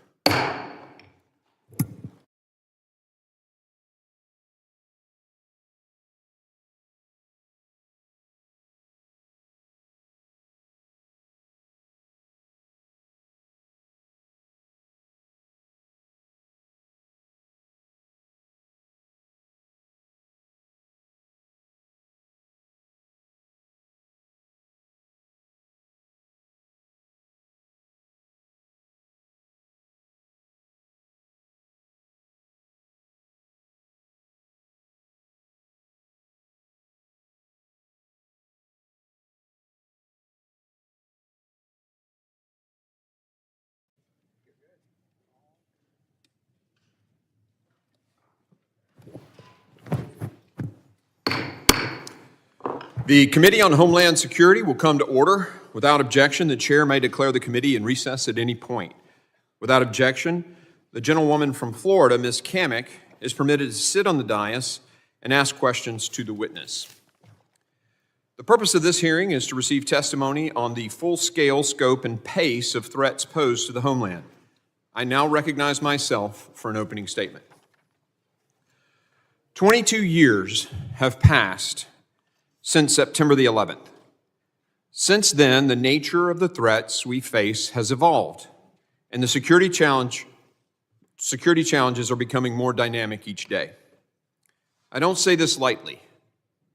This is one of the most dangerous times in the history of the United States. Some of the greatest threats include an open and lawless southwest border. Ask any border sheriff, or for that matter, the mayor of New York City. The rising threat of terrorism, rogue nation-state actors, and criminal elements seeking to do us harm, and efforts by foreign adversaries like the Chinese Communist Party to target our critical infrastructure. Of course, we also have the wars in Israel and Ukraine and rising Chinese aggression in the Taiwan Strait and the South China Sea. To overcome these significant challenges, we must take a clear-eyed and holistic look at these threats. First, we're facing an unprecedented crisis at our southwest border. In just 3 years, the administration has systematically dismantled our nation's border security and created the worst border crisis in American history. While my friends on the left defend these actions, though now maybe less so than they did at the start, it is clear that this crisis is not the result of budget cuts, changes in Border Patrol resources, or changes in the immigration laws passed by Congress. What has changed was the cancellation of effective policies that had secured our borders.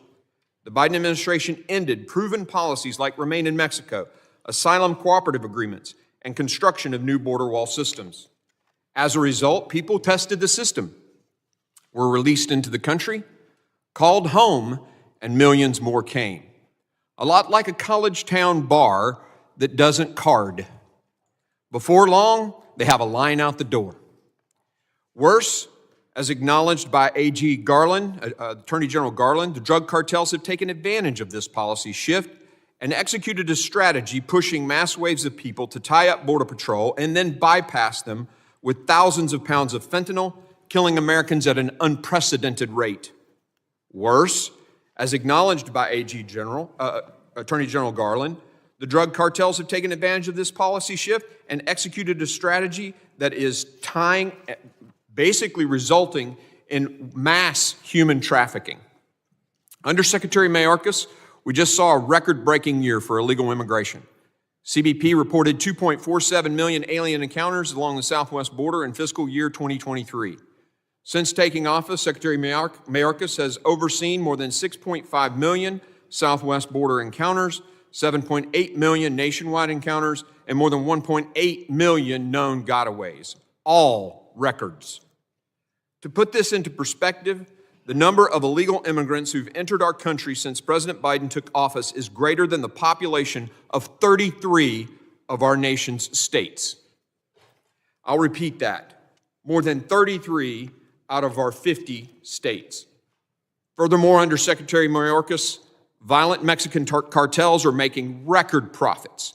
In fact, the New York Times reported that cartels earned around $500 million a year in 2018 on human smuggling. Today, they earn an estimated $13 billion. The failure of this administration's border policies has created a humanitarian and national security crisis as transnational criminal organizations prey on vulnerable migrants and sneak across violent felons and individuals on the terrorist watch list. And yet, Secretary Mayorkas has continued to mislead Congress and the American people, claiming that this is what a secure border looks like. Second, malicious activity by nation-state actors and terrorism poses a direct threat to the United States homeland. Without question, the homeland is less safe under this president. The catastrophic Afghanistan withdrawal 2 years ago signaled weakness and a lack of leadership to the world.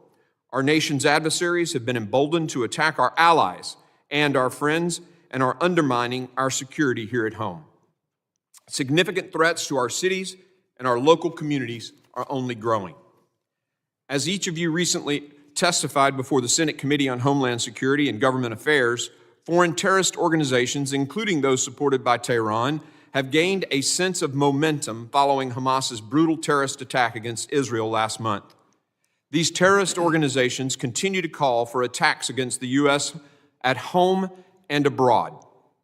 This includes al-Qaeda, which, as Director Wray has pointed out, has issued its most specific call to attack the U.S. in the last 5 years. As our adversaries seek to further destabilize the Middle East, we must confront how these threats directly impact our own homeland security. According to DHS, 294 aliens whose name appear on the terrorist watch list were stopped trying to cross our southwest border between ports of entry since FY 2021. Compare that with 11 individuals stopped in the 4 years before FY 2017 through 2020. Think about that for a moment. It's intuitive.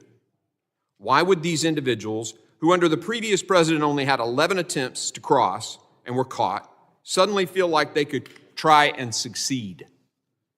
Policy changes. In the last 2 years, CBP encountered over 6,000 special interest aliens from Afghanistan, 1,600 from Pakistan, 659 from Iran, and 123 from Iraq between ports of entry. Additionally, DHS documents obtained by this committee show that more than 20,000 Russians, nearly 230 Afghans, and more than 1,800 Uzbeks have been released into the country via the misguided CBP One app, mass parole program with minimal or no vetting.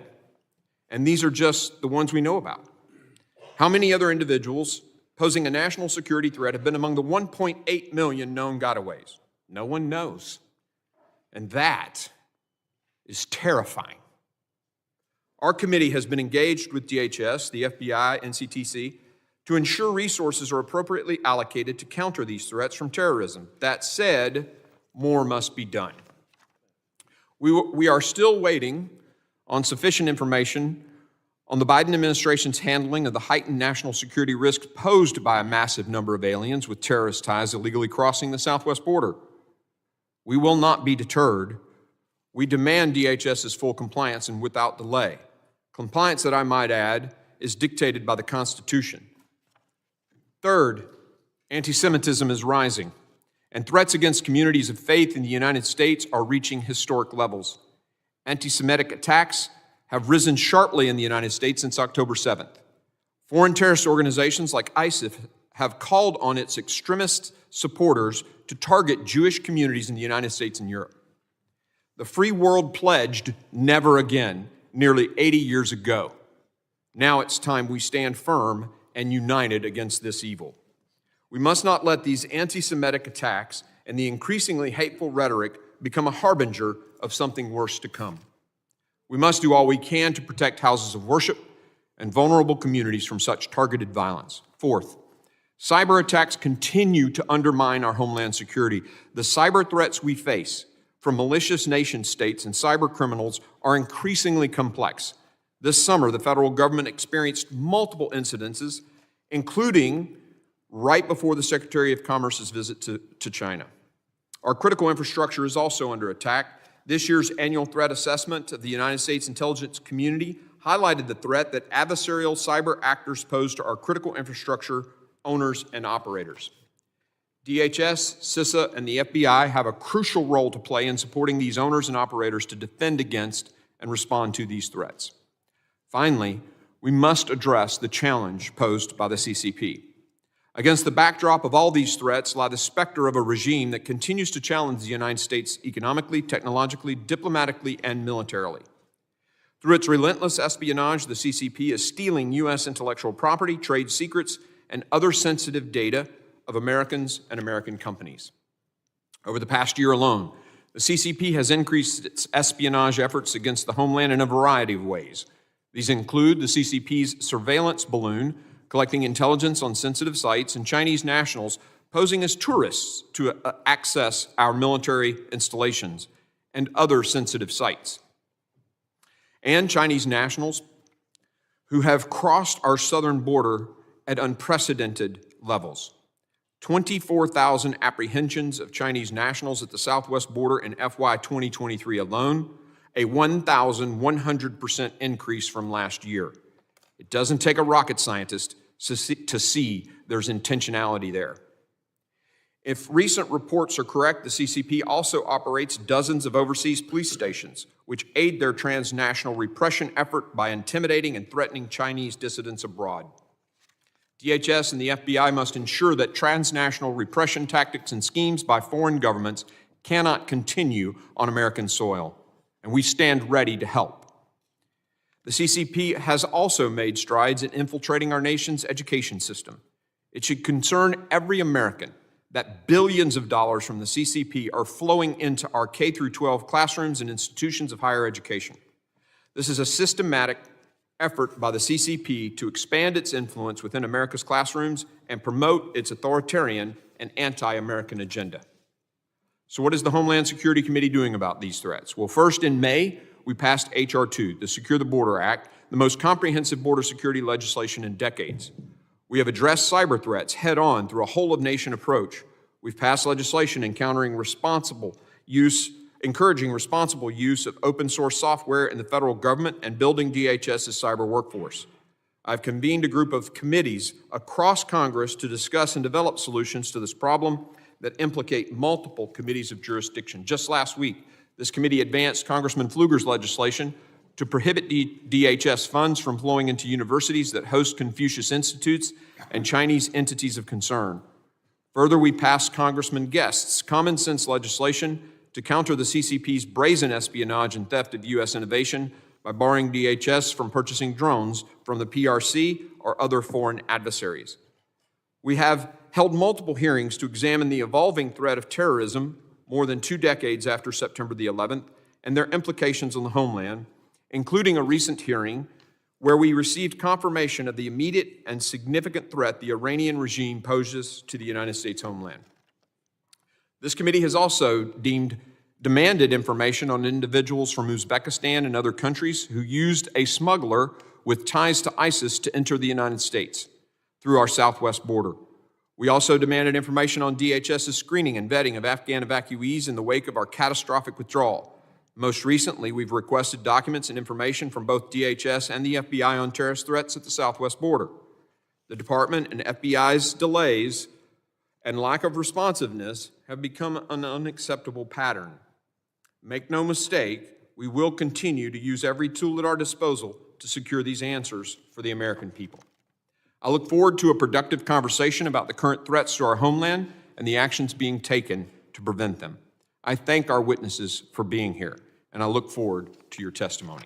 I now recognize the ranking member, the gentleman from Mississippi, Mr. Thompson, for his opening statement. Thank you, Mr. Chairman. Good morning and welcome to our witnesses, Secretary Mayorkas, Director Wray, and Director Abizaid. We welcome you. With one notable exception, during the prior administration, you and your predecessors have regularly come before this committee to discuss security threats facing the homeland and how your department and agencies are keeping our country safe. Thank you for being here today and for your service. And please convey our thanks to the dedicated public servants who work for you and for all of us every day. This worldwide threats hearing takes place with a war going on in the Middle East, persistent threats from foreign terrorist organizations and domestic violent extremists, and surging anti-Semitism and Islamophobia. We are seeing more sophisticated cyber attacks, unprecedented global migration, and have a presidential election less than a year away. The list of issues critical to the homeland goes on. My Democratic colleagues and I plan to ask you about these issues, and we stand ready and willing, as always, to work with you to address these challenges on behalf of the American people. Unfortunately, my Republican colleagues have a different agenda today, and we need to be clear about what their agenda really means from the outset of this hearing. Republicans are directly politically motivated attacks at administration witnesses, and they are doing so to distract from Republicans' own failures at governing, their infighting, and their support for a Republican presidential candidate who is himself a threat to democracy. That's what some people in Washington do rather than take responsibility for their own failures. And to be sure, Republicans have failed at running the House of Representatives. They ousted their own speaker, paralyzing the House and bringing the legislative process to a standstill for weeks as they fought among themselves. They can't manage to pass bills to fund the government. Instead, they have abruptly pulled spending bills from the House floor and have gone from near shutdown to near shutdown despite the harm it caused to our government, our economy, and our security. They appear on TV to rant about border security, and they issue bogus so-called reports replete with false statements and racist rhetoric about the border. Others complain about bookstores refusing to sell their propaganda. But when it comes to actually paying for border security personnel and resources or passing legitimate border security legislation, they're AWOL. They talk tough about strengthening our cyber defenses, but then vote to slash funding for the agency charged with that important mission. They revere their presidential candidate, who admires dictators and despots, calling them capable, competent, and smart, who recently referred to his political opponents as vermin and threatened to use the Justice Department against them, who talks about erecting, quote, detention camps, unquote, on United States soil. Republicans don't want to own up to it or deal with any of that. So rather than getting their own house in order, they direct baseless attacks at the administration and Secretary Mayorkas in particular. We know their extreme MAGA members are desperate to impeach someone, anyone at all. They're on a crusade to impeach the Secretary, although there's zero justification for it. Unlike the Trump administration, the Biden administration has followed the law on border security and immigration. Claiming asylum at the border is lawful. If my Republican colleagues don't like the law, well, they're in the majority. Try to change it. The prior administration also refused to provide information sought by Congress in more than 100 congressional inquiries, but this administration has been and continues to be responsive to Congress. It is my understanding today's hearing is Secretary Mayorkas' 27th time testifying before Congress since being confirmed as Secretary. Under his leadership, DHS has responded to more than 1,400 congressional letters and produced more than 11,000 pages of documents to this committee alone.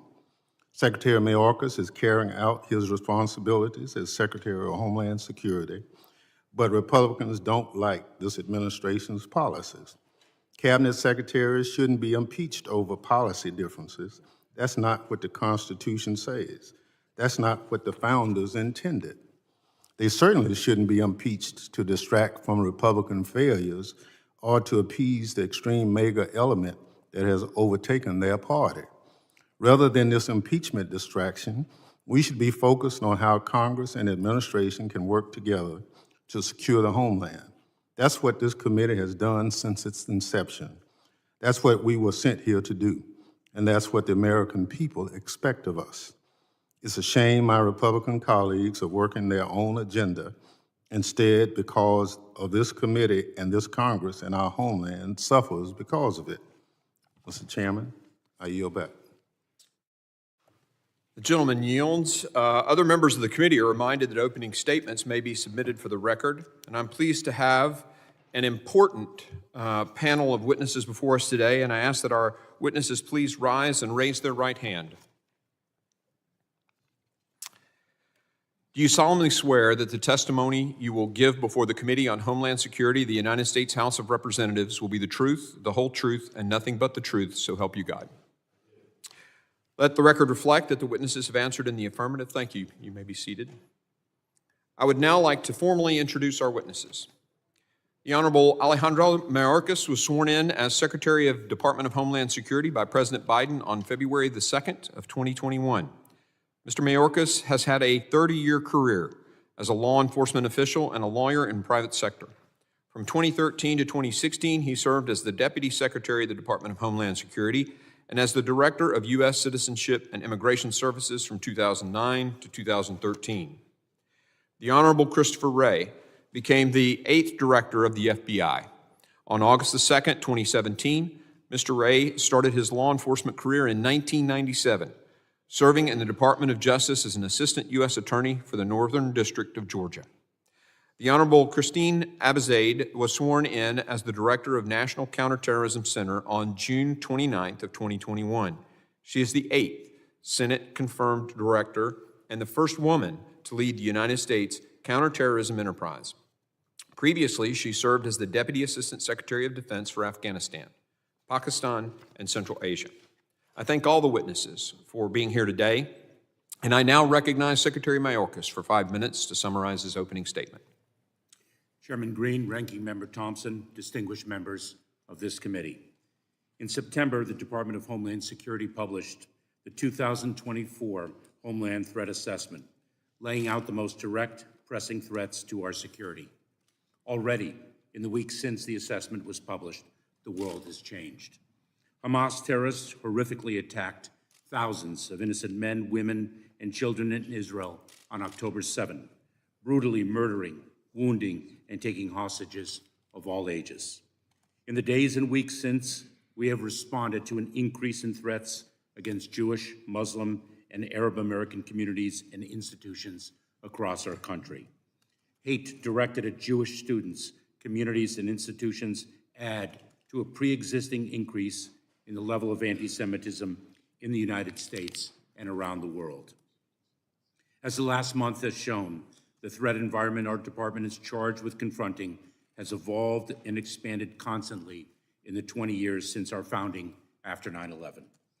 Today, individuals radicalized to violence can terrorize using a vehicle or a firearm. A transnational criminal organization needs only to conceal 2.2 pounds of fentanyl in a commercial truck or passenger car crossing through our land port of entry to kill as many as 500,000 people. Lone actors in nation-states such as Russia, Iran, North Korea, and the People's Republic of China can use computer code to steal sensitive personal information, shut down critical infrastructure, and extort millions in ransom payments. Compromising deepfake images can exploit and ruin the life of a young person. Extreme heat, wildfires, and devastating hurricanes are increasing in frequency and severity. And our department's founding rationale, the threat posed by foreign terrorists using weapons of mass destruction, remains. The 260,000 men and women of the Department of Homeland Security work every day to mitigate these threats and many more. I am immensely proud to be here today on their behalf to discuss the work they do, the challenges they face, and most importantly, the support they require from Congress to do their jobs. Thank you for the opportunity to do so. I would like to focus today on two such means of critical, urgent support. First, Congress must now not allow key DHS authorities to lapse. Our department's authority to implement the chemical facility anti-terrorism standards expired on July 28th. That means the Cybersecurity and Infrastructure Security Agency is barred from inspecting over 3,000 high-risk chemical facilities, including one in Shepherd, Texas, where an explosion last week forced nearby communities to shelter in place for hours. We are also barred from identifying who is accessing them and whether they are stockpiling dangerous chemicals. Historically, more than a third of inspections identify at least one gap in a facility's security. Our counter-drone authority will expire on Saturday, challenging, among other missions, the Secret Service's ability to protect the President and Vice President, and Customs and Border Protection's ability to patrol the southwest border and intercept cartel drones ferrying drugs and other contraband through the air. Our department's Office of Countering Weapons of Mass Destruction Authority will expire on December 21. That would hinder our ability to detect biological and illicit nuclear material threats and safeguard against the use of AI in the development of biological weapons, as President Biden charged us with doing last month in his executive order on artificial intelligence. Finally, key elements of our intelligence collection authority under Section 702 of the Foreign Intelligence Surveillance Act will expire on December 31. Expiration would leave our country vulnerable to attacks supported by American citizens, and it would cripple our ability to identify and secure American citizens who are the targets of such attacks. Renewing each of these four authorities is common sense, bipartisan, and critical to our national security. This is not a moment to let our guard down. Second, we need Congress to allocate sufficient resources to enable our nation's frontline officers to carry out their difficult jobs and keep the American people safe. Last month, our administration requested critical supplemental Homeland Security funding that would help us do just that. This funding package would allow us to more effectively combat the scourge of fentanyl, stem the impacts of historic migration, and accelerate work authorization for eligible non-citizens. This funding will, in short, make a critical difference in our department's operational capacity and in our national security. Ensuring the safety of the American people is a national imperative and a governmental obligation.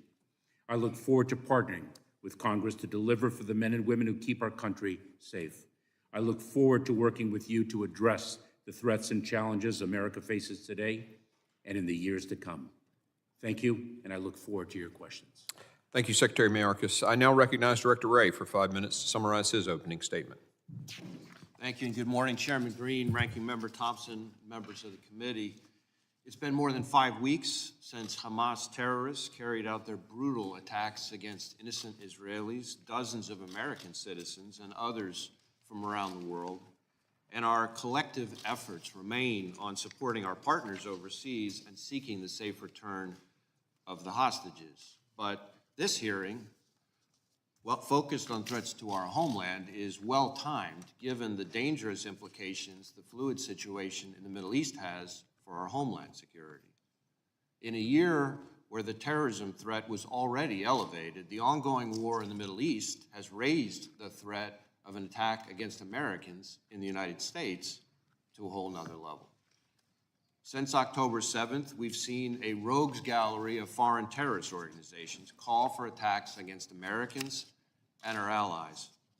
Hezbollah expressed its support and praise for Hamas and threatened to attack U.S. interests in the Middle East. Al-Qaeda issued its most specific call to attack the United States in the past 5 years. Al-Qaeda in the Arabian Peninsula called on jihadists to attack Americans and Jewish people everywhere. ISIS urged its followers to target Jewish communities in the United States and Europe. Given those calls for action, our most immediate concern is that individuals or small groups will draw twisted inspiration from the events in the Middle East to carry out attacks here at home. That includes homegrown violent extremists inspired by a foreign terrorist organization and domestic violent extremists targeting Jewish Americans or other faith communities like Muslim Americans. Across the country, the FBI has been aggressively countering violence by extremists citing the ongoing conflict as inspiration. In Houston, we arrested a guy who'd been studying bomb making and posted about killing Jewish people. Outside Chicago, we've got a federal hate crime investigation into the killing of a 6-year-old Muslim boy.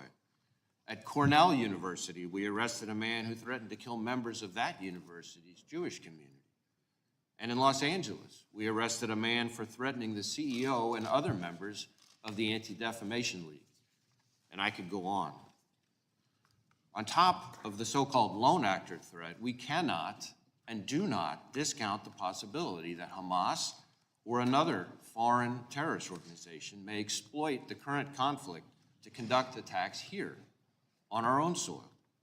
We have kept our sights on Hamas and have multiple investigations into individuals affiliated with that foreign terrorist organization.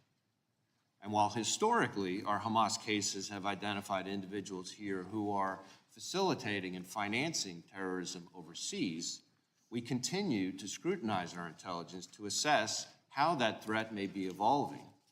But it's not just Hamas. As I highlighted for this committee in my testimony last year, Iran, the world's largest state sponsor of terrorism, has directly or by hiring criminals mounted assassination attempts against dissidents and high-ranking current and former U.S. officials, including right here on American soil. Or take Hezbollah, Iran's primary strategic partner, which has a history of raising money and seeking to obtain weapons here in the United States. FBI arrests in recent years also indicate that Hezbollah has tried to seed operatives, establish infrastructure, and engage in spying here, domestically, raising our concern that they may be contingency planning for future operations in the United States. And while we are not currently tracking a specific plot, given that disturbing history, we are keeping a close eye on what impact recent events may have on those terrorist groups' intentions here in the United States and how those intentions might evolve. Now, I want to be clear. While this is certainly a time for heightened vigilance, it is by no means a time for panic. Americans should continue to be alert and careful, but they shouldn't stop going about their daily lives. All across the country, the FBI's men and women are working with urgency and purpose to confront the elevated threat. That means working closely with our federal, state, and local partners on our FBI-led joint terrorism task forces, taking an even closer look at existing investigations and canvassing sources to increase awareness across the board, and doing all we can, working with our partners to protect houses of worship here in the U.S. Bottom line, we're going to continue to do everything in our power to protect the American people and support our partners in Israel.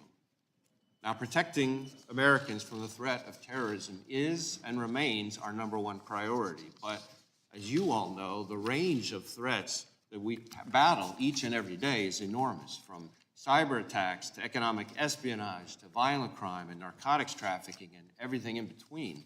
The problems we tackle aren't getting any easier, but we have continued to work to outpace our adversaries. We disrupted over 40% more cyber operations last year and arrested over 60% more cyber criminals than the year before. We've got easily 2,000 active investigations across all 56 field offices into China's relentless efforts to steal our innovation and intellectual property. And over the past 2 years alone, we've seized enough fentanyl to kill 270 million Americans. That's more than 80% of all Americans.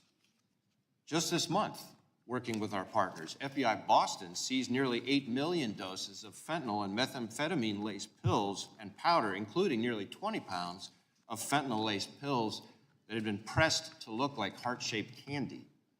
That's one of the largest single seizures in New England history and demonstrates the deadly reach of the cartels trafficking dangerous drugs to every corner of our nation. I am incredibly proud of the 38,000 skilled and dedicated professionals of the FBI who tackle all these complex challenges. And I think it is our shared responsibility to make sure that they've got the tools they need to keep all of us safe. Indispensable in that toolkit against foreign adversaries are the FBI's FISA 702 authorities. And I'm happy to talk about all the things the FBI has done over the past couple of years to make sure we're good stewards of our 702 authorities. But I can tell you, it would be absolutely devastating if the next time an adversary like Iran or China launches a major cyber attack, we don't see it coming because 702 was allowed to lapse. Or with the fast-moving situation in the Middle East, just imagine if some foreign terrorist organization overseas shifts its intentions and directs an operative here who'd been contingency planning to carry out an attack in our own backyard. And imagine if we're not able to disrupt that threat because the FBI's 702 authorities have been so watered down. I want to close by thanking you for your continued support of the FBI's men and women who work tirelessly and selflessly to protect all Americans. And thank you for having me here today. I look forward to your questions. Thank you, Director Wray. I now recognize Director Abizaid for 5 minutes to summarize her opening statement. Thank you, Chairman Green, Ranking Member Thompson, and members of the committee. Thank you for the opportunity to appear before you today. This hearing is especially timely as we continue to monitor the response of global terrorist actors in the wake of Hamas's tragic and brutal 7 October terrorist attack. The attack affected Americans directly, including over 32 who were killed and those who were taken hostage.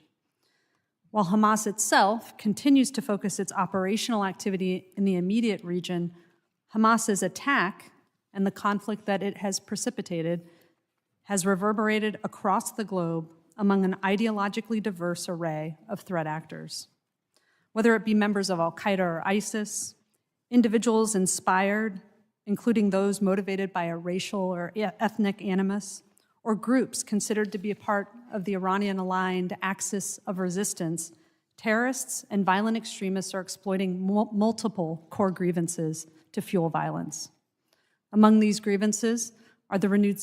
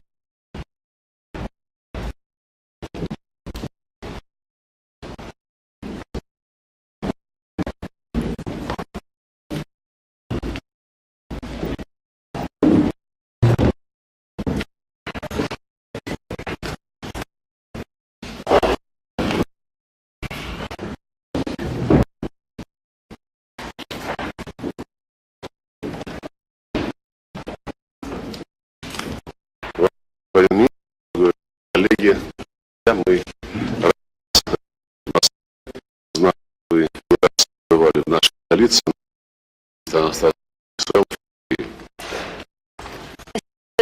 Ministro, queridos amigos, sean bienvenidos a Moscú. Sé que usted en varias ocasiones aquí en nuestro país, pero es la primera ocasión dentro de relaciones. У нас очень динамика в текущем году общались в ходе моего визита в Венесуэлу в апреле и в сентябре в Федеральной Ассамблее. Tenemos un de contactos muy en este año tuvimos la ocasión de hablar en abril. И сильные, которые помогают осуществлять мониторинг тех действий, которые различные ведомства, движение двустороннего сотрудничества в основе наших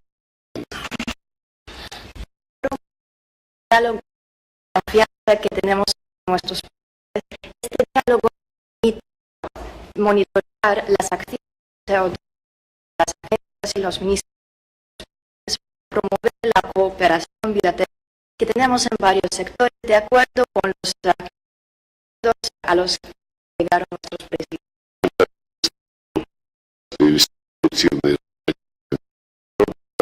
прежде всего Объединенных Наций. También destacamos la cooperación que tenemos en los Видим активную роль Каракаса в управлении интеграционных процессов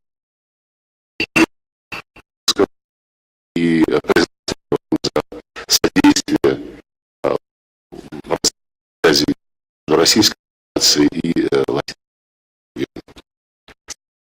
Caracas es riguroso el ámbito de fortalecimiento de procesos integradores en América Latina y el Caribe y les estamos muy agradecidos por la asistencia en el desarrollo de las relaciones entre la Federación Rusa y la región de América Latina y el Caribe.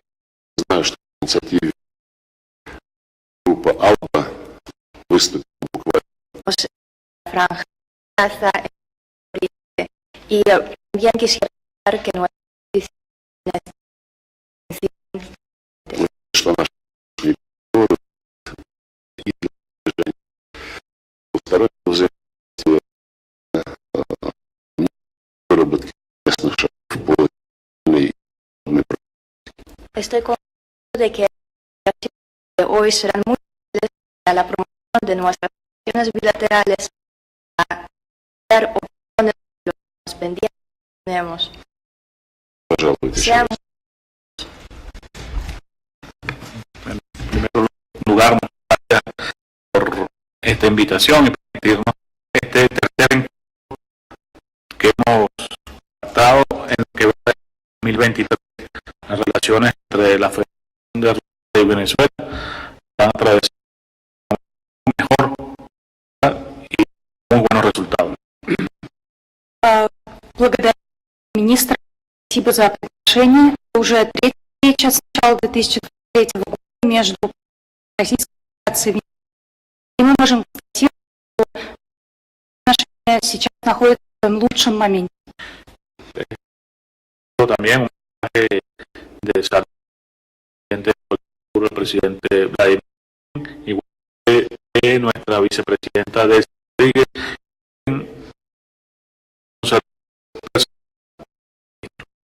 Уважаемый министр, я также от Мадуро, президента Боливарианской республики Венесуэла, Владимиру Владимировичу. И также лично вам привет, президент Делси Родригес. La comunicación entre ambos está en el momento de la vicepresidenta de Rodríguez, las negociaciones que se hicieron en el marco de la Comisión de Alto Nivel, la CIAN.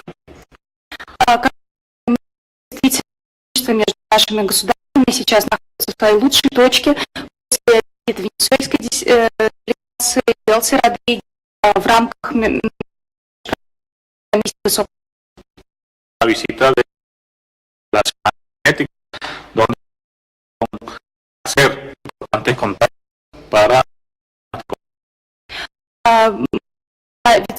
также посетила российскую неделю и возможность укрепить двусторонние. En el ámbito multilateral, como los mismos principios en el ámbito de la Organización de Naciones Unidas y otros ámbitos multilaterales. Coincidimos plenamente.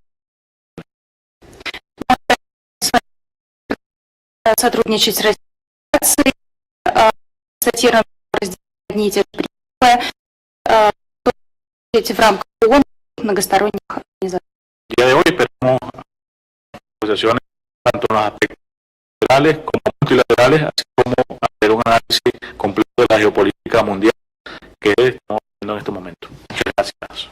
Сегодня мы ожидаем также продвинуться в двусторонней повестке и с международной ситуацией. Большое спасибо.